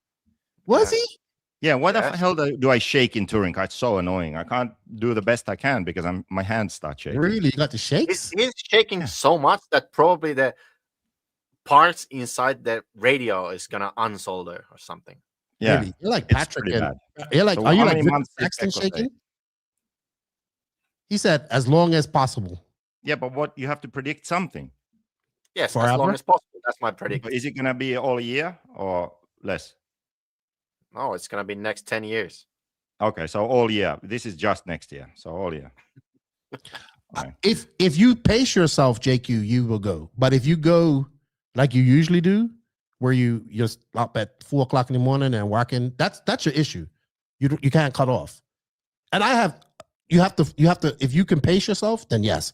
But you can't go like you want to do everything right away. And the thing is, you can do it because you're really smart, right? Well, I have some bad news yourself. right now. Oh, Okay. Jesus. So just today we had some Mayako meetings and various different meetings, and so we have a list of the things that need to be done by the end of January. Okay, and it's not just me who said this and like concluded this. The things that I need to, like at this point still that I'm doing or I'm responsible for doing is like 4 people's full-time jobs at least. That was generous in like dividing them. So I think that initially, at least, what you just said isn't going to happen.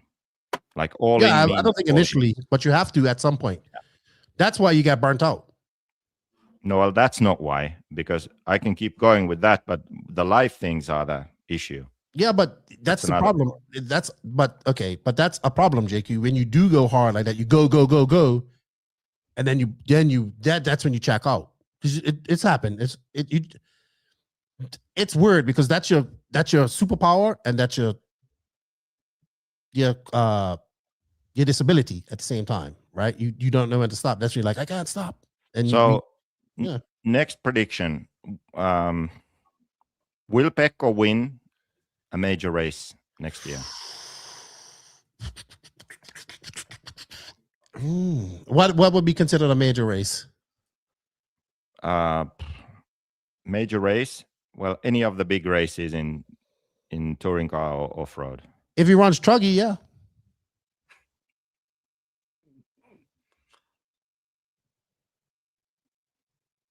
Truggy. What are the races we're doing, Pekko? I don't remember. Euros, Worlds, everything, I guess. I think the electric 8-scale Euros are in Estonia. Oh, so yeah. Can be a good option. Yeah, I think you could do really well there.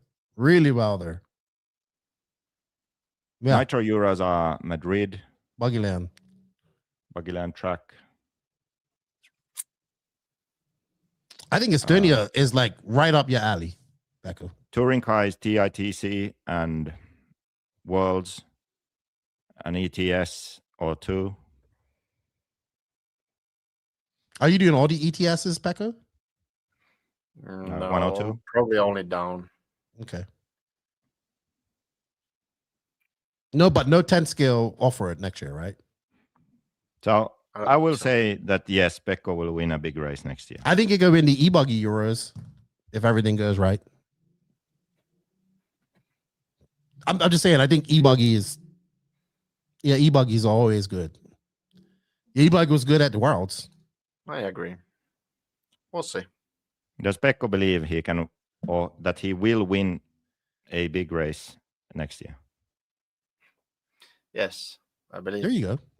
In order to achieve, you must first believe. There are many races next year. Mm-hmm. Yes. I can win. You know what race isn't happening next year? That sucks. Philippine Masters.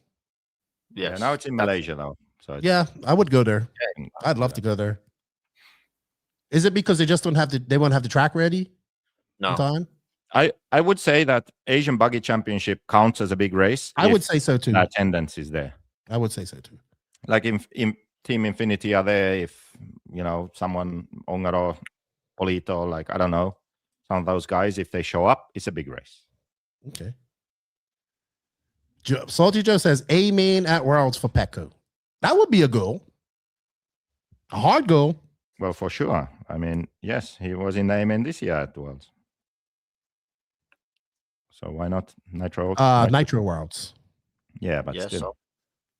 Yeah. There's a difference. What next? Predictions. So what would be an interesting question?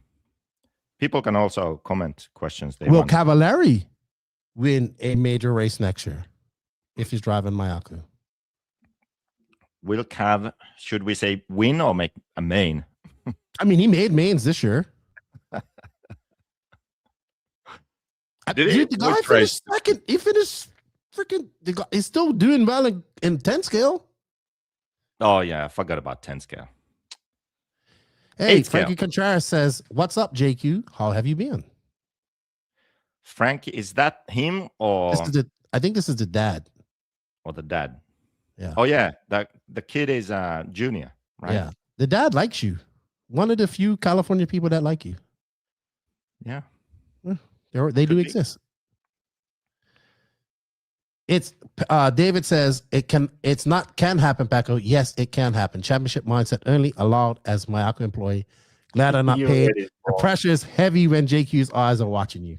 I think there's no pressure from me. I think you need reading glasses or something. I have them. I just don't have them on. You literally missed the point. I said it is not can happen. It is yes, it will happen. Championship mindset early. Oh, sorry. Yeah, I get it. It should be say yes, it happened. That's how it should be said. Not yes, it happened. That's why I read it. That's why I was off. Yeah. English is my first language. Proper English too, by the way. Yeah, so what? The King's English. Cav can win again. I think it'll happen in 10 scale first, though. I think 8 scale. Yeah, I think it's possible. If all the stars align and everything goes good, yeah. Yep. Pudge, where did he go? He went to P. Probably. All right. You know what? We're gonna end this when he comes back. We've been here for 4 hours. Yeah, I think we have been here long enough. I was supposed to clean my house. That's not gonna happen. Well, that's not gonna happen.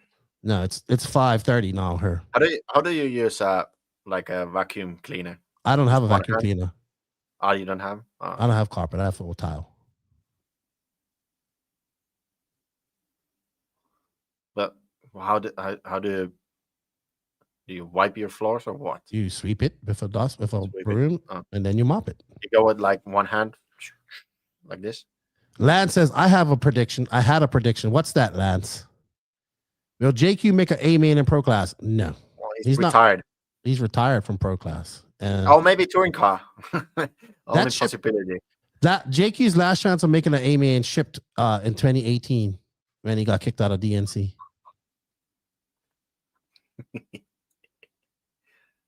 Dude, I want to thank everybody for being in here.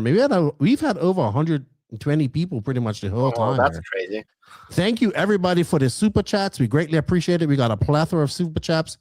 If you wish to support us a little bit more, you become a member. We greatly appreciate that. We got the Clash coming up this weekend, so we got a lot of it. Like 10 scales hot. These guys didn't even have a lot. Next weekend. No, this weekend. That's crazy. It's Monday. First weekend of the new year racing. Yeah. Lance and the guys leave to go tomorrow. I like Hoosier. It's fun. Is this recorded? Yes, it is. You can watch it. Did we have new questions or no? Have you guys we're gonna take 5 minutes to get some questions because I gotta leave her too. And Pekko is ready to go. Oh, I'm sorry. Where was that? That was a question. yeah, part of the comeback, the 2026 comeback, I didn't even really cover everything that's involved. Part of it is new attitude, especially now since Lefty ranted at me. So I need to be present doing my Mayako work, invisible speed work, with a new attitude online, less arguing and ranting. This includes videos which are like 3 years delayed. I think there are like 7 or 8 videos for the course that are filmed, just need editing, so they'll be posted. I'm making a comeback to YouTube, so a bit of an update to the branding and new YouTube videos. One of the first videos is an interesting one, actually. Gyro video. Pekko tested the gyro also. Finally. Yeah. So we have the data, we have video, we have lap times, we have comments, and we talk about gyros and if they work for a top driver. Interesting. And that style of video, there will be a few throughout the year. There are a few different things that we want to test and provide information for people. Something to do with tire testing, that's one of them, because 8-scale off-road, we don't have control tires yet, and there are different tire brands, so we want to do something with tires. And then also, there are some things to do with setup that people seem to have very different opinions on, like anti-roll bars, for example, what they actually do. So there are some kind of experiments that we'll do and film and talk about. So if you know, like the jacking video I have where there's the coin under the car and then I show how the car stays up, the geometry holds all the car good up. stuff. All good stuff. Yeah, so that all good stuff. Type of stuff showing how the car actually works. And what else? So yeah, come back on YouTube. Then there's the, should we announce it now here, Pekko? Should we? What? We are going to become competitors, but maybe actually joining Lefty in the podcast, that Lefty's podcast universe. We're trying to butter him up so we can have a bit of a no-name RC podcast. What is the word? Spin-off? No, we're gonna have we have a name RC podcast. Yeah, we'll have a name. We have a RC podcast with a name. No, it's like it's the same family, but a bit different. You talk all of the bullshit here, and we do the technical stuff. Yeah, it's like a Toyota and Lexus. You know, you're the Toyota and Lexus is the better. You are the Fiat, and we are the Ferrari. Well, So I guess anyway, it can't be around. We're going to talk about the details still, but that's going to happen in 2026. And then, what else? So, on-road book. I don't know what the bet is this time, because now I have to pay Pekko's rent next year because I failed to deliver the book by the end of the year. Well, I have 2 days. On-road book, invisible speed courses, come back on YouTube, new attitude. There's plenty already, right? Be present for the entire year for Mayako. That's my comeback. I think you will accomplish a few of those things. You know what I'm going to tell you? You know what I'm going to tell you? What you told me. What? I'll be surprised if you make more than one episode. Yeah. That is true. Good. It's true. I would be too. Go ahead, Pekko. You know what? I think what Lance said, you wouldn't have that much announcing. I think it should just be arguing with each other. No, actually, JQ and I have been on a whole race. These guys just go back and forth. I actually like no. It would be like, don't get me on this subject. No, he's not. No. Friend is last now. No. I actually have had JQ in the booth before. Well, I've had JQ in the booth before, but not for actual. More like we would say, okay, what is this car doing? You explain things and all that type of stuff, but not for actual commentary. But maybe it would be interesting. I honestly think that having Lefty in the booth and commenting races is like a crime against humanity. And it's not a crime because you suck at announcing. Like, it's not that. Okay, it's because your value is elsewhere. Here we go again. Lefty's value is in the walkabouts and telling the fucking stories from the race, Right. not being the that's announcer, all part of the okay? commentary too. And Can I say thank you to Robert Coons for the $20? Okay, thank you, Robert. Happy Thank you, holidays. Robert. Very PC. Happy holidays there.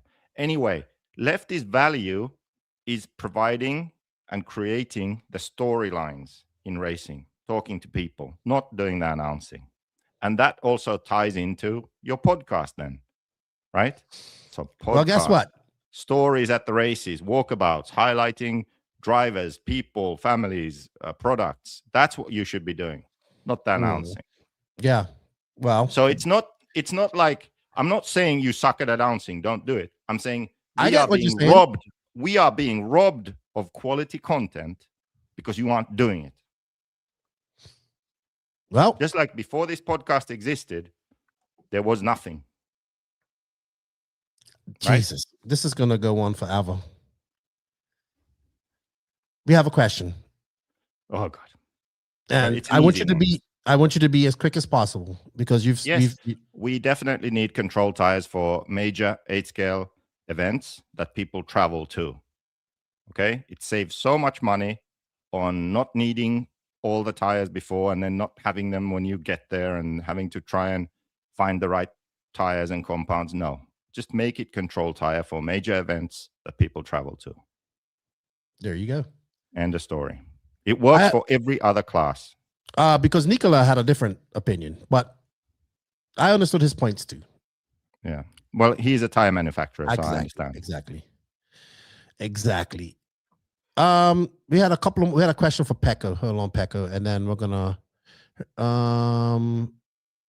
James asked about what's his 2 birthdays. Did JQ actually listen to anything Lefty said? Probably not. And how many birthdays is Pekko gonna get in 2026? Do you have multiple birthdays or something? No, I don't know. When is what is the exact date of your birthday, by the way? 9. Oh, okay. So you're not gonna be able to celebrate it wilding out in Las Vegas with JQ. You're gonna celebrate it with Greg Degani playing poker. Yes. There you go. That is true. There you go. Oh yeah. JQ, look, I have a question. Hey, weren't you making a video comparing 3 different 10-scale buggies? Yes.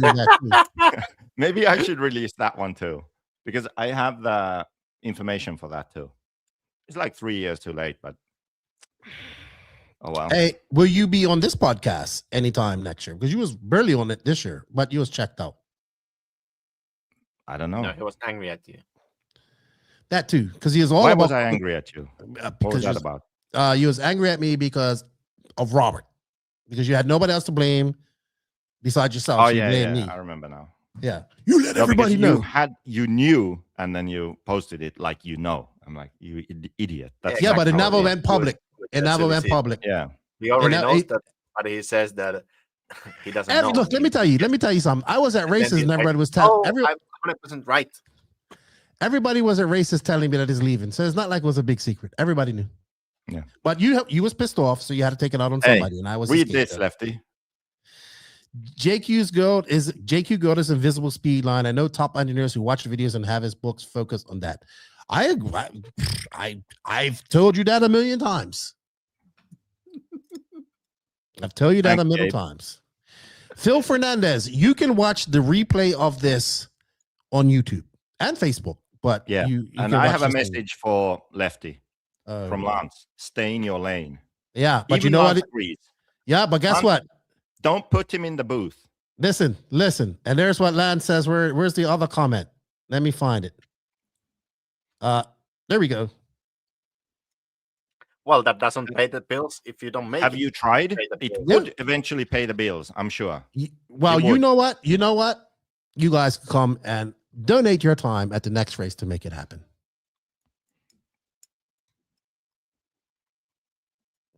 What did you say? I said, when the next race, we're all together, you two can donate your time so that can happen. Because that's what has to happen. What you want. What happened to the old trading cars for a black edition? We traded in Durangos. There's a video, but maybe it was on my personal Facebook. Like there was a race in Arizona, and they had a steamroller, and I used the steamroller to run over one of them. I remember that. There is a video of that. That was at the Nitro compound. I remember the scrap the cap. I remember all that shit. Yeah. Oh, that was all a pain in the ass back in the day. Jesus. Fuck. Hey, plan a trip. No, we got to make money for it. Jesus Christmas. JQ, it was good having you back for a little bit. For a little bit. Engaged. The last time you came on her, I missed everything you said. So, oh, nice. So, did you get any more questions? What was the Cavalieri one? Is he going to make a main? No, I think there was a good question from Salty Joe. Where is it? Well, okay, let's answer the Cavalieri one. Is Cavalieri going to make a major main with Mayako next year? I say yes. Yeah. I say he will. I mean, he did it this year. What did he make?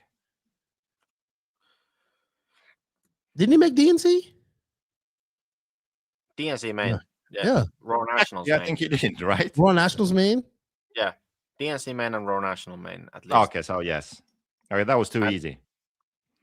So what's Salty's question? Salty's question was, so how you mop with one hand? Oh, you mean how do I wring the mop out? I can do it. It's hard, but I do it. How do you mop with one hand? Man, it works. I can mop. Is it like this? You know? No, I put this hand on her and I control it like that. Come on. Can you guys viewer questions? Some predictions for next year. Matthew Lawrence was in the Jordan's been on every chassis. Where can he end up? We already talked about that. That's a new one. Sparko? I said Mugen. Mugen? Oh, nah, they have no money. That's the only reason I don't see it happening. But they have everything he needs to be successful. On road and 10 scale, new 10 scale cars. Was he Schumacher before? Yes. What? Yes. Yes. Yes. Okay. Yes, but he was also Esberg's where he was Schumacher. Carl Woosley, I am not going to the TNR race. I will actually be at SIC, but I would love to come to the TNR race one year because it looks underneath that canopy. The track looks great. So, all right. Any more questions? Pekko is ready. What time is it there? It's got to be 12 something. 20 to 12. I still need to visit JQ after this. JQ, I hope you do get engaged because you know what? You take my strong hand. Let this motto take my strong hand.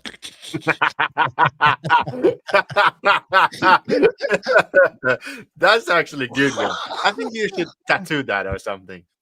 That's good. Oh my goodness.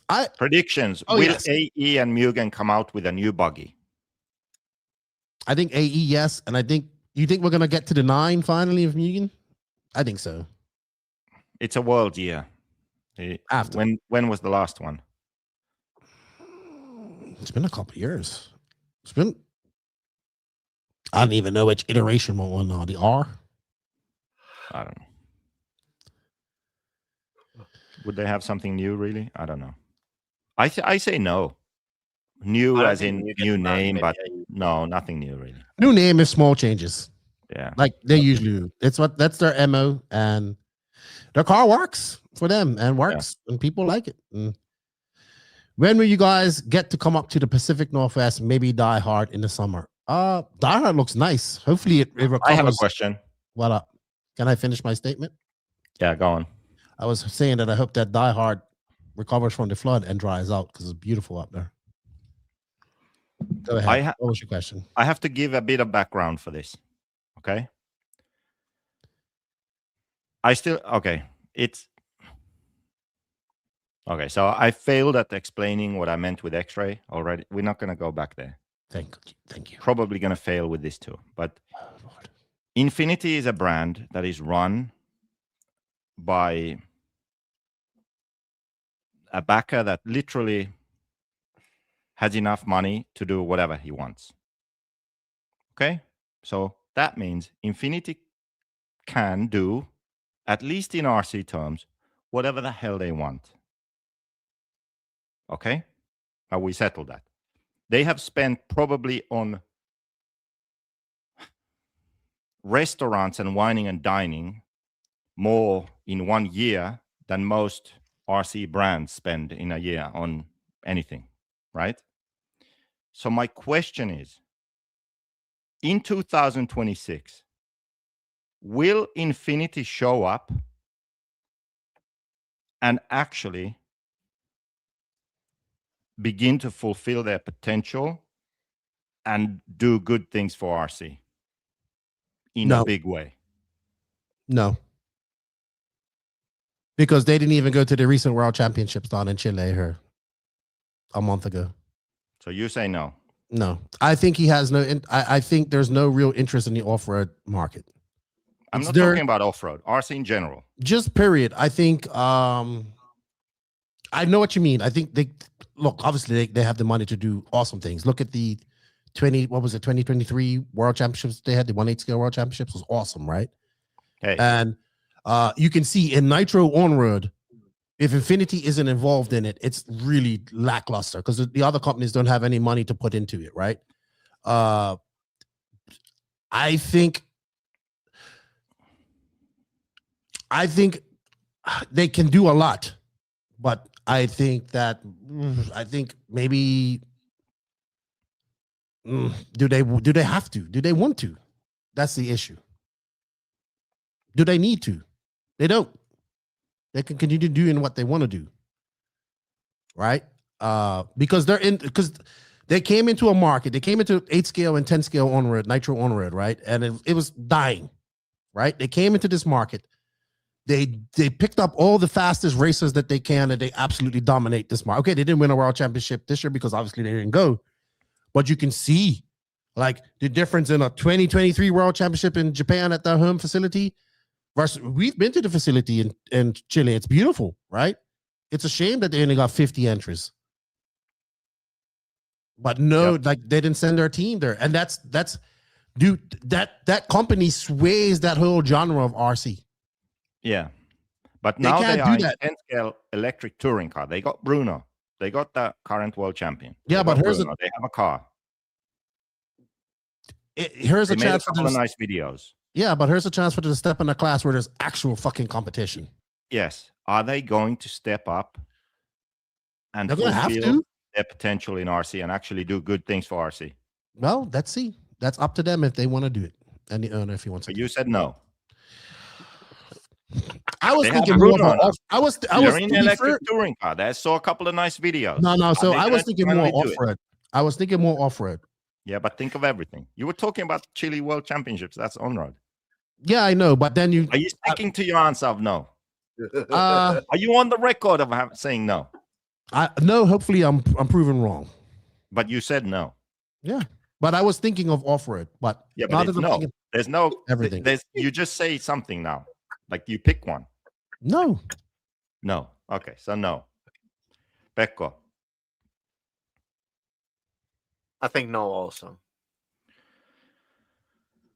You know what?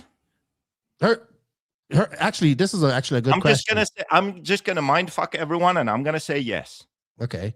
So here's a good question. Something's gonna change, and they're actually gonna do something. What do you mean by good things for RC? Asked Brian Cross. Well, spend some money on something that actually improves RC in a big way.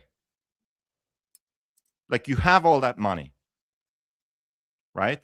You have that budget. People have money like that by not spending it stupidly. Are you passionate about RC? You have Infinity? Okay. Do something. Come on. Really? Well, like what do you want them to do? Give an example. There's so much they could do. Really. Just if you look back at the last 5 years, positive things that have happened in RC, think about them, whatever they are. They could do them all easily, no problem. They have the money, they can get the people. Like if you look at like RC Racing TV, Matt from Control, RC Racing TV, like the things he's capable of doing. Okay. And he doesn't do more because he doesn't have the fucking budget or the money, like trying to get sponsors and advertisers, and they can do like on a minimum budget, they put something together and it's great. Yeah. So imagine if Infinity were like, you know what?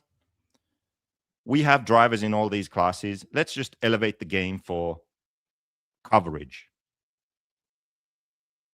So how much did we spend in restaurants? Okay, let's just match that and put it into media in RC. How much better would media be for all the races if they did that? Yeah, of course. Right? That would be a great thing for RC. That would be great. Or what could we do if we put money into, I don't know, that federations in RC or clubs or this or that, or we start our own project of whatever. What do rich people in other things do? They start a foundation for this or that, right? Throw money at it. I don't know. It's probably a lot to do with tax evasion or all that too.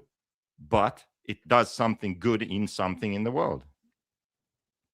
Well, they can do all of those things. It's just of course they can. If they have to want they to. released an 8-scale car that's from like 1989. I mean, what the fuck, really? Well, like, so seriously. Well, that's why I said no. The touring car. I mean, the touring car is at least modern. Okay. Right, but it's going to have to win and do well and dominate for them to keep interest.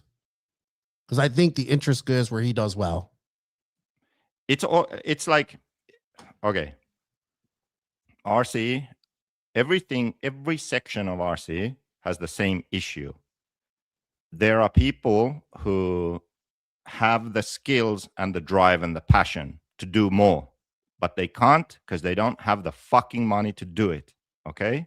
And then they're doing 10 different things half-assed with a minimal budget. And we have RC media, we have live streaming, we have podcasts, we have this, we have race events and this and that. And nothing is actually done as well as it could be. And as well as the people who are good at what they do would want those things to be. Like Matt, I know how good Matt McCullum is at everything he does to do with media, editing and videos, all of that. Storytelling, everything. If he had the budget to do something, it would be on the level of a fucking Netflix show. I'm not kidding. I know because I worked with him on RCGP. I know. Like him and his crew and what they can put together would literally be an RC show that you watch on Netflix, and it's as good as the fucking Formula One show or this show or whatever. I'm not disagreeing with that, but that's the same issue that's the same issue that is run into on the elite side of things and this podcast side of things. Yes, and anything to do with media. That's what I'm saying. So all of these different things that we have in RC, or even some events like some of the events that we've been to, the Asia Buggy Championship, some of those events, for example, they put a lot of money into it to do it. They lose money on the event, and it's good. It's great. Some of the European events, they could do so much better, but they don't have the budget to. Right? We could do so much more at this podcast. But all of these things. What am I supposed to do? Same issue. There's not enough money. Okay. And then you have these brands that have the money and they are in the RC scene, but they don't spend their money in a way that can grow the industry for whatever reason. Because they're not, because it's still a side thing for them. And as long as it's going to be a side thing for them, it's not like, listen to me. There's a difference, right? This is our life. This isn't the owner's life. This is a project on the side that he probably evades some tax percentage with. He likes more fucking lose some more cash from your pocket in the seat cushions. Because people like that don't stay in the position that they're in and the wealth that they're in by spending their money frivolously just because you said so. No, actually, that's kind of exactly my point. Right now, some brands are spending money, but in ways that do not benefit the industry. It's just like for fun or whatever. I agree. I understand that. Do that, but also do something that helps the industry and grows it. You can't force them to do it. No, you can't force. That was the question. But will they finally? Now they have Bruno. They have a touring car. I think they will invest in what they are doing well in. That's what I think. I think they'll invest. They're going to have to.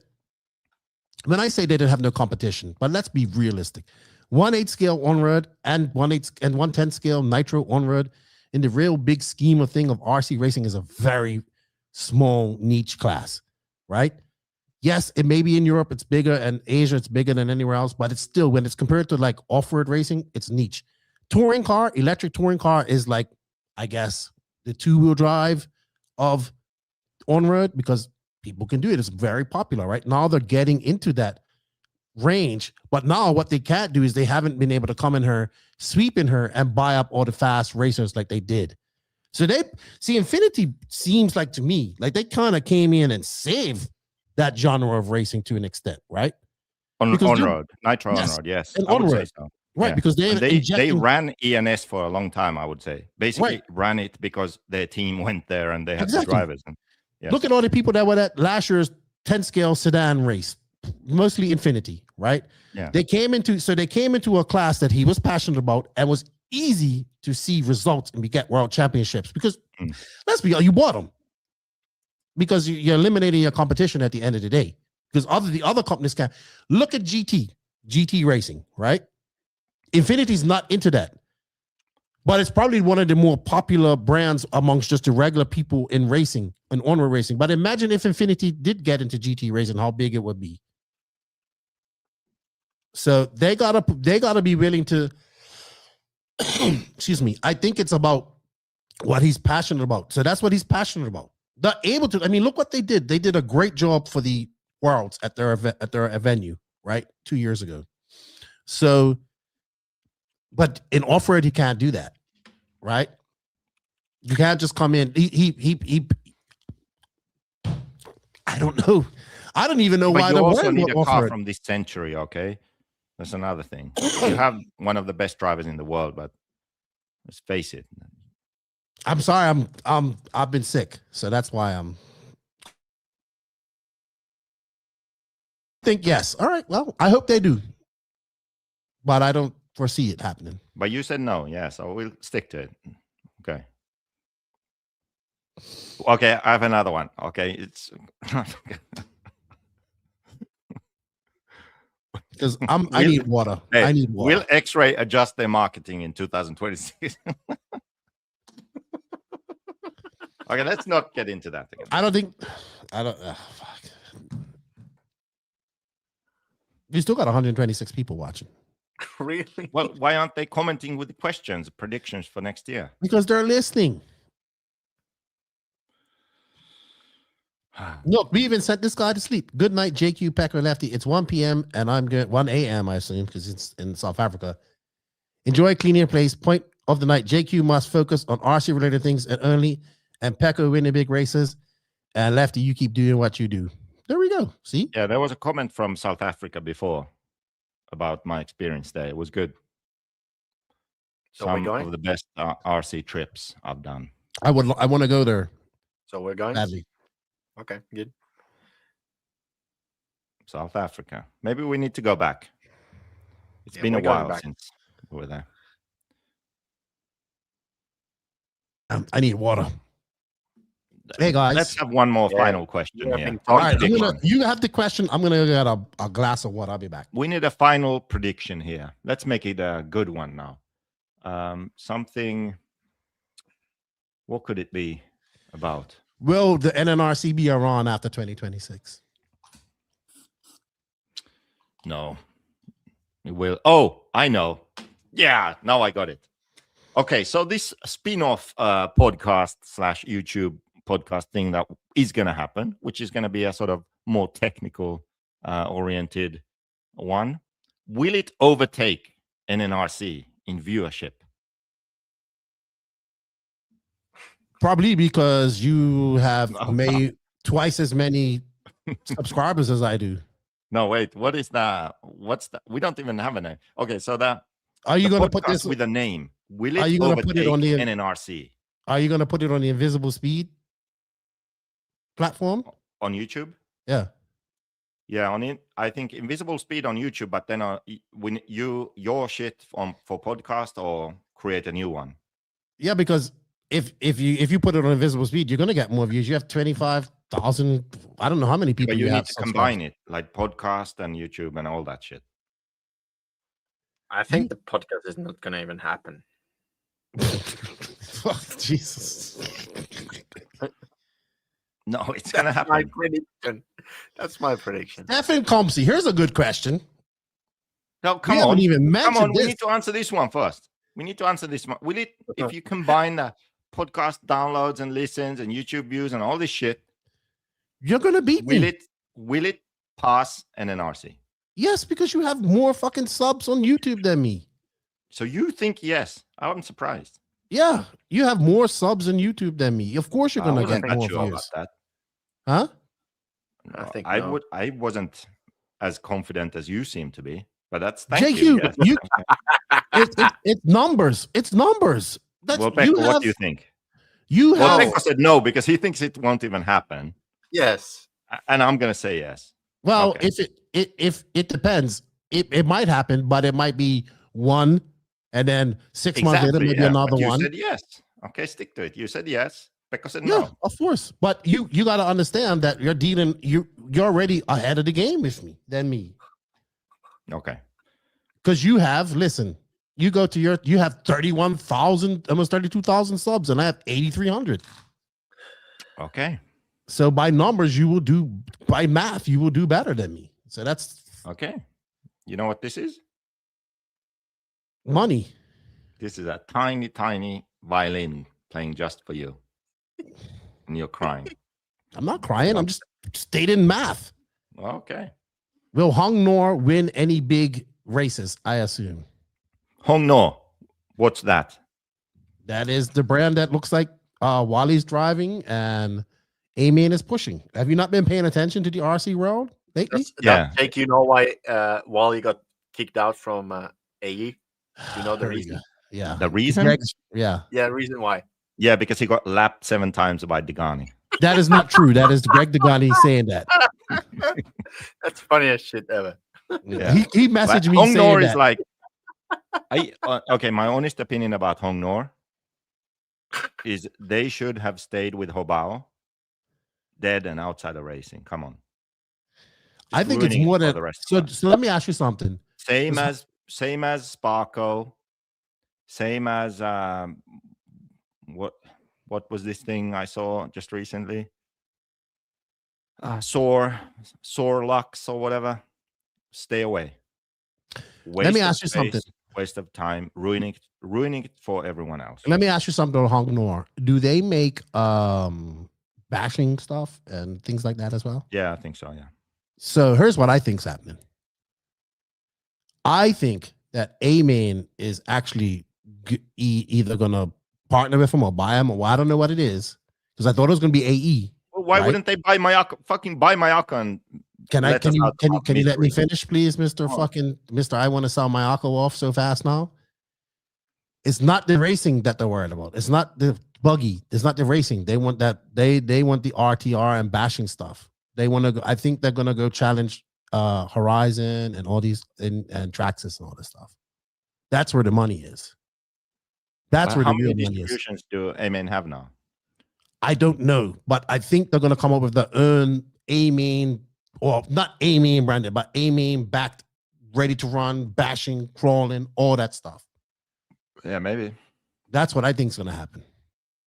Because they have their own. They turn Upgrade RC. Like I think that's used to be the decal. Remember them, Jake? They used to do decals, and now Upgrade RC is their bashing tire brand. Really? Yeah. So that's what I think is going to happen with them, because I think they're aiming up to go like against all the bigger distributors. That's my thoughts. Isn't Horizon the only one now?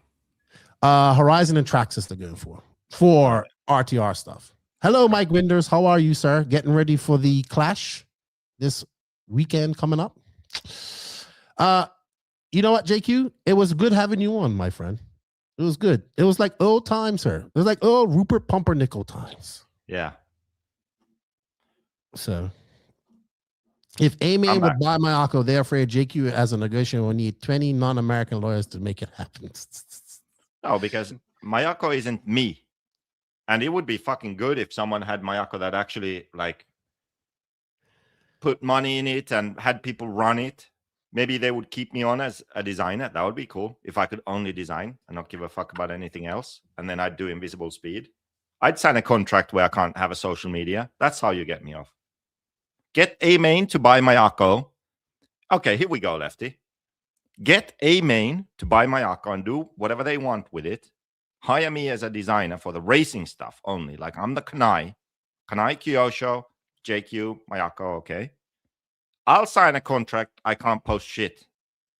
Also, I'll do that. I will sell out for that. If I have a good monthly salary from them, and I only need to care about designing, and I'll do the designing, collect my fucking salary, and not post anything, and do fun stuff on the side like invisible speed. If I negotiate the sale, do I get a commission? You can have a commission. All right. Let me work on that. 5-figure commission. There we go. Life-changing commission. Yes. Yep. We shall see. It's interesting. But Pekko has got to go. He is done. He's been done for 2 hours. We've been here for 5 hours. You do know that, right? I know that. Why would you actually think that I wouldn't know? Like last two hours, I've been just listening to you yapping about some stupid stuff that would have been. No, I was just listening for it. I was keeping the chat entertained. I don't know, entertained because no one cares about your stuff. I agree with JQ about somebody buying Mayako, but losing the social media contributions would be tragedy. See, I would put all of that into YouTube instead. Then he's going to be like, see, somebody supports me. I'm gonna go make some social media posts right now. No. One person supports me. Social media is cancer. I'm making a video about it. Oh, Jesus. Well, hopefully it comes out. I'm looking forward to your video, the gyro video. All right. I think that's it, boys. We are 8 minutes away from 5 hours. We have not done this in a long time. Okay, 1 so hour we should ago, do you at said least 8 that minutes. we're going to leave. Pekko, if you want to leave, you can leave. 8 more minutes. So we have to come up with one more question. I have a question for you. What is the longest ever live in No Name RC podcast? This one. Okay, so we are doing history now. Mm-hmm. That's amazing. Should we invite Max? Read that, Lefty. What, this one? Yeah.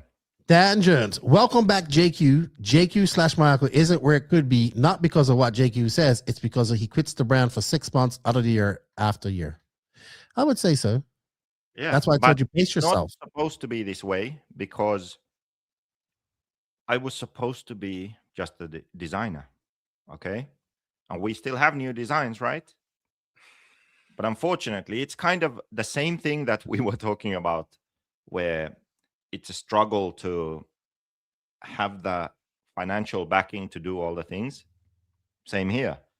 There's not enough funds to actually have all the staff required to do the things.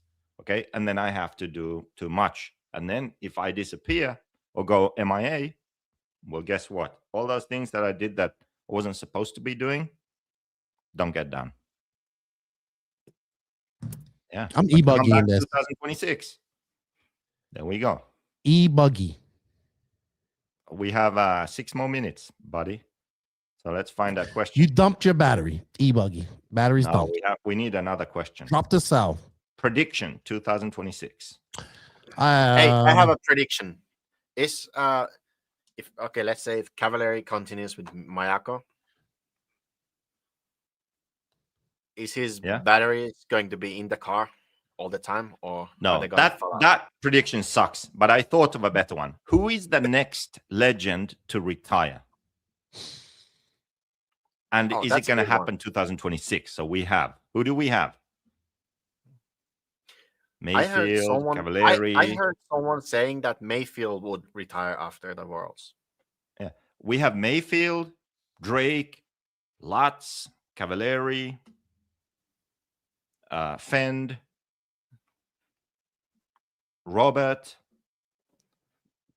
Well, Robert's retired pretty much. No, he's not retired. No. He was supposed to, then he joined S-Works. Well, he's semi-retired. But Tebow is retired. He's still racing. A big one could be Mayfield. I don't. We might as well end this on a cease and desist.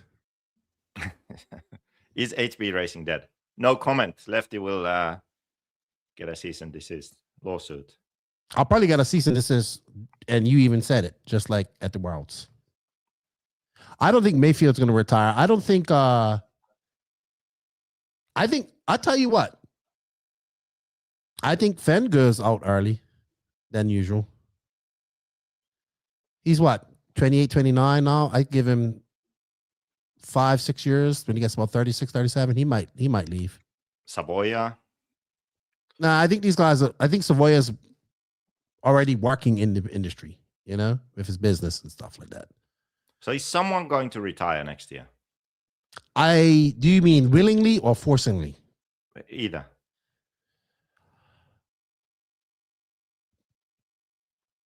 I think as long as these guys can still collect a paycheck to support their lifestyle and supports their family, they will continue to go. I was going to say Cav might be the next one, but he's still going. Well, if I go MIA, he'll go too. That's so maybe Cav. Okay. Other than Pekko, who will have a breakout year next year? Other than Pekko? Like this year, we could say like Kairup, right? Kairup had a breakout year. This year, Kairup he arrived. Parente, Adrian. He was very impressive. He won his last Spanish Nationals with that Sparko. Sparko, right? Yep. Fuck's sake. I tell you who is going to retire. Go Ogden. Oh, yeah. He's going to be the next one retired. I think he might be almost retired now. Maybe he is retired. So we don't know. I heard that he might be like going to get a real job and all that type of stuff. He's married and all that stuff now. Really? Once you get married and start having children, huh? To a man or a woman? Married to a woman. I believe she's from just Latin. Where? I think she's Latin American. I think she might be from Holy Mexico. Shit, yeah. Let's hope ICE don't get her. He supports that. This is a strange choice by Ogden, to be honest. Here's a good one. Should races that have 40 plus classes, DNC Silverstat, offer a open 40 plus class and an X Pro 40 plus class? Yeah, let's add another class.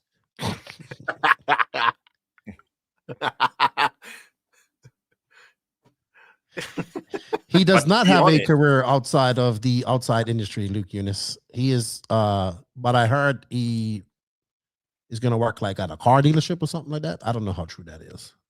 I heard he signed up for ICE. Oh, Lord. It's got inside info. Actually, but there should be an X Pro 40 plus class. Now when people are getting older. Are we gonna are we gonna have more? I mean, are we gonna make more classes for people that want to get trophies? Because I mean, what you wanted a 40 plus class, and because guys are getting fast, guys are getting able to run 40 plus, you want an intermediate 40 plus class. Yeah, I think we should also add another pro class, the semi-pro. I think so the guy who is pro but isn't good enough to win in pro, we should have semi-pro. That would make more sense than another 40 plus class. That's what intermediate is. That's pretty much what intermediate is, semi-pro class. No. I'm not allowed to run intermediate, for example. But if there was a semi-pro, I'd run that. Yeah, I actually think semi-pro would be. Oh my God. I think we should stick to one class. You know what semi-pro would be? Semi-pro is like where Walker Spinrad would be, you know? Like these kind of guys. Like I'm a pro, but I'm never going to do anything in pro. Semi-pro. Well, I would say it's that we have hit 5 hours and it's time to go. Goodbye, everybody. Lil Bump is a good answer for breakout year. Yes. He almost had it this year. I thought he's going to win Wicked Weekend. I think Lil Bump's performance hinges on his dad. I think Little Bump needs a mentor, not his dad. That's what I think. Also, someone else to refill. That's what I think. I think he needs somebody like a mechanic, like somebody that's going to be there and go, and not his dad, because you need somebody that can, just not your dad, right? I think that's what he needs. I told Hara that too. Rose. Well, this guy is so easy to overlook. Brandon Rose, we forgot about him again. This mother. You just have to, right? You just have to. Brandon Rose could have another breakout year. He would want to. He would another. Well, I thought it was. Sorry, he could. I thought the breakout win would be when he won at SIC, but he hasn't really done that. But I feel that Brandon Rose could. He's still young. He's 21, 22 now. 21, I think he is. He's not a junior, but he's still young. Yep. Anyway, we've been going for 5 hours. It's time to go. Yeah. Congratulations. It was fun. So we have a few predictions. That's good. Mason Full was an absolute monster at Fall Brawl. But Camden Lime won it. Really? He won Fall Brawl. The hell? He's still racing? Yeah, he's doing pretty good. Amazing. See, you've been checked out. You didn't even know what's going on in RC anymore. Yeah. Any fast? Where's the faster juniors? Europe or America? Europe. Europe still? Yeah. I would say in 8 scale and 10 scale, but there's some fast kids coming up. Well, I mean, look at Parente. He just won a nationals, and he's what, 16? And with a Sparko too. First time on the track with it. JQ, we can't go. Someone wants us to repeat the predictions. No. What predictions? No need to repeat what I wrote them down. Oh my goodness! But you know what? I need another beer first. No, just say them. Say them. No more beer. No, I need a beer. I have to pee also, and then we repeat the predictions. Get some questions from the. We're not going anywhere. It's the end of the year. Come on.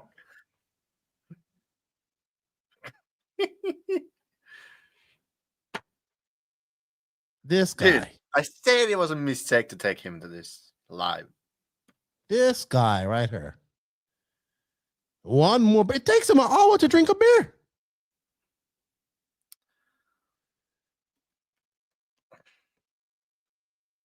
I've reached my limit of talking about RC for today. Yeah, really? Yes. I'm not talking about RC to next year. You think so? Late next year, like 3rd or 4th. Actually, no, I have to interview Marcus Carp tomorrow. And then, have you heard about this RC Pit Watch? Yes. Yeah, I talked to that guy today. Cool tool, I will say. I talked to him. He actually works for a Formula 1 team. He's like, yeah, I'm going to be in Barcelona testing, and I'm going to record with him. Lefty, you have reached your limit. You know no bounds. I'm thirsty. You're thirsty? For what? Water. Water? Yes. Yeah, because you have been talking too much.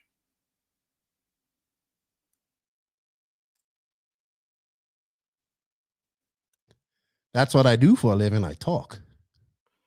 Yeah, well, I can see that. I'm tired. What's up, Sean? How you doing? I'm not drinking right now. I'm taking a break. I was taking a break for a while. Yeah, I'm also I never drink. Yeah, that's a lie. Did you find out where Yuna's going? No, didn't ask him. You're not silly season. You're not silly season sleuthing. Well, where's the beer? Did you have to go buy the beer? I don't care about the city season. Okay, I just care about my racing. Okay. Okay. So, predictions so far.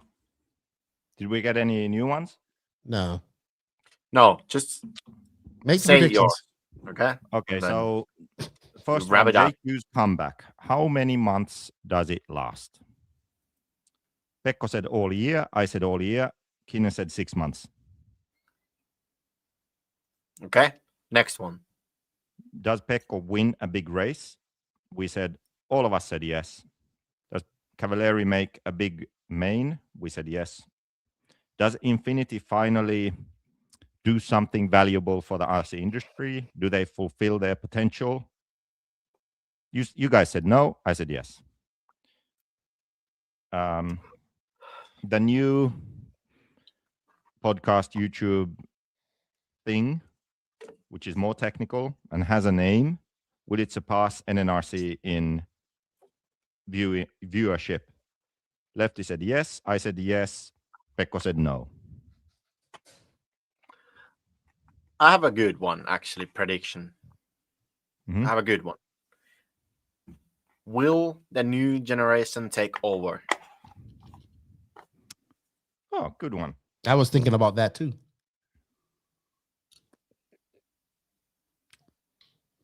Because Mayfield waffle stomped them at AMS.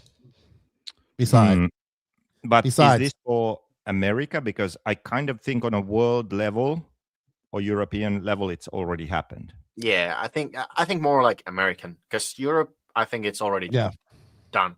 Yeah, I would say in America. Yeah. Yeah, because if we think on a world level, we now have Cairo, for example, and Champlin. He's also the next generation. Olovsky's joined earlier, but he's still young, right? Yes. What age is Olovsky? Maybe 25. But yeah, so he joined the party early because he won a Euros at 14 and he started being sort of at the top. But he is this generation actually still, like Reinhard and Volker and all these guys in on-road are definitely not the same generation as him. Mm-mm. He's this generation coming up now. But So ahead of them, I would say in European racing, on-road still needs more youngsters to come up, but off-road, it has changed already. It's Ongaro, Canas, Pariente is moving up, Pekko moving up.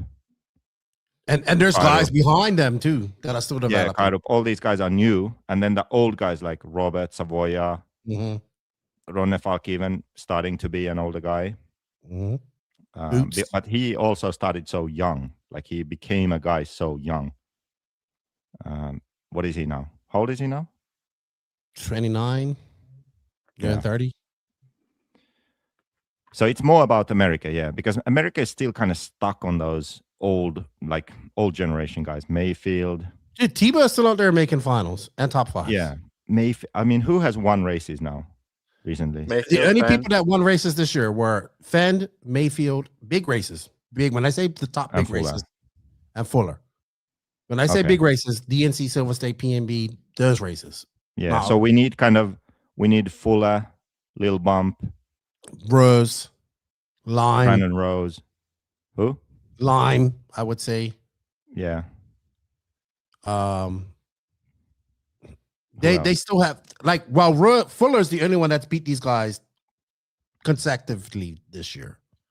Right? He beat them twice. So he won Silver State, he won Wicked Weekend. I think I would say that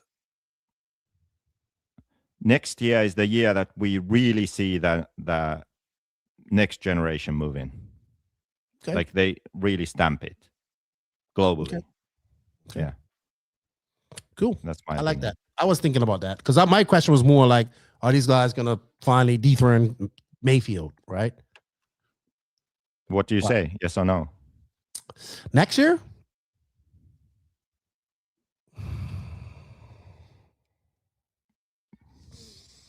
It's possible. I'm not for sure going to say yes. No, still no. You say no? Mm-mm. And no means that Mayfield is still there. No, I don't think they're going to be able to beat like Mayfield and Fenn win the most races in the USA. Right? Okay. In What eight do you scale. say, Pekko? Yes. Yes. I hope so. I hope they do. Okay. I do. I hope they do, but I don't think they are. I thought of another one now.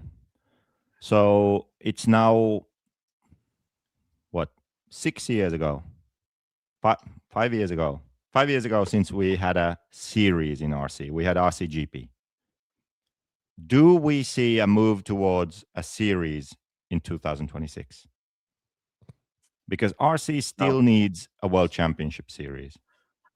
No.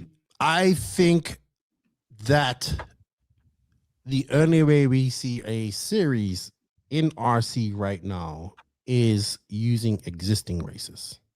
Yeah, but now, that counts. That counts. Now, listen.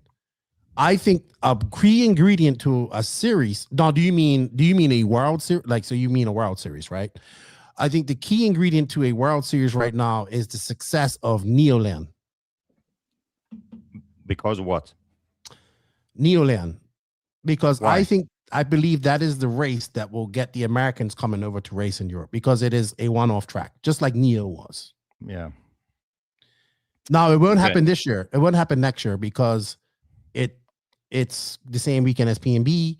It's the same weekend as the Touring Car World. It's Easter weekend, right? Which it usually is. But I want it to be successful, so in 2027 they can plan it. And I then we have a few races that we can, and the races that I mean is like we have the DNC, Silver State, Worlds, Neoland, AMS, where we see, it's very rare that we get all these people together. So okay. The reason I asked that is because since RCGP, you had the non-MRC, whatever, Cup. Virtual Series. Yeah, virtual twice. series. Then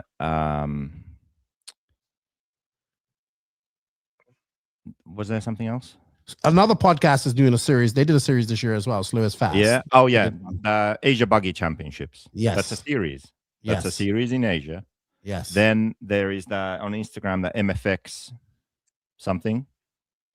That's the Austrian guy. Yeah. Mm-hmm. They use AI for everything. What was it? MFX? What? Yes, it's that. MFX events on Instagram. MFX _ events, which is like something. And I just think that like everything exists. That what a series is consistent media coverage, certain races that the same drivers go to, points per race, and the champion at the end.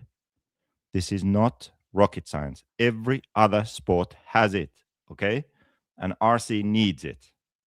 The issue is same issue that I mentioned before. Like many people in RC have the skills and the passion, but they don't have the money. And then because RC is small, everyone is doing their own thing. J Concepts has a series. They only care about J Concepts. They just do things for themselves. Each brand does things for themselves.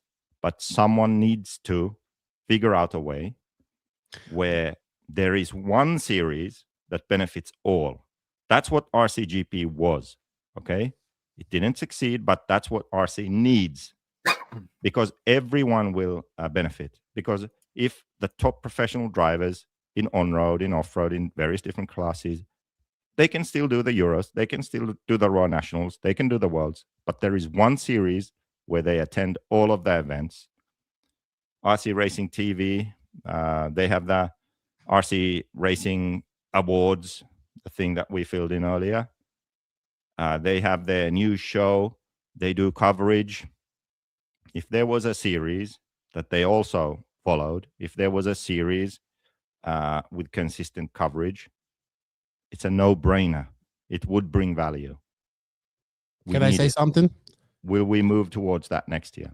We are, but you're just not paying attention. So you brought up something. You brought up J Concepts and their series, the INS series, which I was heavily involved in this year, right? And more than many ways. And you say it's just for J Concepts people, but it's not, because everybody's involved in there. In fact, Hot Race was very dominant in there. They have other sponsors and all. It is a series. It's not J Concepts is obviously it's out of J Concepts decision to do it, and they made it, but it is right now the only 10 scale off-road series, national series, where anybody in the world can attend, right? Because EOS is not a series no more, because it only has one race. Well, I have 2 next year. Now, so let me tell you, what you're asking for is not far away, because the mindset in the industry is shifting towards this. Okay? So don't interrupt me and let me finish what I'm saying. So obviously you saw that Mod and everybody was doing, for many years, Mod did the coverage of INS, right? So one of the reasons that Elite was brought in to do the INS was a couple reasons. One, we're able to do the coverage with minimum staff. It's at these races, it's myself, Lance, and Danny. That's it. Lance is already out of the program because it's the RD. So what happened was Jason, the reason he brought Elite on is because he wanted a more uniform, he wanted the same race director for every race, right? So same race director, same media coverage, all that type of stuff. As well, as you see, I've been doing the shows and all that stuff. That's to give the sponsors more bang for their buck and all that stuff. So there is a shift. Now we see the ONS, which is going to be the outdoor series, which is only going to be 3 races. It's like an experiment because everybody says we want to go back to outdoor racing, right? What's the ONS? Outdoor National Series. So it's a 3-race series, outdoor, but outdoor, old school, non-treated 10 scale, right? Yeah, by J Concepts. Yes, but it's the same, it's the same similar as INS. It's not, J Concepts is obviously the owner of this series, but obviously everybody else can, every other person in the world can enter that series, and any other manufacturer and all that type of stuff, right? So they are doing it. So that's the reason that Elite was brought in, to have everything uniform from RD to everything, right? So this year was a building year. Next year is another year. And yes, there's always, you think we're not sitting there? You think we don't leave these races and talk about the same stuff that you're talking about? So we need a series and we need to do this and we need to do that. But I will say this, the mentality in the industry and the will to do it is higher, and people are talking about it and wanting to do it at the levels of the people that need to be involved in it now than they was 5 years ago. So Elite, does Lance still do a series in Florida? Yes. And what's he that? Does 2 for Nitro off-road. He does 8 scale and as well as 10 scale. And what are they? Off-road series. He does 2 series. He does what has are 2 series. Fucking That's Lance it. Racing series. What is It's it? called Florida RC Championships. Okay. Because it's just based in Florida. Yes. So he manages that. So he has, I guess, 5 races for each. I think it is 5 or 6 races. And you have, and trust me, people take it seriously. They have drops as well, right? But trust me, the discussion has been happened about how do we get an 8 scale series. But the problem is, JQ, as we both know, fitting more dates in already dude, you can, these guys, if you're racing 10 scale and 8 scale, these guys are going to the track tomorrow. They're going, there's a big race this weekend, the Clash, fucking biggest 10 scale race there is. And then the next week they go to Silver State. There's just no time, right, to fit this in. So we have to come together and use what we have right now, right? No shit. But the problem is, here's the issue, and here's what it comes down to, right? It comes down to the same thing you said earlier. Why am I not doing it again? Because the time, effort it takes to do it, it needs to have somebody that's focused on it itself, or as a group, right? Because I was kind of just focused on it myself, right? And it has to have some, Pekko, if you want to leave, you can leave because you're falling asleep. Thank you for your help. We greatly appreciate it. because you are falling asleep. You can go. I'll see. We'll probably still be talking, and Pekka's going to show up at JQ's house. The issue is He's coming over today. Apparently, yes. I will say this: God. we are closer to having our RC series in RC today than we were 2-3 years ago. The problem is we're still not at the point where we can have one yet. I don't think. Why? Because what? Because it's just, you know why? Because now so let me tell you what's running RC and pretty much in America anyway. That is because America's probably the biggest market, right? Let's be realistic, right? Single market. What's really controlling where these drivers go and what makes a race popular is the top 25 RC right now. Really? Yes. Still? Like people care about that? Yes. Races are based, like contingency pay is based off of which races qualify for that as well. So right now that's dominating that because that's the only thing that we have, right? Well, now what would be great? What would be great if we could take something like the NNRC Cup, rebrand it, and put some money behind it, and where we could put some effort into it, and then the drivers have to also be into it. It's no different. It's the same issue that we're kind of seeing with the INS, and I think it's a cultural thing. Whereas you guys in Europe are used to having a series, right? Almost every country in Europe has a national series. Think about it. Right, but you don't, as a European country, have a continental series to determine champion. You have one race, right? Yeah. So you culturally have been growing up in a system that has a series, where in America they have not. You have people coming into RC now that have no idea that there's rules and regulations because there's no governing body. There's nothing like that. The governing body, the people that make the decisions in the RC right now are the big races.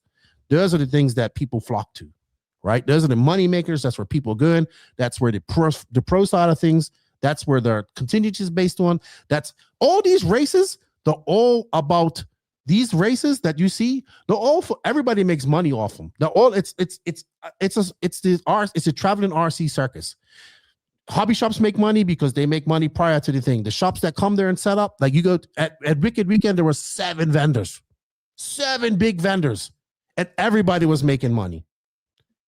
So you have to figure out a way to work with those races to make one, or you have to do it virtually, and then you have to put up something where these drivers take it seriously. Because what we're finding in the INS is that culturally, these drivers haven't been able to keep up with a series because they've never had to do it. So it doesn't really, it means something to them. But if it really meant something to them, they would make sure that they do everything to get there, right? So what we're trying to say in the INS is maybe there needs to be a payout. Maybe there needs, because it comes down to the drivers promoting it. Now, you talk to somebody like Brock Champlin, who I did interview, and he would tell you that he feels that him winning the INS is harder than it is winning a national champion because he has to be competitive over a series of races over different terrain. And he's correct. But the issue is, JQ, these guys are flat out right now. And these guys like Mayfield, Fend, Ronafalk, all these guys have got kids now. They don't want to be on the road 3 weekends a month. Yeah, right? That's actually not the issue. It's, let's put it like this. Here's a comment, Bauman. So combine Elite RC and RC TV and make it happen under one umbrella and officially ditch IFMAR. One massive because you can't, because you're talking about having is he talking about having a federation or what? Like, that's what I don't understand. Forget the last part. Look at the first part. Combine. Okay. Combine Elite and RC TV and do what? You still have to find money where everybody makes money out of that. RC Racing TV has to make money for their time, and Elite RC has to make money for their time because why cannot they do the money together? Yeah, look. Yeah, but you got to get enough money that everybody. Okay. You got to get enough money that everybody does it. So exactly. You can make more money together. Why? But how? Tell me how. You have to get. Why can't one of these people do it? Why can't Elite RC both just do it? Both of you are the masters of YouTube RC so Live. Here's what has to happen. I'm the master of YouTube RC Live. I'm not going to tell you. So here's what has to happen. First I'm off, telling you that maybe if you would do something together, it would be something good. I would love to collaborate. I've worked with RC Racing Team. I happen to think they're some of the best in the world. They have lots of editors. They have all that type of stuff. What I'm trying to say is, and also where Europe comes up short is that Europe doesn't have enough races where all the top guys come together to race. Okay. Can I now speak? They will with Neoland, though. Go ahead. Okay. Lance says, this is why RCGP failed. You don't understand how to fund the ideas. No. It's okay. Kind of yes. Yes and no at the same time. Right now, like, okay, if we just list all of the moving parts right now, all the RC media companies, all the people running series, all the race organizers, all the sponsorship that is going from manufacturers towards racing, okay? If we like look at all of that and we list all of that, it would be possible already to have a series, okay? Dude, listen, just fucking listen to the end, okay? You spoke, now let me speak. I'm sorry, okay? I apologize.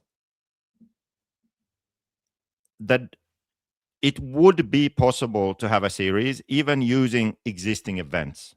So let's just say we name someone, okay? Let's say that it's RC Racing TV because they don't currently have any series or anything, okay? RC Racing TV, they have this YouTube show that they do, and a number of different companies sponsor their show, correct? Yes. Okay. So let's say that they created a spin-off, which was the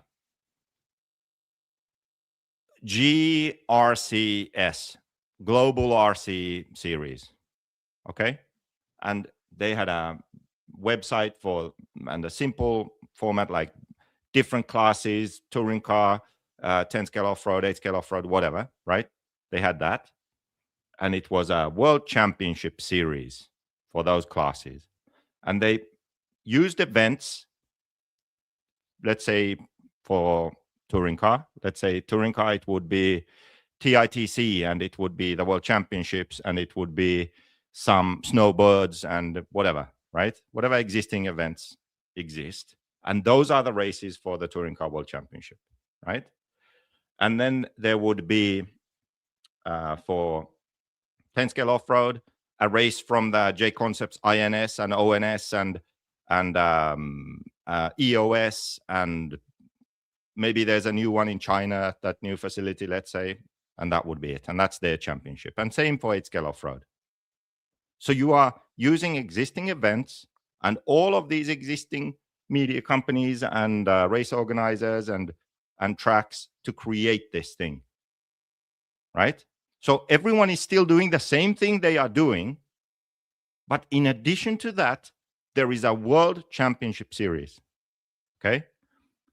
How is this possible? Because the fact that this World Championship Series, one of the legs is an INS round, means that internationally, drivers from Asia and Europe will attend there in Florida or wherever for this event, right?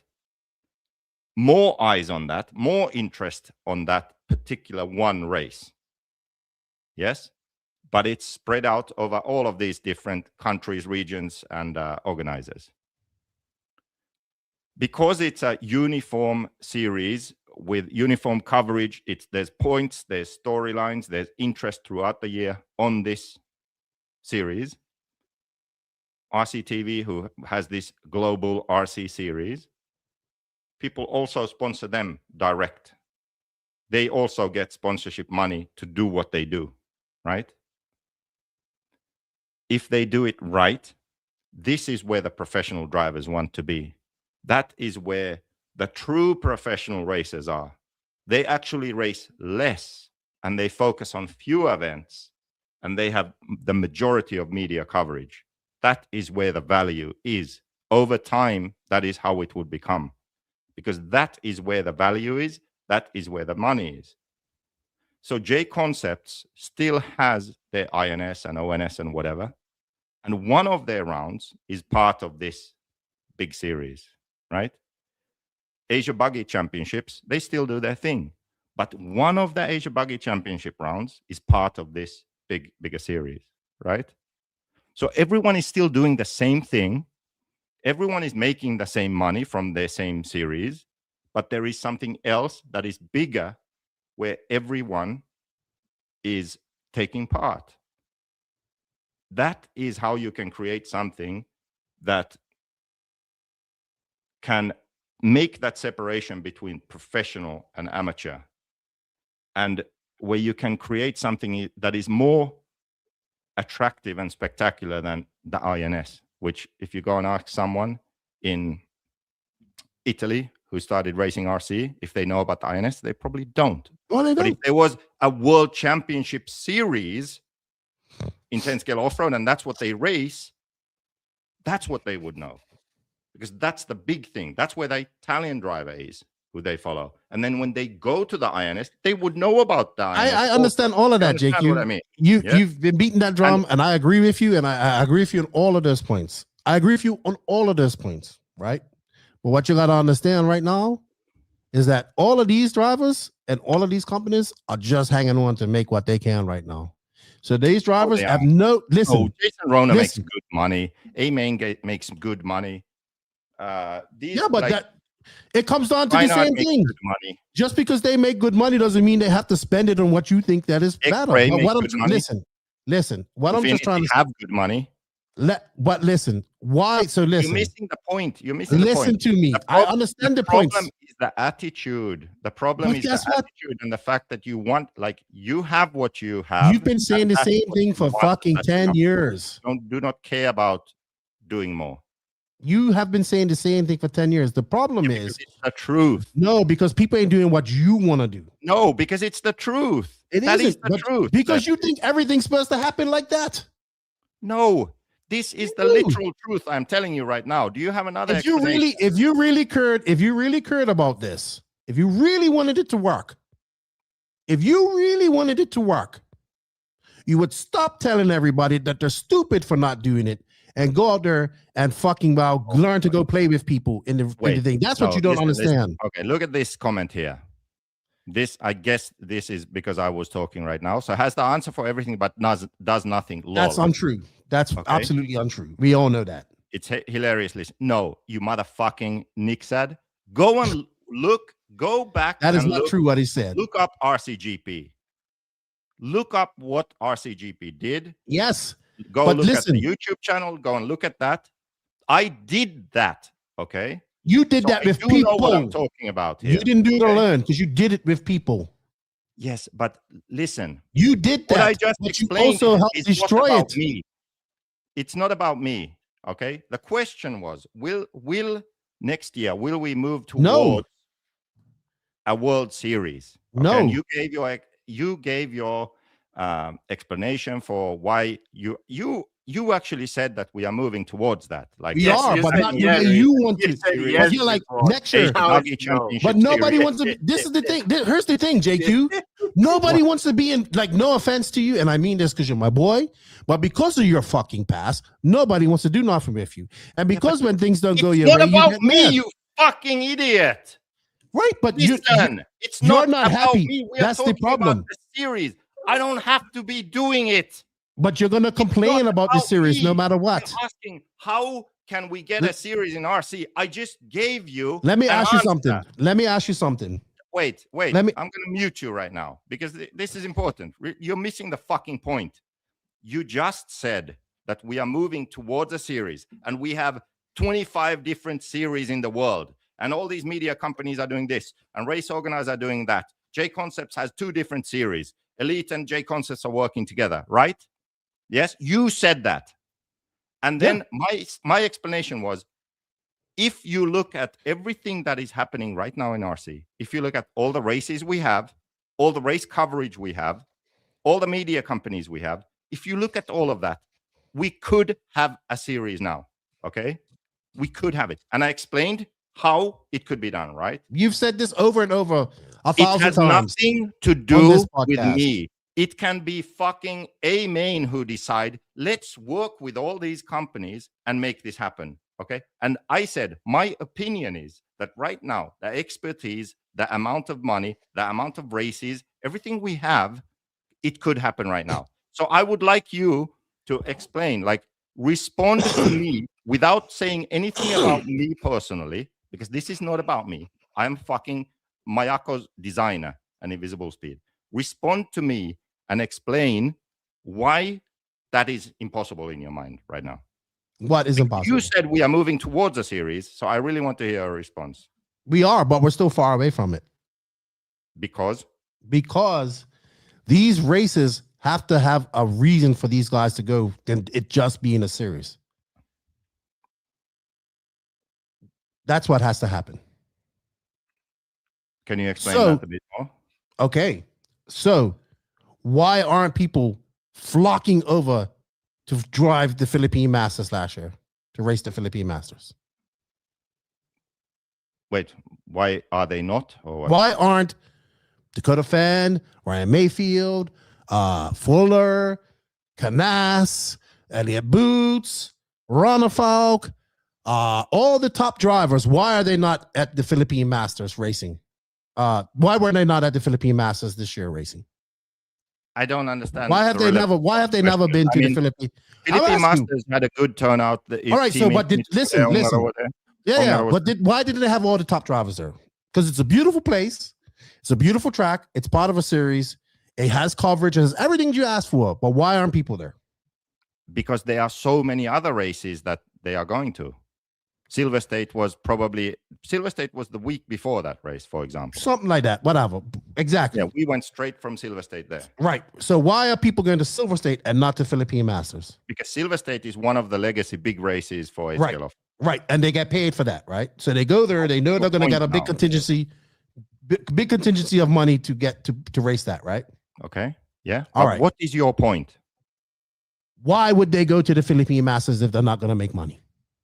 Because they would make. I just said you would, but where is it? Where's the guarantee that they're going to make it? Hold and are you able to think of a hypothetical situation that doesn't exist today? I'm giving you the reason why. Did I not tell you that right now the industry runs off the top 25? I understand that, but okay. So now, why as a racer? Listen to me. Why as a racer am I going to go to the Philippine Masters? It's another RC track that I've been to every other time. When I could take that week off, get ready to go to the race that's the week after, where I have the potential to make money. Okay, let's try again. Okay, let's try again. Let's start from the basics. We have RC as it exists today. Okay, would you agree that it would be better if we had a World Championship Series? Yes. Okay, good. So here now, let's compare RC today to a utopia that doesn't exist, but is possible. So it's not a utopia. It's something that is possible, okay? It's not happening today, but it is possible. Would you agree that with the current races we have, amount of money we have, race organizers and media companies that we have today, if they work together, we could have a World Championship Series? Do you agree with that? It's not about me. It's not about personalities. I said the amount of races we have, the amount of money we have, the race organizers. Yeah, of course. If they work together, could we have a World Championship Series? Yes. Okay, so you agree with me? Yes. Okay. Yes. So I'm failing to see the issue here. I just don't see it coming because these people have no incentive to go there. So you have to have the incentive. What's the incentive besides it being a World Series? Okay. This is the big leap that I realize now that most people can't make. We just agreed that it would be better for RC if there would be a World Championship Series. We just agreed that it would be possible. If people work together, it would be possible. So I'm going to tell you why right now. We have someone who gets the right people involved and the right people agree to make this series happen. And you know what would happen? the brands would pay the drivers to attend those fucking races. So the drivers would want to go because they are paid to do those races. Yes? Then we would have that series. And then there would be the top level professional drivers who race less than now and attend those races. And another tier of drivers who are the semi-pros, right? And race all other races. And some of these top pro drivers, they race a mix of those races too. But the point being that because the brands decide that they want this race, they want this series to exist, that is where they would pay drivers to go. So your incentive problem just disappeared. Because like I said, but they're not going to the Philippine Masters. If people right work now. together, it could happen. But they're not going to the Philippine Masters, and they're not going to go. Yeah, but listen, you just said it would be better if we had a World Championship Series, right? Yeah, but I don't. So yes, but you have to start somewhere. Yes. You have to start somewhere, and you have to start with races that actually are going to pay these guys. Baby steps. Yeah, but so we're not going to the fucking Philippine Masters. We're not going to the Philippine Masters. Yeah, but listen, because just it's slow not down going to get paid. Slow down a bit. I know you can fucking understand this. I'm tired. No, I've heard this 1,000 times. No. Patience, my friend. Patience. RC would be better if we had a World Championship Series. You said yes. With the current races, with the current amount of money, with the current my point is, Joseph, with the current media companies. My point is, Joseph. Happen. You said yes. Wait, because you haven't understood one critical thing here, right? You said I have understood everything you said. Everything. Yeah. I've understood everything you said. Yeah? Yes. Okay. So you agreed. You agreed that it could exist. I agree that all of this could exist. And the current brands and current media companies, it could exist. Because that money has to be shifted over to there. No. Fuck. Yes, it does. You said that it could exist if the right people and the right companies work together. So let me ask you something. What is the benefit? Right. So when I say existing races, okay, let's use the existing. When I say existing races, I'm talking about races that are already established and where these guys are already getting paid to go to, right? And there's only a few of those. It's only a certain amount of those races in the world.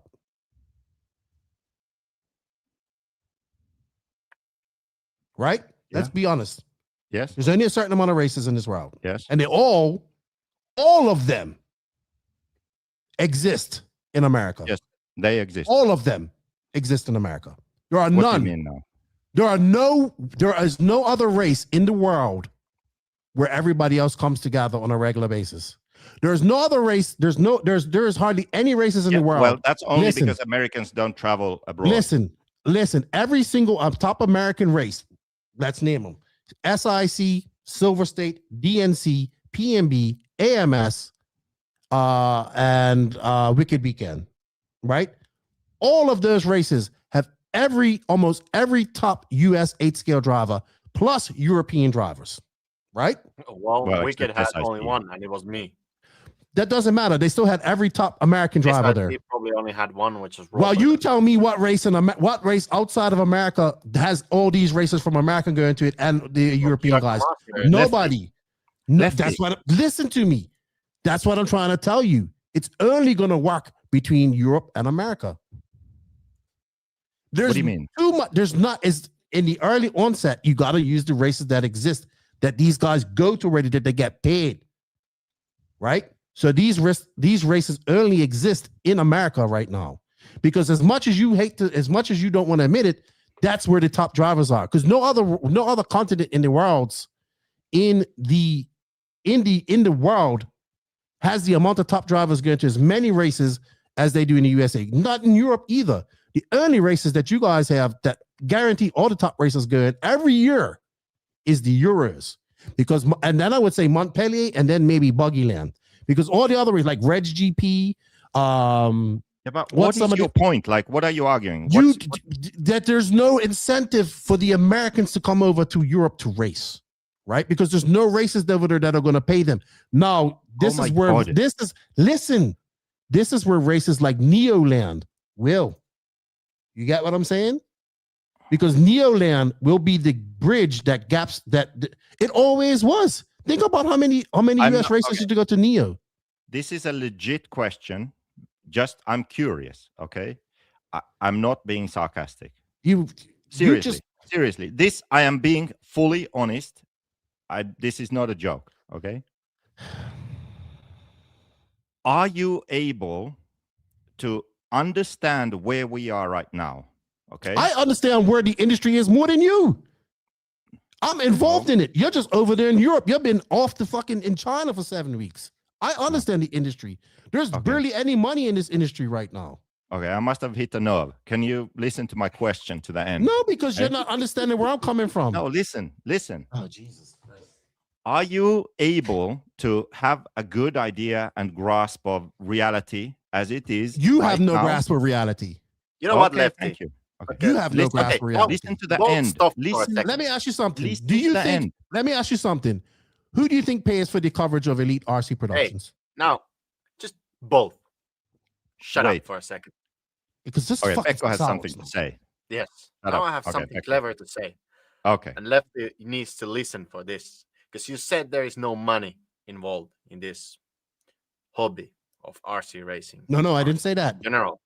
You said there is no money involved. No money involved. Not in the racing. I can say after visiting China, there is money. Yeah, but what makes them their money? A lot of money to make in RC. What makes their money? Different ways. Is it the racing side? No. Okay. Is it the racing side that makes these factories the most money? But you said that RC won't make money. Racing. I should RC racing. Yeah, you should. It makes money, but not the money that people think it does. If it was, these guys would be making millions of dollars a year, and it'd be more professional drivers. Okay, so I have make money with racing. Let's get to this point that you just said after we establish the very basics. You know what I'm doing? I'm actually deleting past shows because we're running out of time on StreamYard. No. That's what I'm doing. Really? Yes. Okay. So listen, this is a serious question now. Clearly, you are able to grasp reality, where we are right now, how the industry works. You understand that, okay? Can you now hold that? Like, hold that information, keep it in your mind, and then imagine another reality, okay? And don't select everything from the current reality, yes? So imagine an other world, a parallel universe, okay? Are you with me? Are you with me so far? Yes? In this parallel universe, we have all the same races, all the same media companies, all the same money, all the same drivers. Everything is the same. There is only one difference between this parallel universe.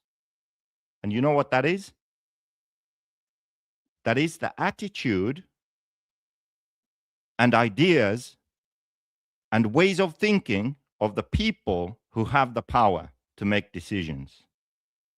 In this parallel universe, the people who decide where drivers go to race and where money is spent, they would still spend their money the same, except they decide that the top professional racers would attend the same races in 8 scale, in 10 scale, in touring car, okay?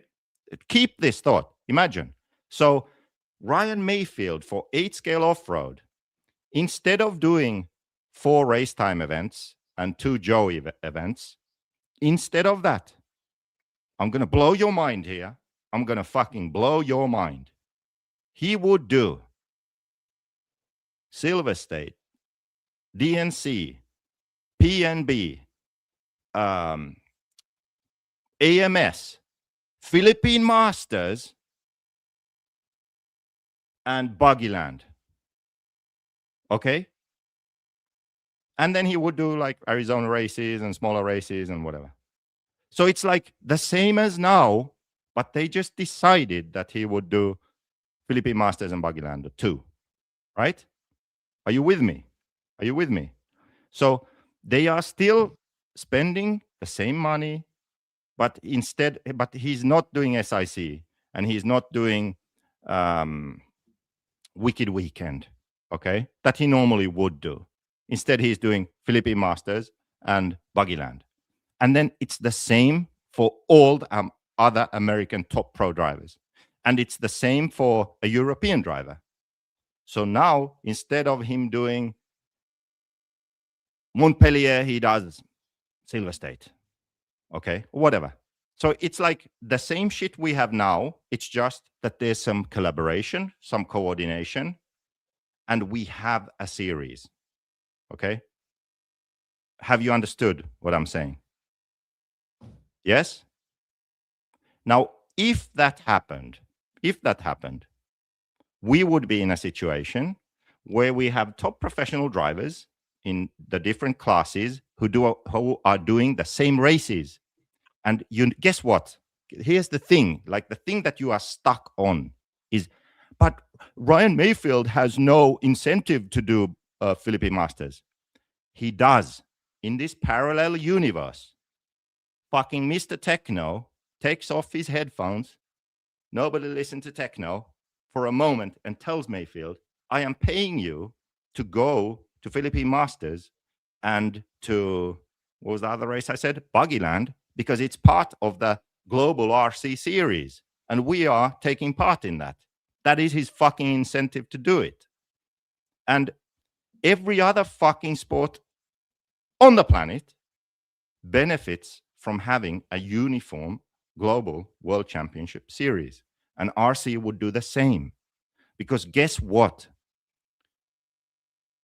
The only way that something that like RC can get outside money in, and the only way that you can benefit even an RC brand globally is by having a global series, like a one-stop shop. It's really simple, this idea, right? Do you understand what I've explained so far? Yes? Jiggy, I've heard all of this before from you, so I understand all of this stuff. So, okay, so wait. I want to get to the bottom of this, really. Like, which part of this are you so like passionately opposed to, or something like you get this? I'm not opposed to it. Passionate. I'm not opposed to it. Reaction. I'm not opposed to Why? it. I'm not opposed to it. I just don't. In a perfect world, that would work, right? Okay, but because okay, in our world, why does it not work? Because it's cheaper. And no, listen. No, it's not. See, no, it's you know not. what, JQ? You know what? You're absolutely right. You are right. I'm 100% wrong. I don't know what I'm talking about. Reason? No, I have no reason. You are fucking right. You have changed my mind. No. You have okay, so what's the reason? No. I'm just what's the reason? No. Look, listen, this is what has to happen. So fuck this. We're gonna push everybody to go to these races. That's it. This is the only way we're gonna end this, because fuck, like this is Lefty, just like your car drive. What is the reason? No, you are 100% right. You're 100% right. Okay, what's the reason it doesn't happen? I have no idea. No idea. I don't know why it doesn't happen. But you said I'm right. You should know. You know what I think is. I just don't care no more. You have beat it out of me. You have fucking beat it out of me. I don't care. I don't care. I don't care. Because it's not going to happen like you want it to do. It's going to happen between Europe and America. It's not how I want it. It's not about what I want. It's about what works. You are right. You are correct. You are 100% correct. Hey, I agree with you. Ask this guy. I agree with you. Yeah, Nick Sad, the fucking genius. I mean, this guy JQ just talks in circles. Yeah, because I'm trying to explain the same thing to Lefty. So Nick Sad, why? I agree with him. Why does a global series in RC not work?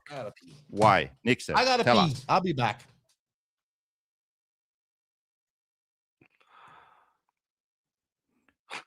No, it's more complicated than that, Nick said. But please answer the question. Why do we not have a global RC series. Why not? What is the reason? Because it's not money. It's not the amount of races. What is it?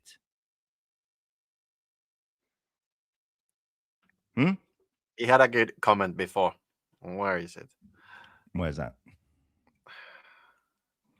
Dreams versus reality. Okay. Why am I dreaming? Why is reality not the same as the dream? Why? Okay, we have the first fucking serious comment here. People just scared of change, simple as that. Yes, this is a valid comment. People are scared of change. The companies in RC who have something, they are afraid of losing what they have. In reality, they would gain more, but they are afraid of losing short term. So, Nick had a comment. Wait, Roach RC, probably because people don't like working together. Fuck you, got mine attitude.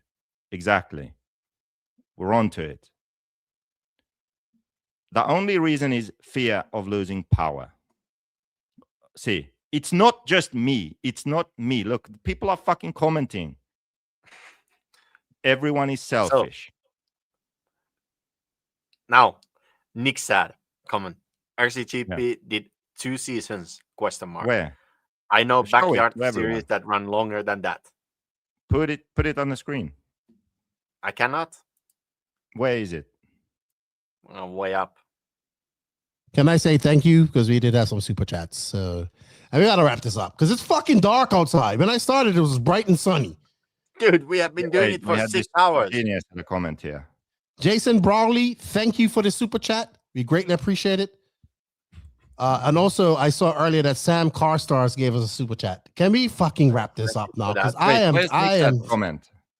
What time did he post it, Pekko? Oh, I don't remember.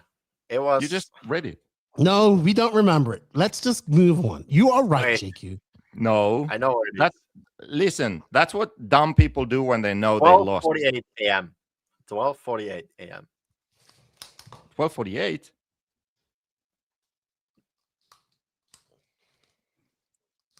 RCGP did 2 seasons. I know backyard series that run longer than that. Yeah, backyard series. You know what the requirement for a backyard series is? A fucking backyard. So if you have a backyard for more than two years, you can have more than 2 seasons, my friend. I will tell you what. Why can I hear out of this? Lancer series has full media coverage and points and all that type of stuff.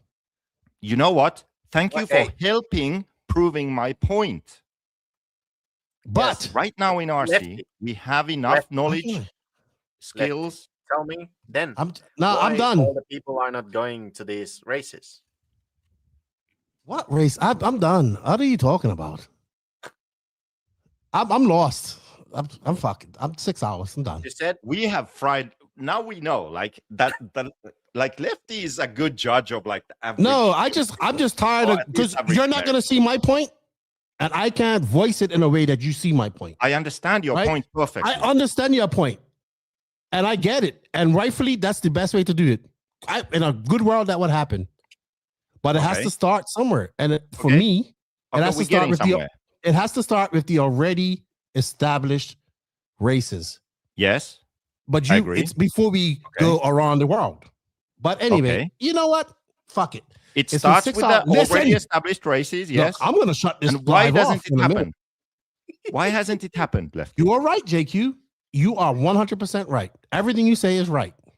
No, don't be like a dumb person now. No, I'm not being. I'm being very smart because I'm not gonna convince you of my argument, so it doesn't make sense. Everything that we have spoken about, put it all together and come up with a conclusion, and then tell me that conclusion.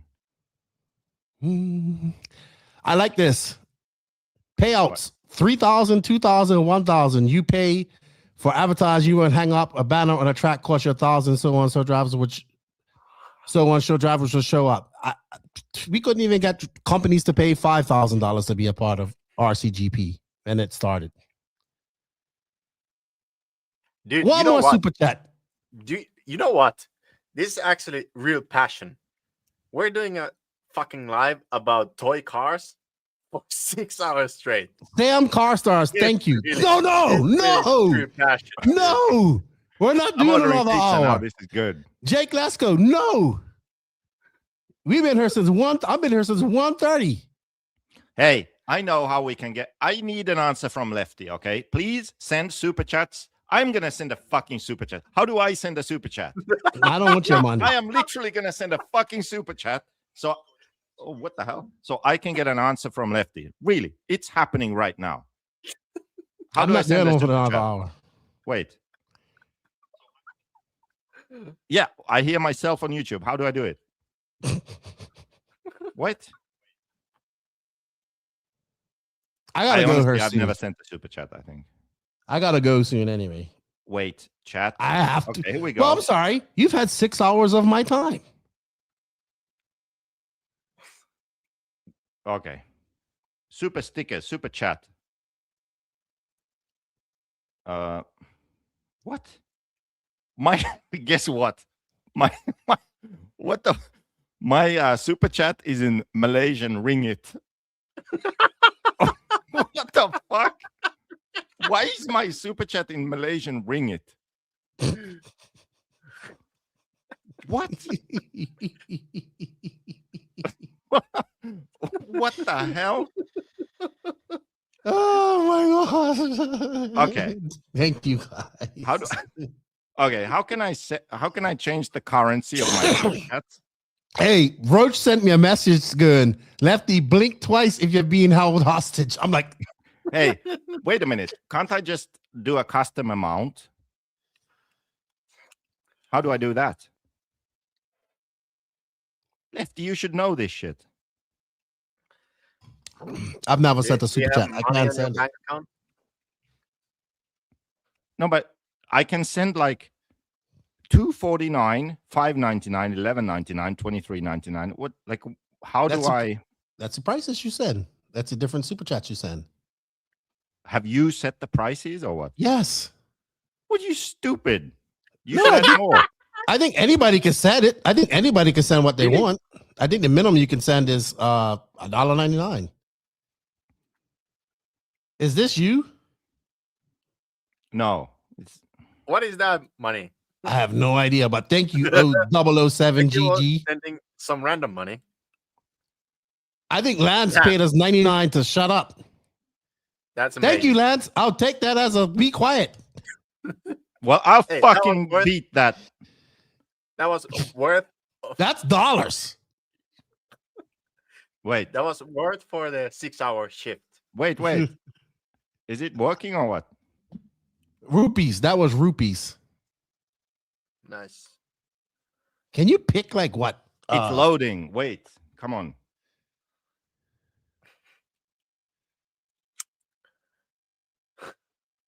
Thank you, Lance. Thank you, 007. We've had, so we have to keep Thank you, going. Justin Turner. Thank you, Sam. Thank you, Des. Can we move to a different subject at least? No. We're running out of time. How the fuck is it's complaining that I can't send Malaysian ringgit? Why? I don't want to send Malaysian ringgit. Hey, what the fuck is going on? You know what, Lefty? Okay, Lefty. I have an best idea. Okay? Listen to this. You need to have, when you hit 10,000 subscribers, you need to have a special 24-hour stream. Yeah, I need my computer for this. That's what I was thinking. Imagine 24-hour stream with guests and everyone. Like, imagine we could pull that off. We'd have to do shifts. No, we just you have to do 24 hours straight. It's your show. It's not a 24 hours straight. Can you do that, Lefty? You know what I want to do next year? I want to do another challenge to raise money. Like something hot. I cannot do the toe of Satan. How do I do a super chat? How can I not figure this out? Dude, I must be old now. He wants to send Malaysian ringgit. It's an issue. Oh my God! Shut up. Boomer Wheeler, thank you for the super chat, Boomer. I'm baffled that the RC world doesn't have a national series to follow that knows that to follow. I am baffled that the RC world doesn't have a national series to follow. That knows goes off points, basically going off points. I grew up racing points. That's how we establish and move up a class. I think it's a cultural thing in RC. I truly do. Anyway, JQ. I am not. I have to figure out the super chat thing. Wait. Child support for Pekko. Okay. It works on my laptop. Okay. Dude, when I started this, it was sunny outside. I was like, yeah, I'm going to go for a nice drive. And it's finished. Was all ready to be done at 2 hours. And then JQ showed up. Pekko, you are relieved, my friend. You are relieved. You can stand on, soldier. I'll finish this fight on my own. No, Pekko needs to stay here. Okay. I wanna do this. Do history here. Longest RC car podcast ever. This has been the longest RC podcast ever. Okay, literally, now ever I've done. Ever. I think it should ever work now in the world. There we go. Oh shit. Oh yeah. Fuck. Is that straight to my bank account? Okay. So my question is, Lefty, after this hour-long drama. Okay, I can put it into words that you want to know. Yes. I want a serious, mainly emotionless answer now. Okay. Serious so what I guess what I was trying to say is that I believe it will be an easier sale to the manufacturers to start this out with the current existing races in the USA. And I know people in the chat. Listen, let me just finish, and you'll see why I'm talking about this. And I'm doing this. I'm just giving you an example. The reason I say that is because one, these guys are going to these races already, right? They're already gonna have coverage. They're popular. People are gonna watch them, right? So they're gonna go. That's why I picked them for the NNRC series. Not my right? question. I'm just no, let me finish. Don't worry, I can hear you. Okay, so let me finish. So my point is adding a race like the Philippine Masters, which I thoroughly believe deserves to be on that list. Don't get me wrong, right? I believe that adding a race like that right off the bat is going to be a big no-no to a lot of these companies. Because they're already going to say, my point was they have zero incentive at the moment. And even if this was to start tomorrow, they have zero incentive to go to these races as well as the drivers because they're getting paid for that, right? Now, if you want to say year 3, year 2, we add these other destinations, great. But it has to start right now, I believe, between the two biggest markets, which are the USA and Europe. And I'm not saying that Asia isn't a big market. I'm not saying it isn't. But it is quite a big price to pay to start that off in the first year. But if you can use it, you got to get in. You got to get your foot in the door, right? So we use what we got going on now. We do a good job. We learn what's losing. And then you learn what races are working. People already go into these races. Yes, people will complain about it being American bias and all this type of stuff. But let's just hypothetically say we kick this off next year. But you're not answering my question. Okay, now you went into a hypothetical world. I'm going into a hypothetical world, right? Hypothetically, we're calling this the fucking Three Stooges fucking race series next year, right? So Three Stooges race series. It starts Silver State, first race of the year, right? People's already going. We know that, right? Oh, yeah. Well, let's say the next race is Montpellier. We know the Americans ain't going to that because there's no incentive. They're not going to it now. So they're not going to go, and it's even when it changes. But let's just say we do it all in America next year, right? And the Worlds is probably the final race. Let's say the Worlds is the final race of the series, right? We crown a series there. Next year, we say, okay, Neoland, it was successful. It's a one-off race. Americans want to go there, right? Because it's one-off. It's everything they want. They used to go there before. It's used to them. It's in England. We add that race to it in year 2, right? So there we have a European edition. Hey, Buggyland's a good race. He changes the track every year. That's another. So we have, then we can, what are you taking a picture of? Then you have, Someone can't believe I'm still on live. Dude, I'll call you after the live. I'm like, what? Dude, I had no idea it was going to go 6 hours. So theoretically, I agree. I 100% agree with you. But if we want to get this going, right, JQ, you said baby steps earlier, right? So baby steps is working within these manufacturers' comfortable range of sending drivers to events. When you ask them to start sending them, for instance, I'll use Techno as an example because they have quite a few team members. They're going to send Ryan Mayfield, Wiggins, Seth Van Dalen, Joey Bourdon. Let's say they decide to send these drivers to this race. That's a big chunk of change they got to pay for to go for these guys to go to the Philippines on the first year of something that's unproven. So my point is, let's get in there. Let's use the races that already exist. Let's put actual points, not a ranking system, actual points on them. Because realistically, we know the Europeans are coming over for DNC. They're coming over for Silver State. They're probably going to come for AMS, right? But what you can do, what you're saying is very much possible, but not in year 1. But it can be in year 2 or 3.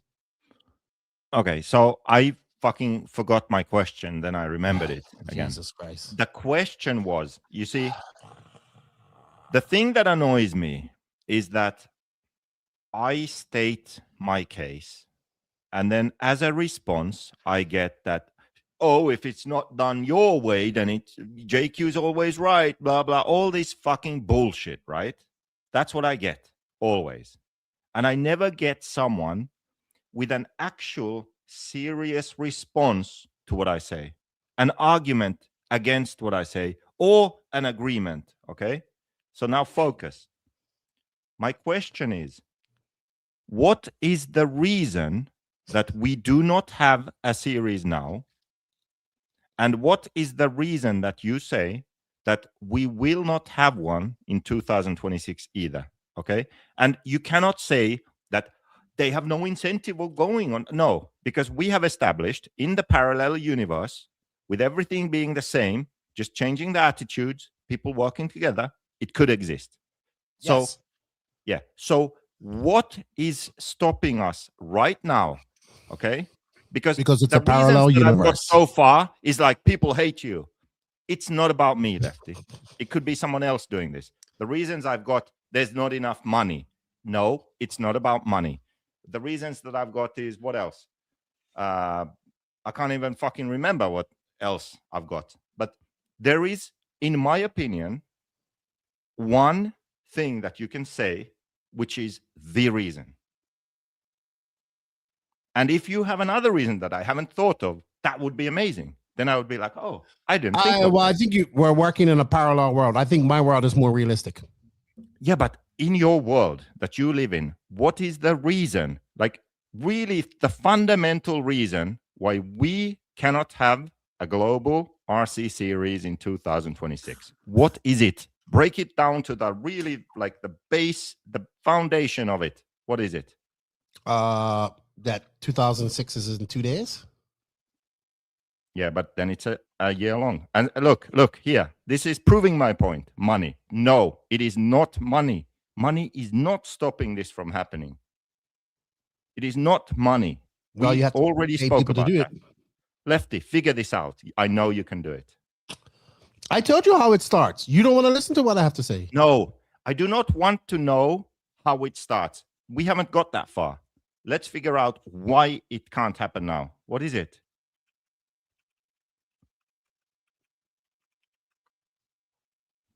It's not money. It is. It's not money because we just established that with the same money in a parallel universe, I'll give you a fucking hint where the only difference is the attitude and people working together. We could have this series. It would exist. Then what is stopping us right now? Money. No, because it's the same money in both universes.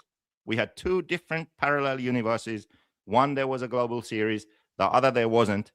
Same money in both.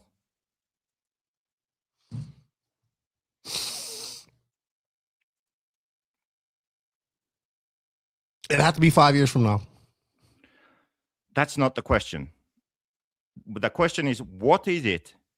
Where's the money? No, it's not the money. The money is already there. Where is it?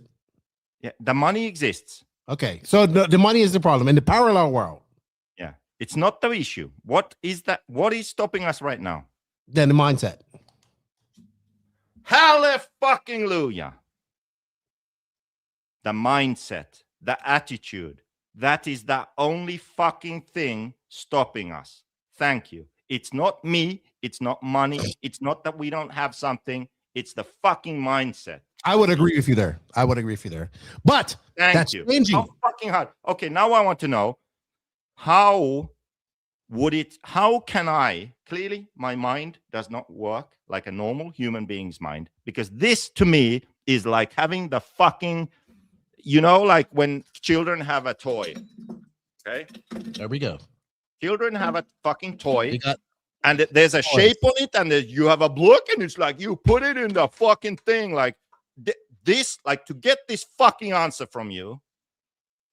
To me, it is as simple as taking this and fucking placing it in the shape that is the same as that, and that's how it works. Okay, and clearly, this is not like, I'm not trying to disrespect you, because this is the same thing I come across everywhere in life all the time. It is not that obvious to you, okay? Hey, I'm 42, not married, I don't have a family, okay? I get this. I'm the problem here. I know. I live in a world with human beings who do not think like me. Why was this so hard for you to understand? It's the fucking it's not the money. It's not because people don't like me. It's not because of that. It's the fucking attitude. If people just understood that we have everything we need, all we need to do is work together, not be so selfish, we could still have what we have and more. So it is the attitude. It is people like J Concepts, Elite RC, ETS, the Reinhards, Asia RC, Scotty Ernst, MFX, RCGP, RCTV, X-Ray, A-Main, Top 25 RC, Live RC, all of these various different companies and people and brands, them just deciding, let's do something bigger than we have now. Okay? That is why we don't have it now. We have the money, we have the expertise, we have the people, we have the media companies, we have the races, we have the racers, we have everything we need. But what we do not have is the right attitude from enough people to work together to build something bigger and greater and better than what we have today. It is possible to do, but it doesn't happen because of people's selfish attitudes. That is what is stopping us. Okay. So why is this so hard to understand? Like, it's not hard to understand. I understand you perfectly, but it's to this point because you're living in a parallel world. I've had that isn't an everything perfect world. This is really good. This is good. Wait, now I want to understand this seriously. I've had this same discussion on a very different topic, on immigration, actually. Racism and immigration, okay? We're not getting into that now, but it was a very similar situation, okay? Where it took a long time and it fucking got heated and the conversation went this way and that way. And at the end of a long conversation, okay, we actually agreed. We actually agreed on the thing. I'm like, why the fuck did we have to do all of that to get to the point where we actually agreed? Like, why didn't this guy see it? And you know what he said? He told me it's because he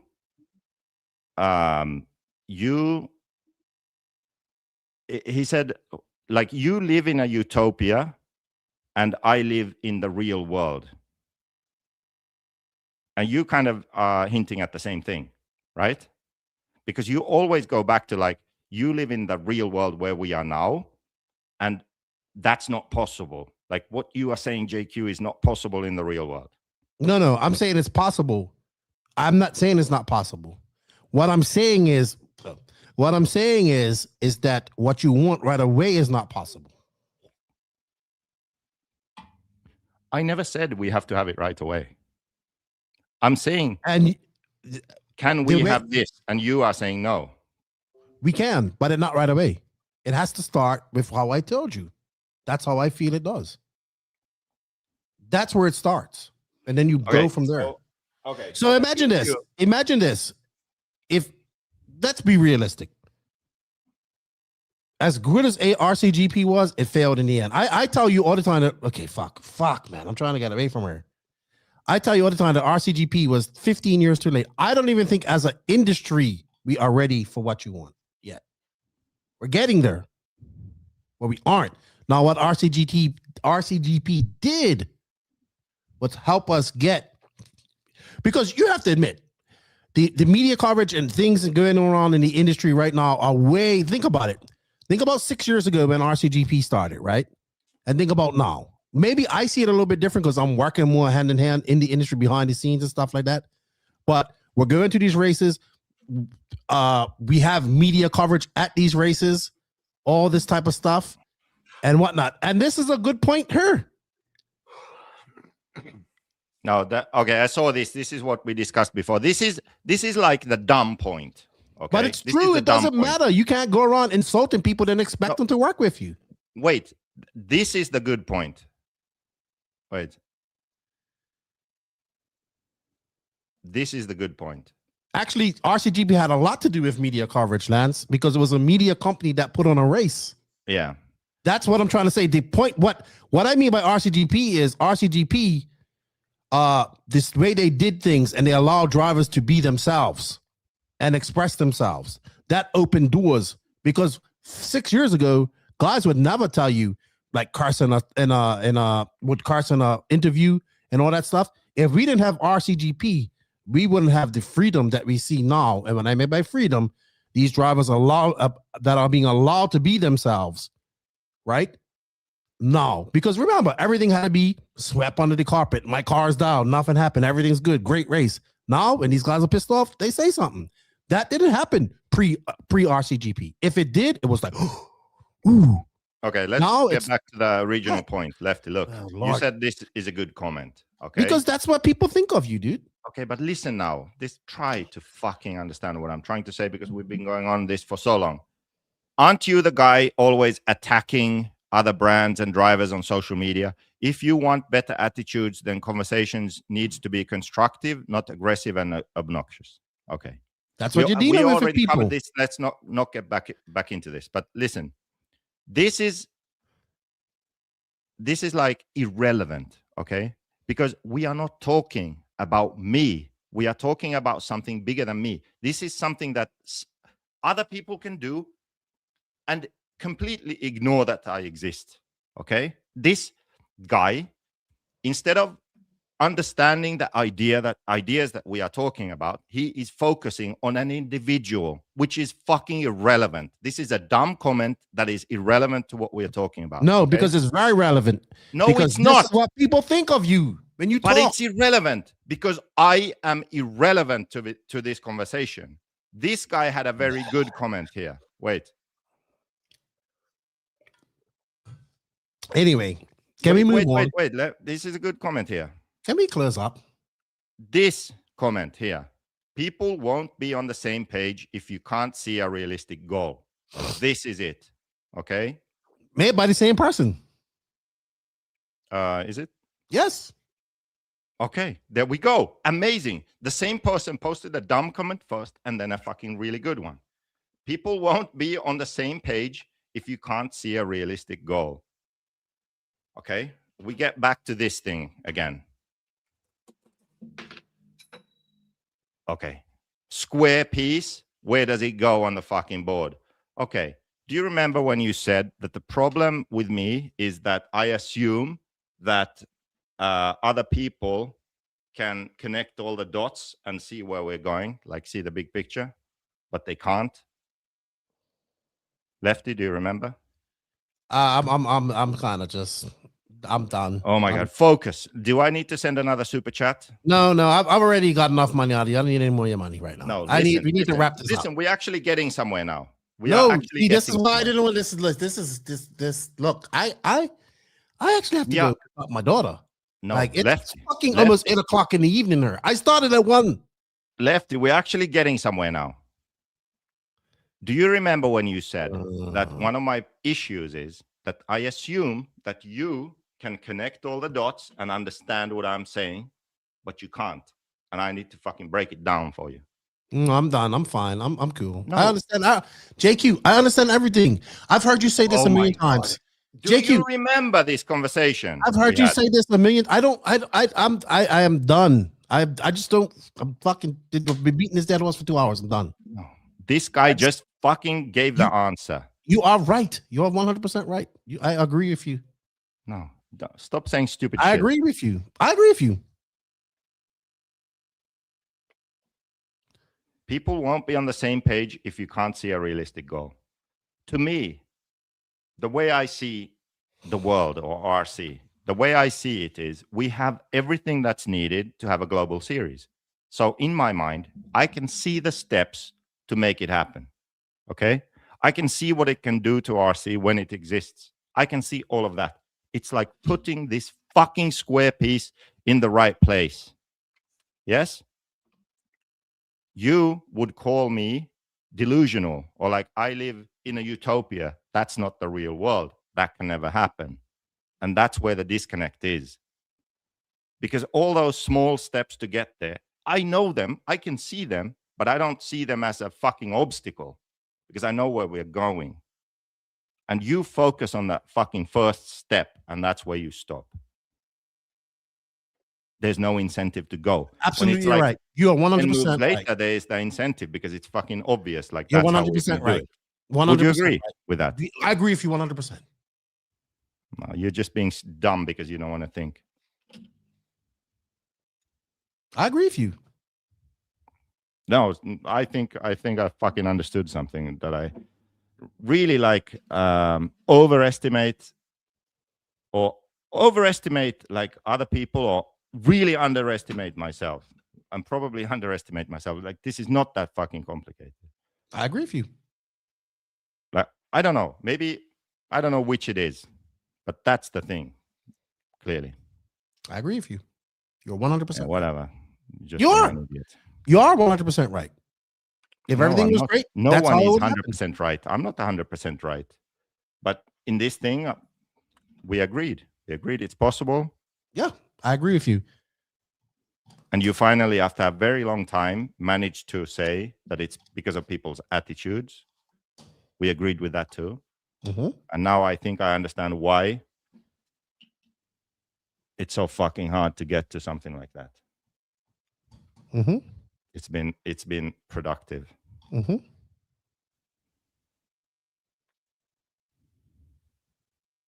Fuck, a part 2. You know what? There's a comment from Matt McCallum. I'm surprised he's awake. Going for 6 hours. Yes, you know what? We should have a special, 6.5 mentioning at RCTV News. We broke the record, okay? Yes. Yeah. Longest 6.5 hours. Podcast Thank you. ever. Please. And I think, to be honest, they need to watch this and clip the best part. Yeah, they should. Even better. This is the best thing. They should do a reaction. You know, when people do this reaction shows or something, they should do that for this podcast. Anyway, it was still good. They need to clip the highlights of this show for sure. And do a reaction. Yeah, you go through the 6.5 hours and clip the highlights of the show. Well, I know where the highlights are. Oh yeah, because that's how your autistic brain works. Just like you could listen. I'm gonna leave you on this. What did I always tell you? Your autistic superpower is the ability to see every step of something in your brain from the very start to the beginning. You just said that, right? You just said it. Yes, that was from my point. Yes. You know what you suck at? expressing and explaining that to people. Yeah, because I assume that it's obvious. Like that's your problem. Not everybody is on your same level, JQ, and you have to realize that. Yeah, I know, but it's like that baby stroller. Remove baby before you fucking fold it. It's like I don't feel like I need to say that. Well, this is live. This is recorded. All of this is recorded. This will be up on YouTube after this. Hey, JQ needs to be on the podcast more often. It's not because we haven't asked him. How many? You haven't asked me. How many viewers do we still have? Okay. Hey! Shut the you're a liar. Every time I ask you, you refuse. What was? When was the last time you asked me? Listen, Pekko, wasn't he all about coming on the podcast after the Worlds? Yes, I remember. And then when it comes to it, I'm not coming on there. Yeah, but it was fun. But we ain't doing 6.5 hours again. Fuck that. You know what? I think we also covered all the time zones. Yeah. Now. Yeah. So I think people have been able to watch us live. Last live of this year. It's like this realization has depressed me. Well, okay. Can I change my over and under on how long is going to be comeback is going to last? You know why this depressed me? Because it's like I know how dumb I am, okay? And if it's true how you say it, there has to be something I'm missing here. It's not about that. I'm missing something like the realism part, or like understanding how people are and how stubborn they are, and like there has to be something of that I'm missing, really. Like you can actually see the steps, you just refuse to go there. I think, you know what? I think your comeback that my brain doesn't do, but yours does. It has to. No. So my thoughts come from my experiences and my opinion and my talking to people, which I've done over the last 2 years and been around to lots of races. That's where my thoughts come from. Your thoughts come from what you want. That's my point. So because that's why I also have that. I have that. But like when I look to the future or look somewhere, I do not put too much weight on that. And I instead think what is possible. Yeah, I know what's possible too. I know what's possible too. I know, but you add other people into that. You add like, this is possible, but can it work because of these things? And then because it's not going to work unless you have the people with the money and power and wanting to do it in the industry. And I obviously know that, but you think, and they're never going to do that because of these reasons. No. Stop. No. I never said they're never going to do it. I just said it has to be approached not right off the bat like you want it. It's not how I want it. Jesus Christ! Well, sorry. And it's not going to happen like right off the cuff, like your utopia world that you see in your brain.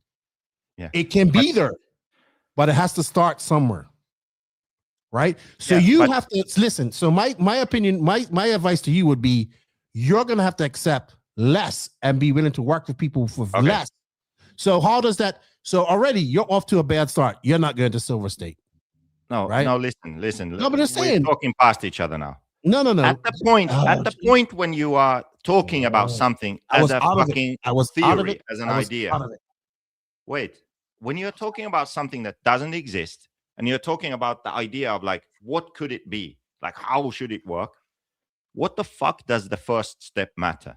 It doesn't. Because now you are like setting the target, the goal. So forget about everything in between. Just talk about the goal, okay? Like, what are you trying to achieve, okay? Then the second step is figuring out how to get there. And my issue is, if we are talking about that first step, like, what do we want, okay? And then you talk about that, that's already where I lose people. It's like, what the fuck? Like, can you just talk about, like, in a perfect world, utopia, like, that's what you would want, okay? But a realistic one. Just focus on that. And then when you are done with that, then you figure out all the obstacles and ways and things and whatever has to happen. and how long it would take to get there. Do you understand? But so why can't you go to that utopia and the goal and then just focus on that and figure that out? Like, what stops you from doing that? Is it so?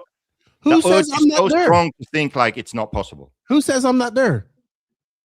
You for just not in no. I'm just not in your form. No. I'm not in your utopia. That's where I'm not. I'm not in your utopia. Well, what's your utopia? My utopia is that I'm telling you, there's a shift, and there's a shift changing in RC, and it's leading towards that. But it's not your utopia, which is what? Which is going to be a virtual series of the existing races that we have already. That's your utopia. No, obviously, my utopia would be an actual World Series. Okay, then that's your utopia. That is my utopia. But I also understand how much these races mean to these drivers and these people that are involved in them right now. But that's fucking irrelevant in your utopia. Because in your utopia, that races that would mean something in my utopia are your races.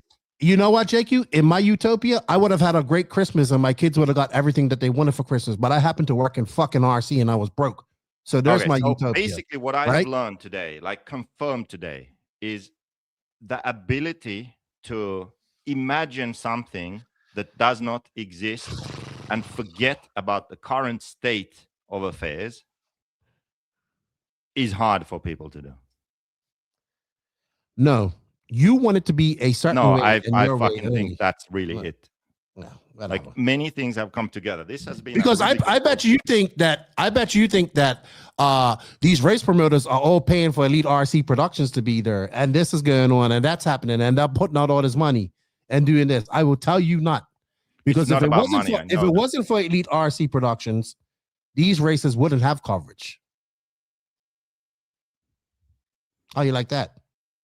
Amazing. Yeah, but you don't give no credit to that. You just want it your way, and that's the problem. No, it's not my way. It is. You want it your way. So if this series started tomorrow and it was just American races, what would you say? It's just another fucking J Concepts INS. So no. America is the world. But there's no world races that these guys go to. Oh my god, are we back at this? Yeah, exactly. So this is where it comes back down to. We are black. We are back at you having a fucking thing with an obvious square hole, and you're trying to put this in there. No, fucking oval. No, come on. No, you're the one trying to fit. You're the one trying to fit something different in a square hole. So it's like I'm trying to make it all work together. Yeah, I am beginning to see a pattern here. No, you're just beginning to see what you want. No, you can't see the real picture. Very different. Levels. You don't see the real picture. You see what you want. I do see the real picture. No, you don't. If you saw the real picture, your ass wouldn't have been in China. Your ass would have been at fucking AMS. No. That's what it comes down to. You want everybody to do what you want to do, but you don't want to fucking bend for nobody. Yeah. Bring someone on like JQ and let them debate. Okay, who could that be? Let's have a fucking NNRC super debate. We need someone opinionated, outspoken. It doesn't matter. You will go for 6.5 hours until they say that you're right. No, it doesn't matter. No, you're wrong. You're wrong. You know what I enjoy the most? Oh, Jesus Christ. To debate someone that's actually a fucking expert and intelligent in something. Well, I am none of those for you. So fucking stop debating with me. So find someone like that and let's find a topic. I guarantee you that what I am saying will happen before what you say.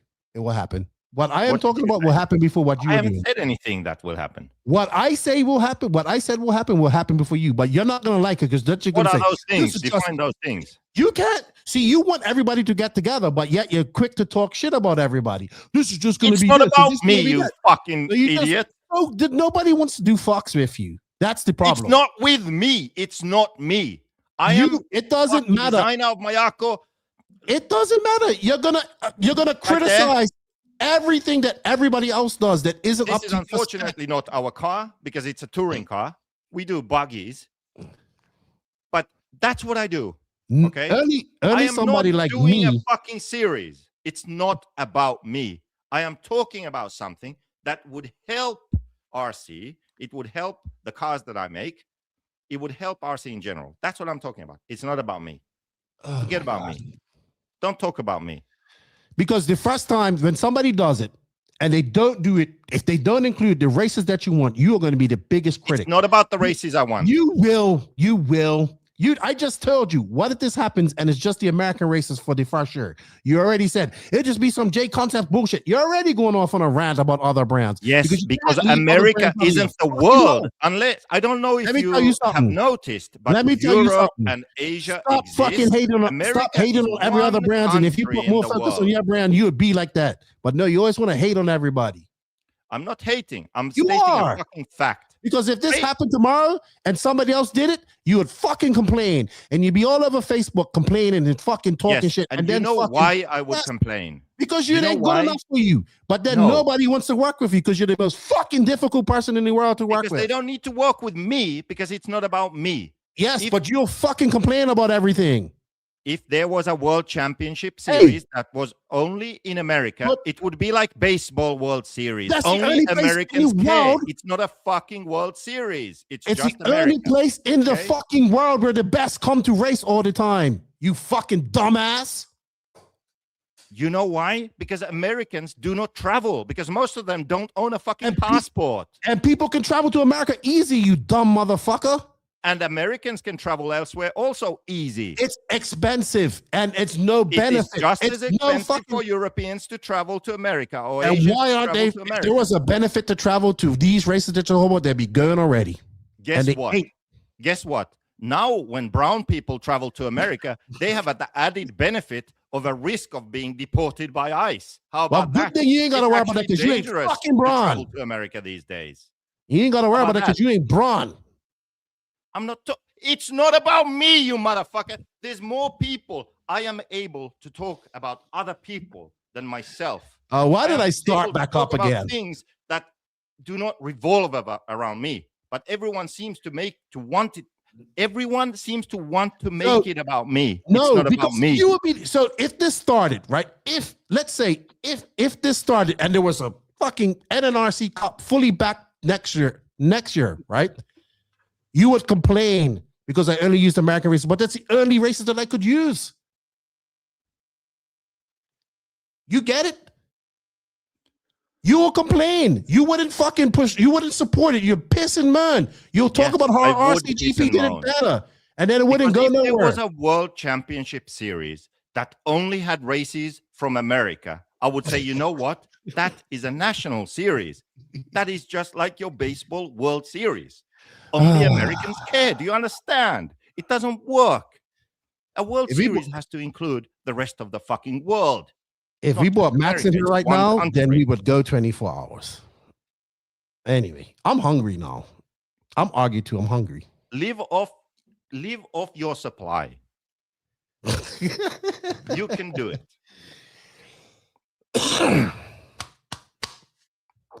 Okay, I'm officially done. I'm done. I feel exactly how I felt that day in the fucking car when we was arguing about black women and transsexuals. What was that? That sounds like it was a good one. That was me, you, and your girlfriend at the time that had just met me. I mean, it rings a bell, but I really cannot remember what this was about. There's a big mistake. Guys, chill out and talk like grown-ups. Y'all sound like children. I haven't talked. It's only these two guys, not me. Okay, I'm the only grown-up here. Right now. Oh shit! Oh, good thing there's no one in there. Control your left hand, dude. It's hard. It has a mind of its own. Great podcast. Love to be in the discussion with other RC nodes. Yeah, it's okay to be geek out on RC. Well, we have set a new record today. JQ. Therapy session comeback starts today. Can I change my prediction on your comeback time now? What's that? I'm dropping it. 4 months. 4 months? Yeah. You used up 2 months on this show. For sure, it's going to be all year. You used up 2 months. I hope so. I do. And fundamentally, JQ, I do agree with you. You know this. You know I'm all about having a series. I would love it to be a World Series. I want to see the Americans travel more and race more. I'm always been a big fighter of that, right? But I understand that you have to work with them before we can get that. And that's what I want. I don't disagree. Like, I don't understand how that, like, I don't understand. Okay. You don't understand that. But no, I agree with you. I don't understand how that's like you're trying to make a point that I don't get. Like, yeah, obviously. Yeah, I get, duh.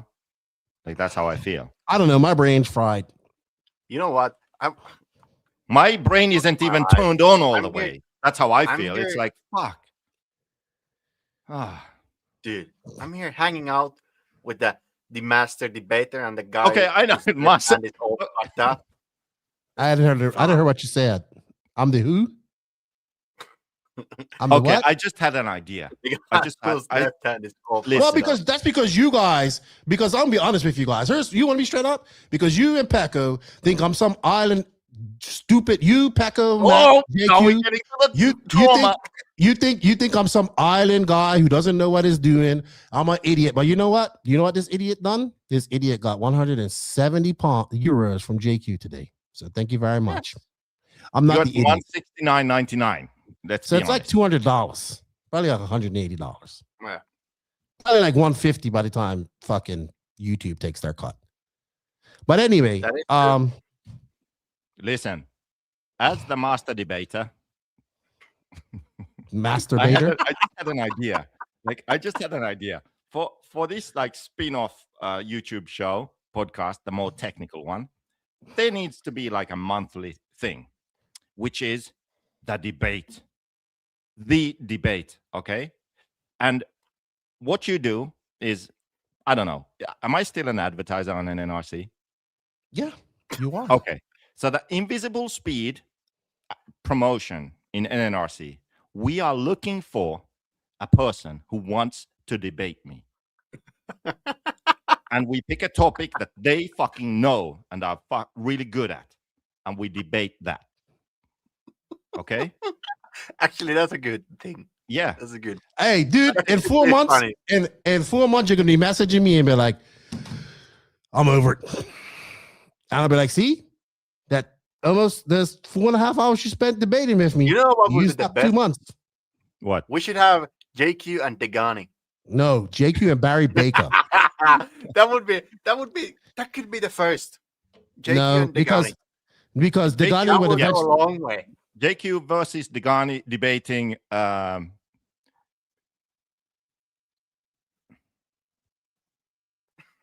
Okay, he would already kill the whole thing if it's anything political. Hey, so no, I want to say Degani will say something highly inappropriate on this podcast. So no, it's not yours. It's a new one. Well, you can do whatever you want with yours.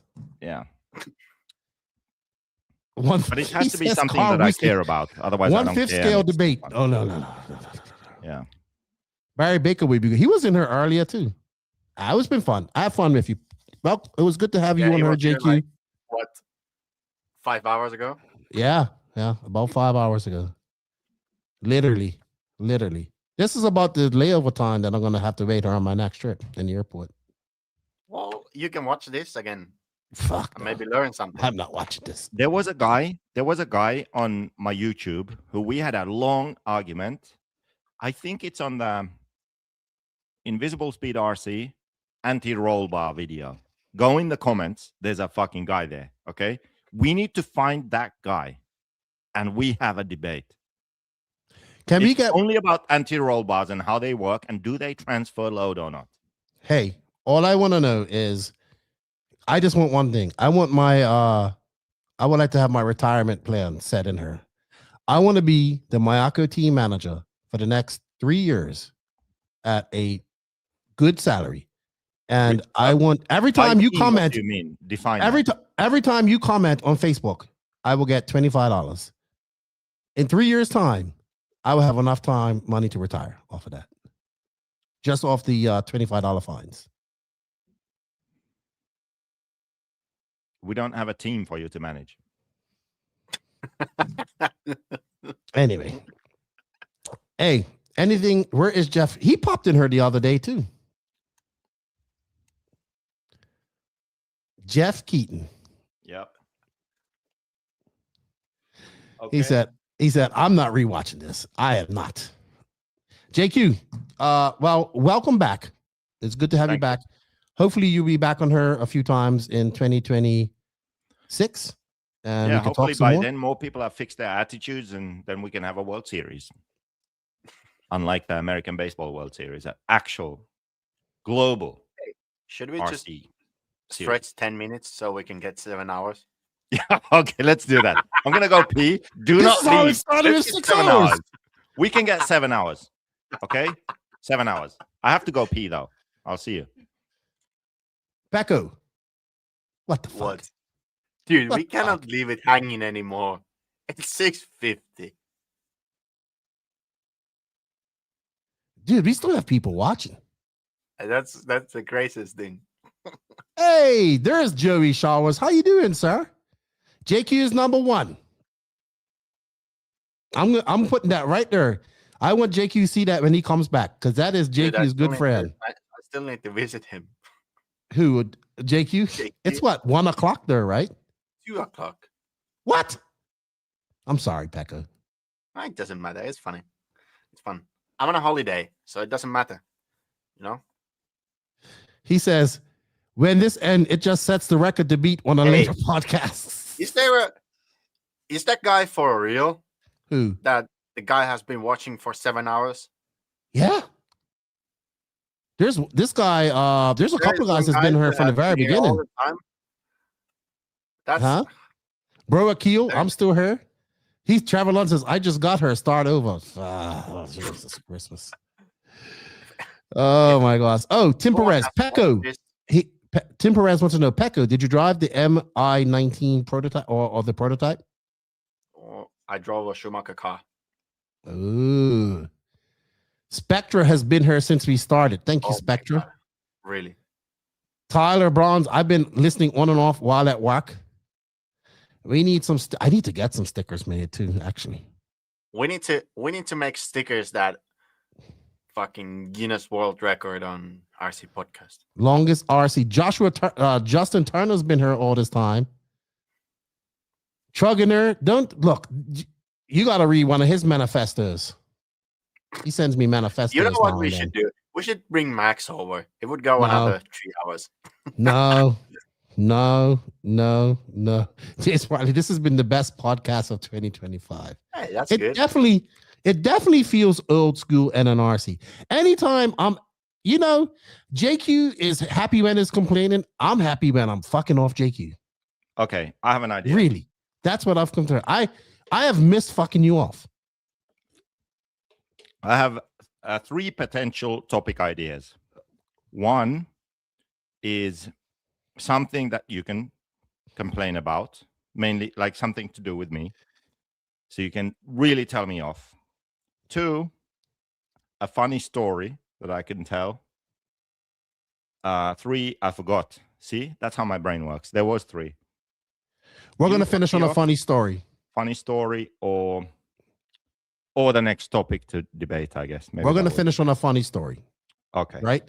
Because but it's YouTube. We need to keep this family friendly, so it needs to be one of the stories that we can share. Yeah. Well, this I know. Wait. A controversial story that I am willing to tell that involves brands, people, whatever, because I already pissed off enough people. Why not piss off someone else? Okay. Something that someone has been dishonest about, and we can tell it now because enough time has passed. I was going to tell a funny story about our travels, from one of our travels. Okay. Is it PG-13? Yeah, it's PG-13. Okay, go ahead. So I was thinking about the time he snuck nitro fuel to Peru. Anna, you've told that story. Yeah. How about the night we went out in Peru? You and me. Wait. That's not PG-13. Wait, Peru? Remind me. Remember, we went out. So actually, we didn't do nothing before wrong. You start telling it, just remind me of that night. We went to the strip clubs. Okay, don't tell that. But we didn't do. We just went there. I don't even remember now. We went there, and then all the guys that we were there. I probably stopped telling that right now. No, but we went there, and we went home, and then we told the guys where we went the next day, and they're like, "You went up there by yourself?" And he's like, "Yeah, we had a blast too." Some beautiful girls in Peru too. Some beautiful girls in Peru. Yeah. I know what story I want to tell. The Brazil story. No, we can't tell that. Why? No, we can't tell that. You were single? Yeah, but not on this podcast. We can't tell that. Oh no. Well, we can. We can't tell that here. That you need like an after dark. You know what though? I would be okay with telling that story. But okay? this is where this came from. Tell it here. No. But this okay. Because for the story to really have its impact, we need to tell things we can't tell here. Oh, it was funny. But this is where this came from.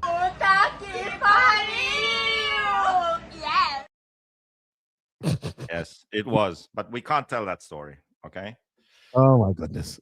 We need another story. Nah, I think we're just gonna wrap this up. No.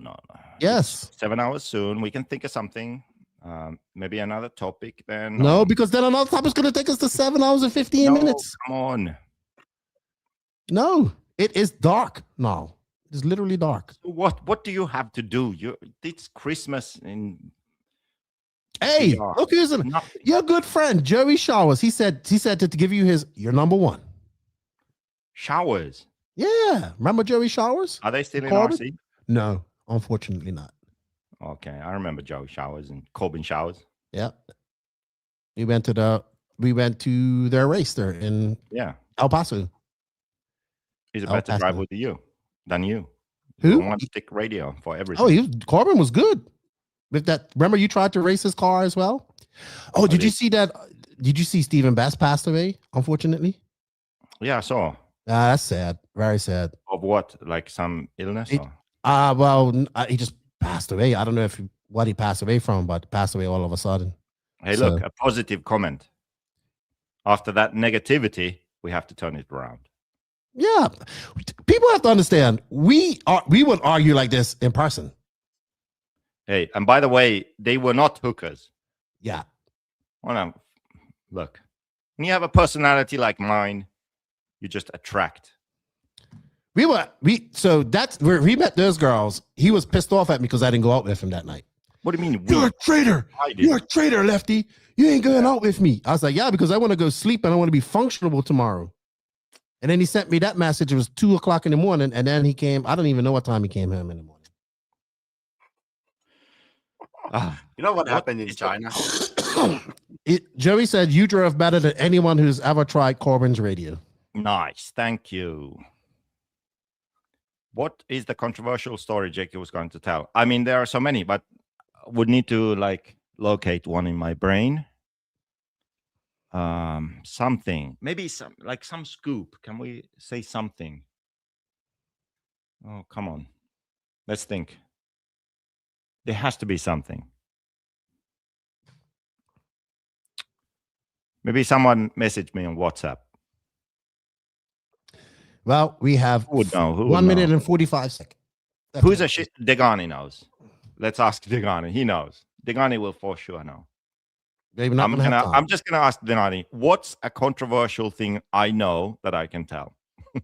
Roach RC, thank you, Lefty, for helping me win my confidence. Thank you, JQ, for giving me a chance with my Aku.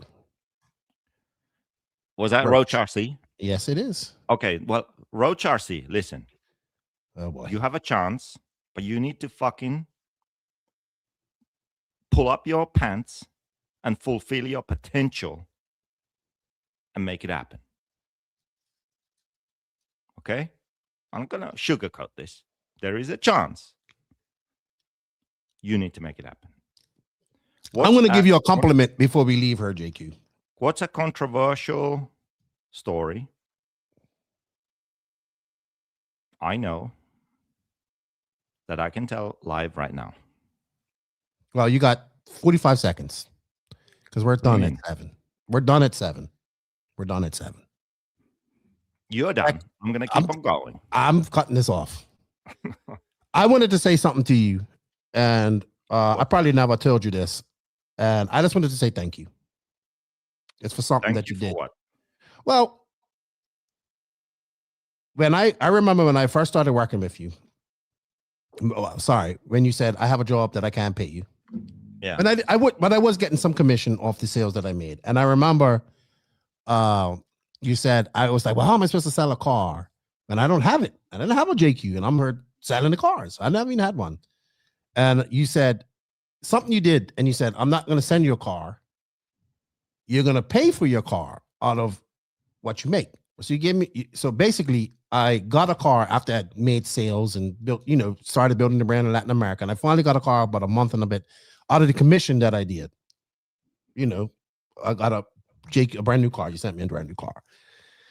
And a lot of people were like, that's fucked up. And I said, no. And at the time I was like, fuck, that's weird. But you know what it did?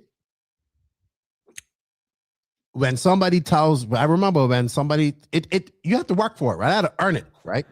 I'm glad you didn't just give it to me at that time, because I wouldn't have appreciated it, right? And I wouldn't have been able to say to people when they said to me, I should get this and I should get that and I should have this and I should have that. I said, hey, let me tell you something. I started my first ever JQ car that I let everybody and their mother drive. I paid for out of my own pocket, basically, that I made. Right. And that lesson stood out for me from the very beginning. And so when people would tell me that, I say, hey, when I started out, I had to pay for my own stuff and I had to do this type of stuff and I had to do this. And that's a real reality check for a lot of people. And I just want to say thank you for doing that, because I can say that to people. And I did. And now I may get a free something here and there, which I'm appreciative of. But back then I did it. And it made me appreciate that. I wish I had that car. I didn't even know where it ended up being. I wish I had still had it. I think it ended up being in the van, and I think it got thrown away. But that car had history, and I took that car and I went everywhere with that car across America, letting people drive it. And I paid for that out of my own pocket. So when somebody said they need to give them a free car, well, you go sell as many cars as I did, and you got one. See, I did something good. Thank you, Lefty. I appreciate that. And that we're gonna wrap it up because it's been 7 hours and we're done. Wrap it up. So it's good to have you back here, JQ. It was fun. It was good old NNRC style. Thank you, Pekko, for hanging in her for 7 hours. Thank you guys for hanging in her for all the time as well. Yes, you did. Many people in her drove that car. And the grind. E-Buggy. We're done. JQ.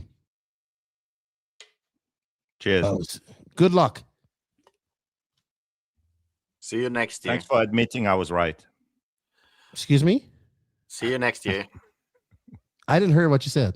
I said thanks for admitting I was right. Oh, yeah. See you next year. Thank you, guys. We appreciate it. Good to see you, Joey. I hope you guys are well, man. Oh man, you and him used to make me laugh. We had a good time at SDRC. Good times. Good time. We had a lot of JQ. We traveled a lot. Dude, we needed to stop it. I know. We did. I have another story. No, it's done for another podcast. Bye-bye. We'll save it for 2026. Yes, anyway, for 2026. Perfect. Thank you everybody for the continued support. We greatly appreciate it. You all have a happy new year. I'll be back in 2026. I am interviewing Marcus Carp tomorrow. That'll be coming out next year. Will his dad be there too? Moderate? No. I hope not.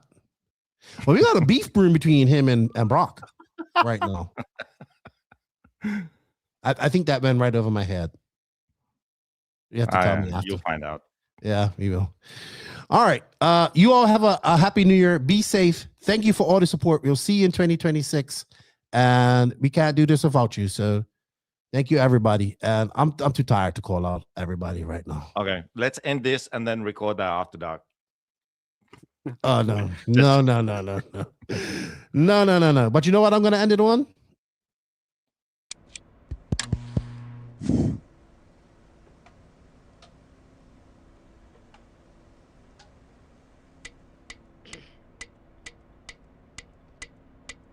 Me.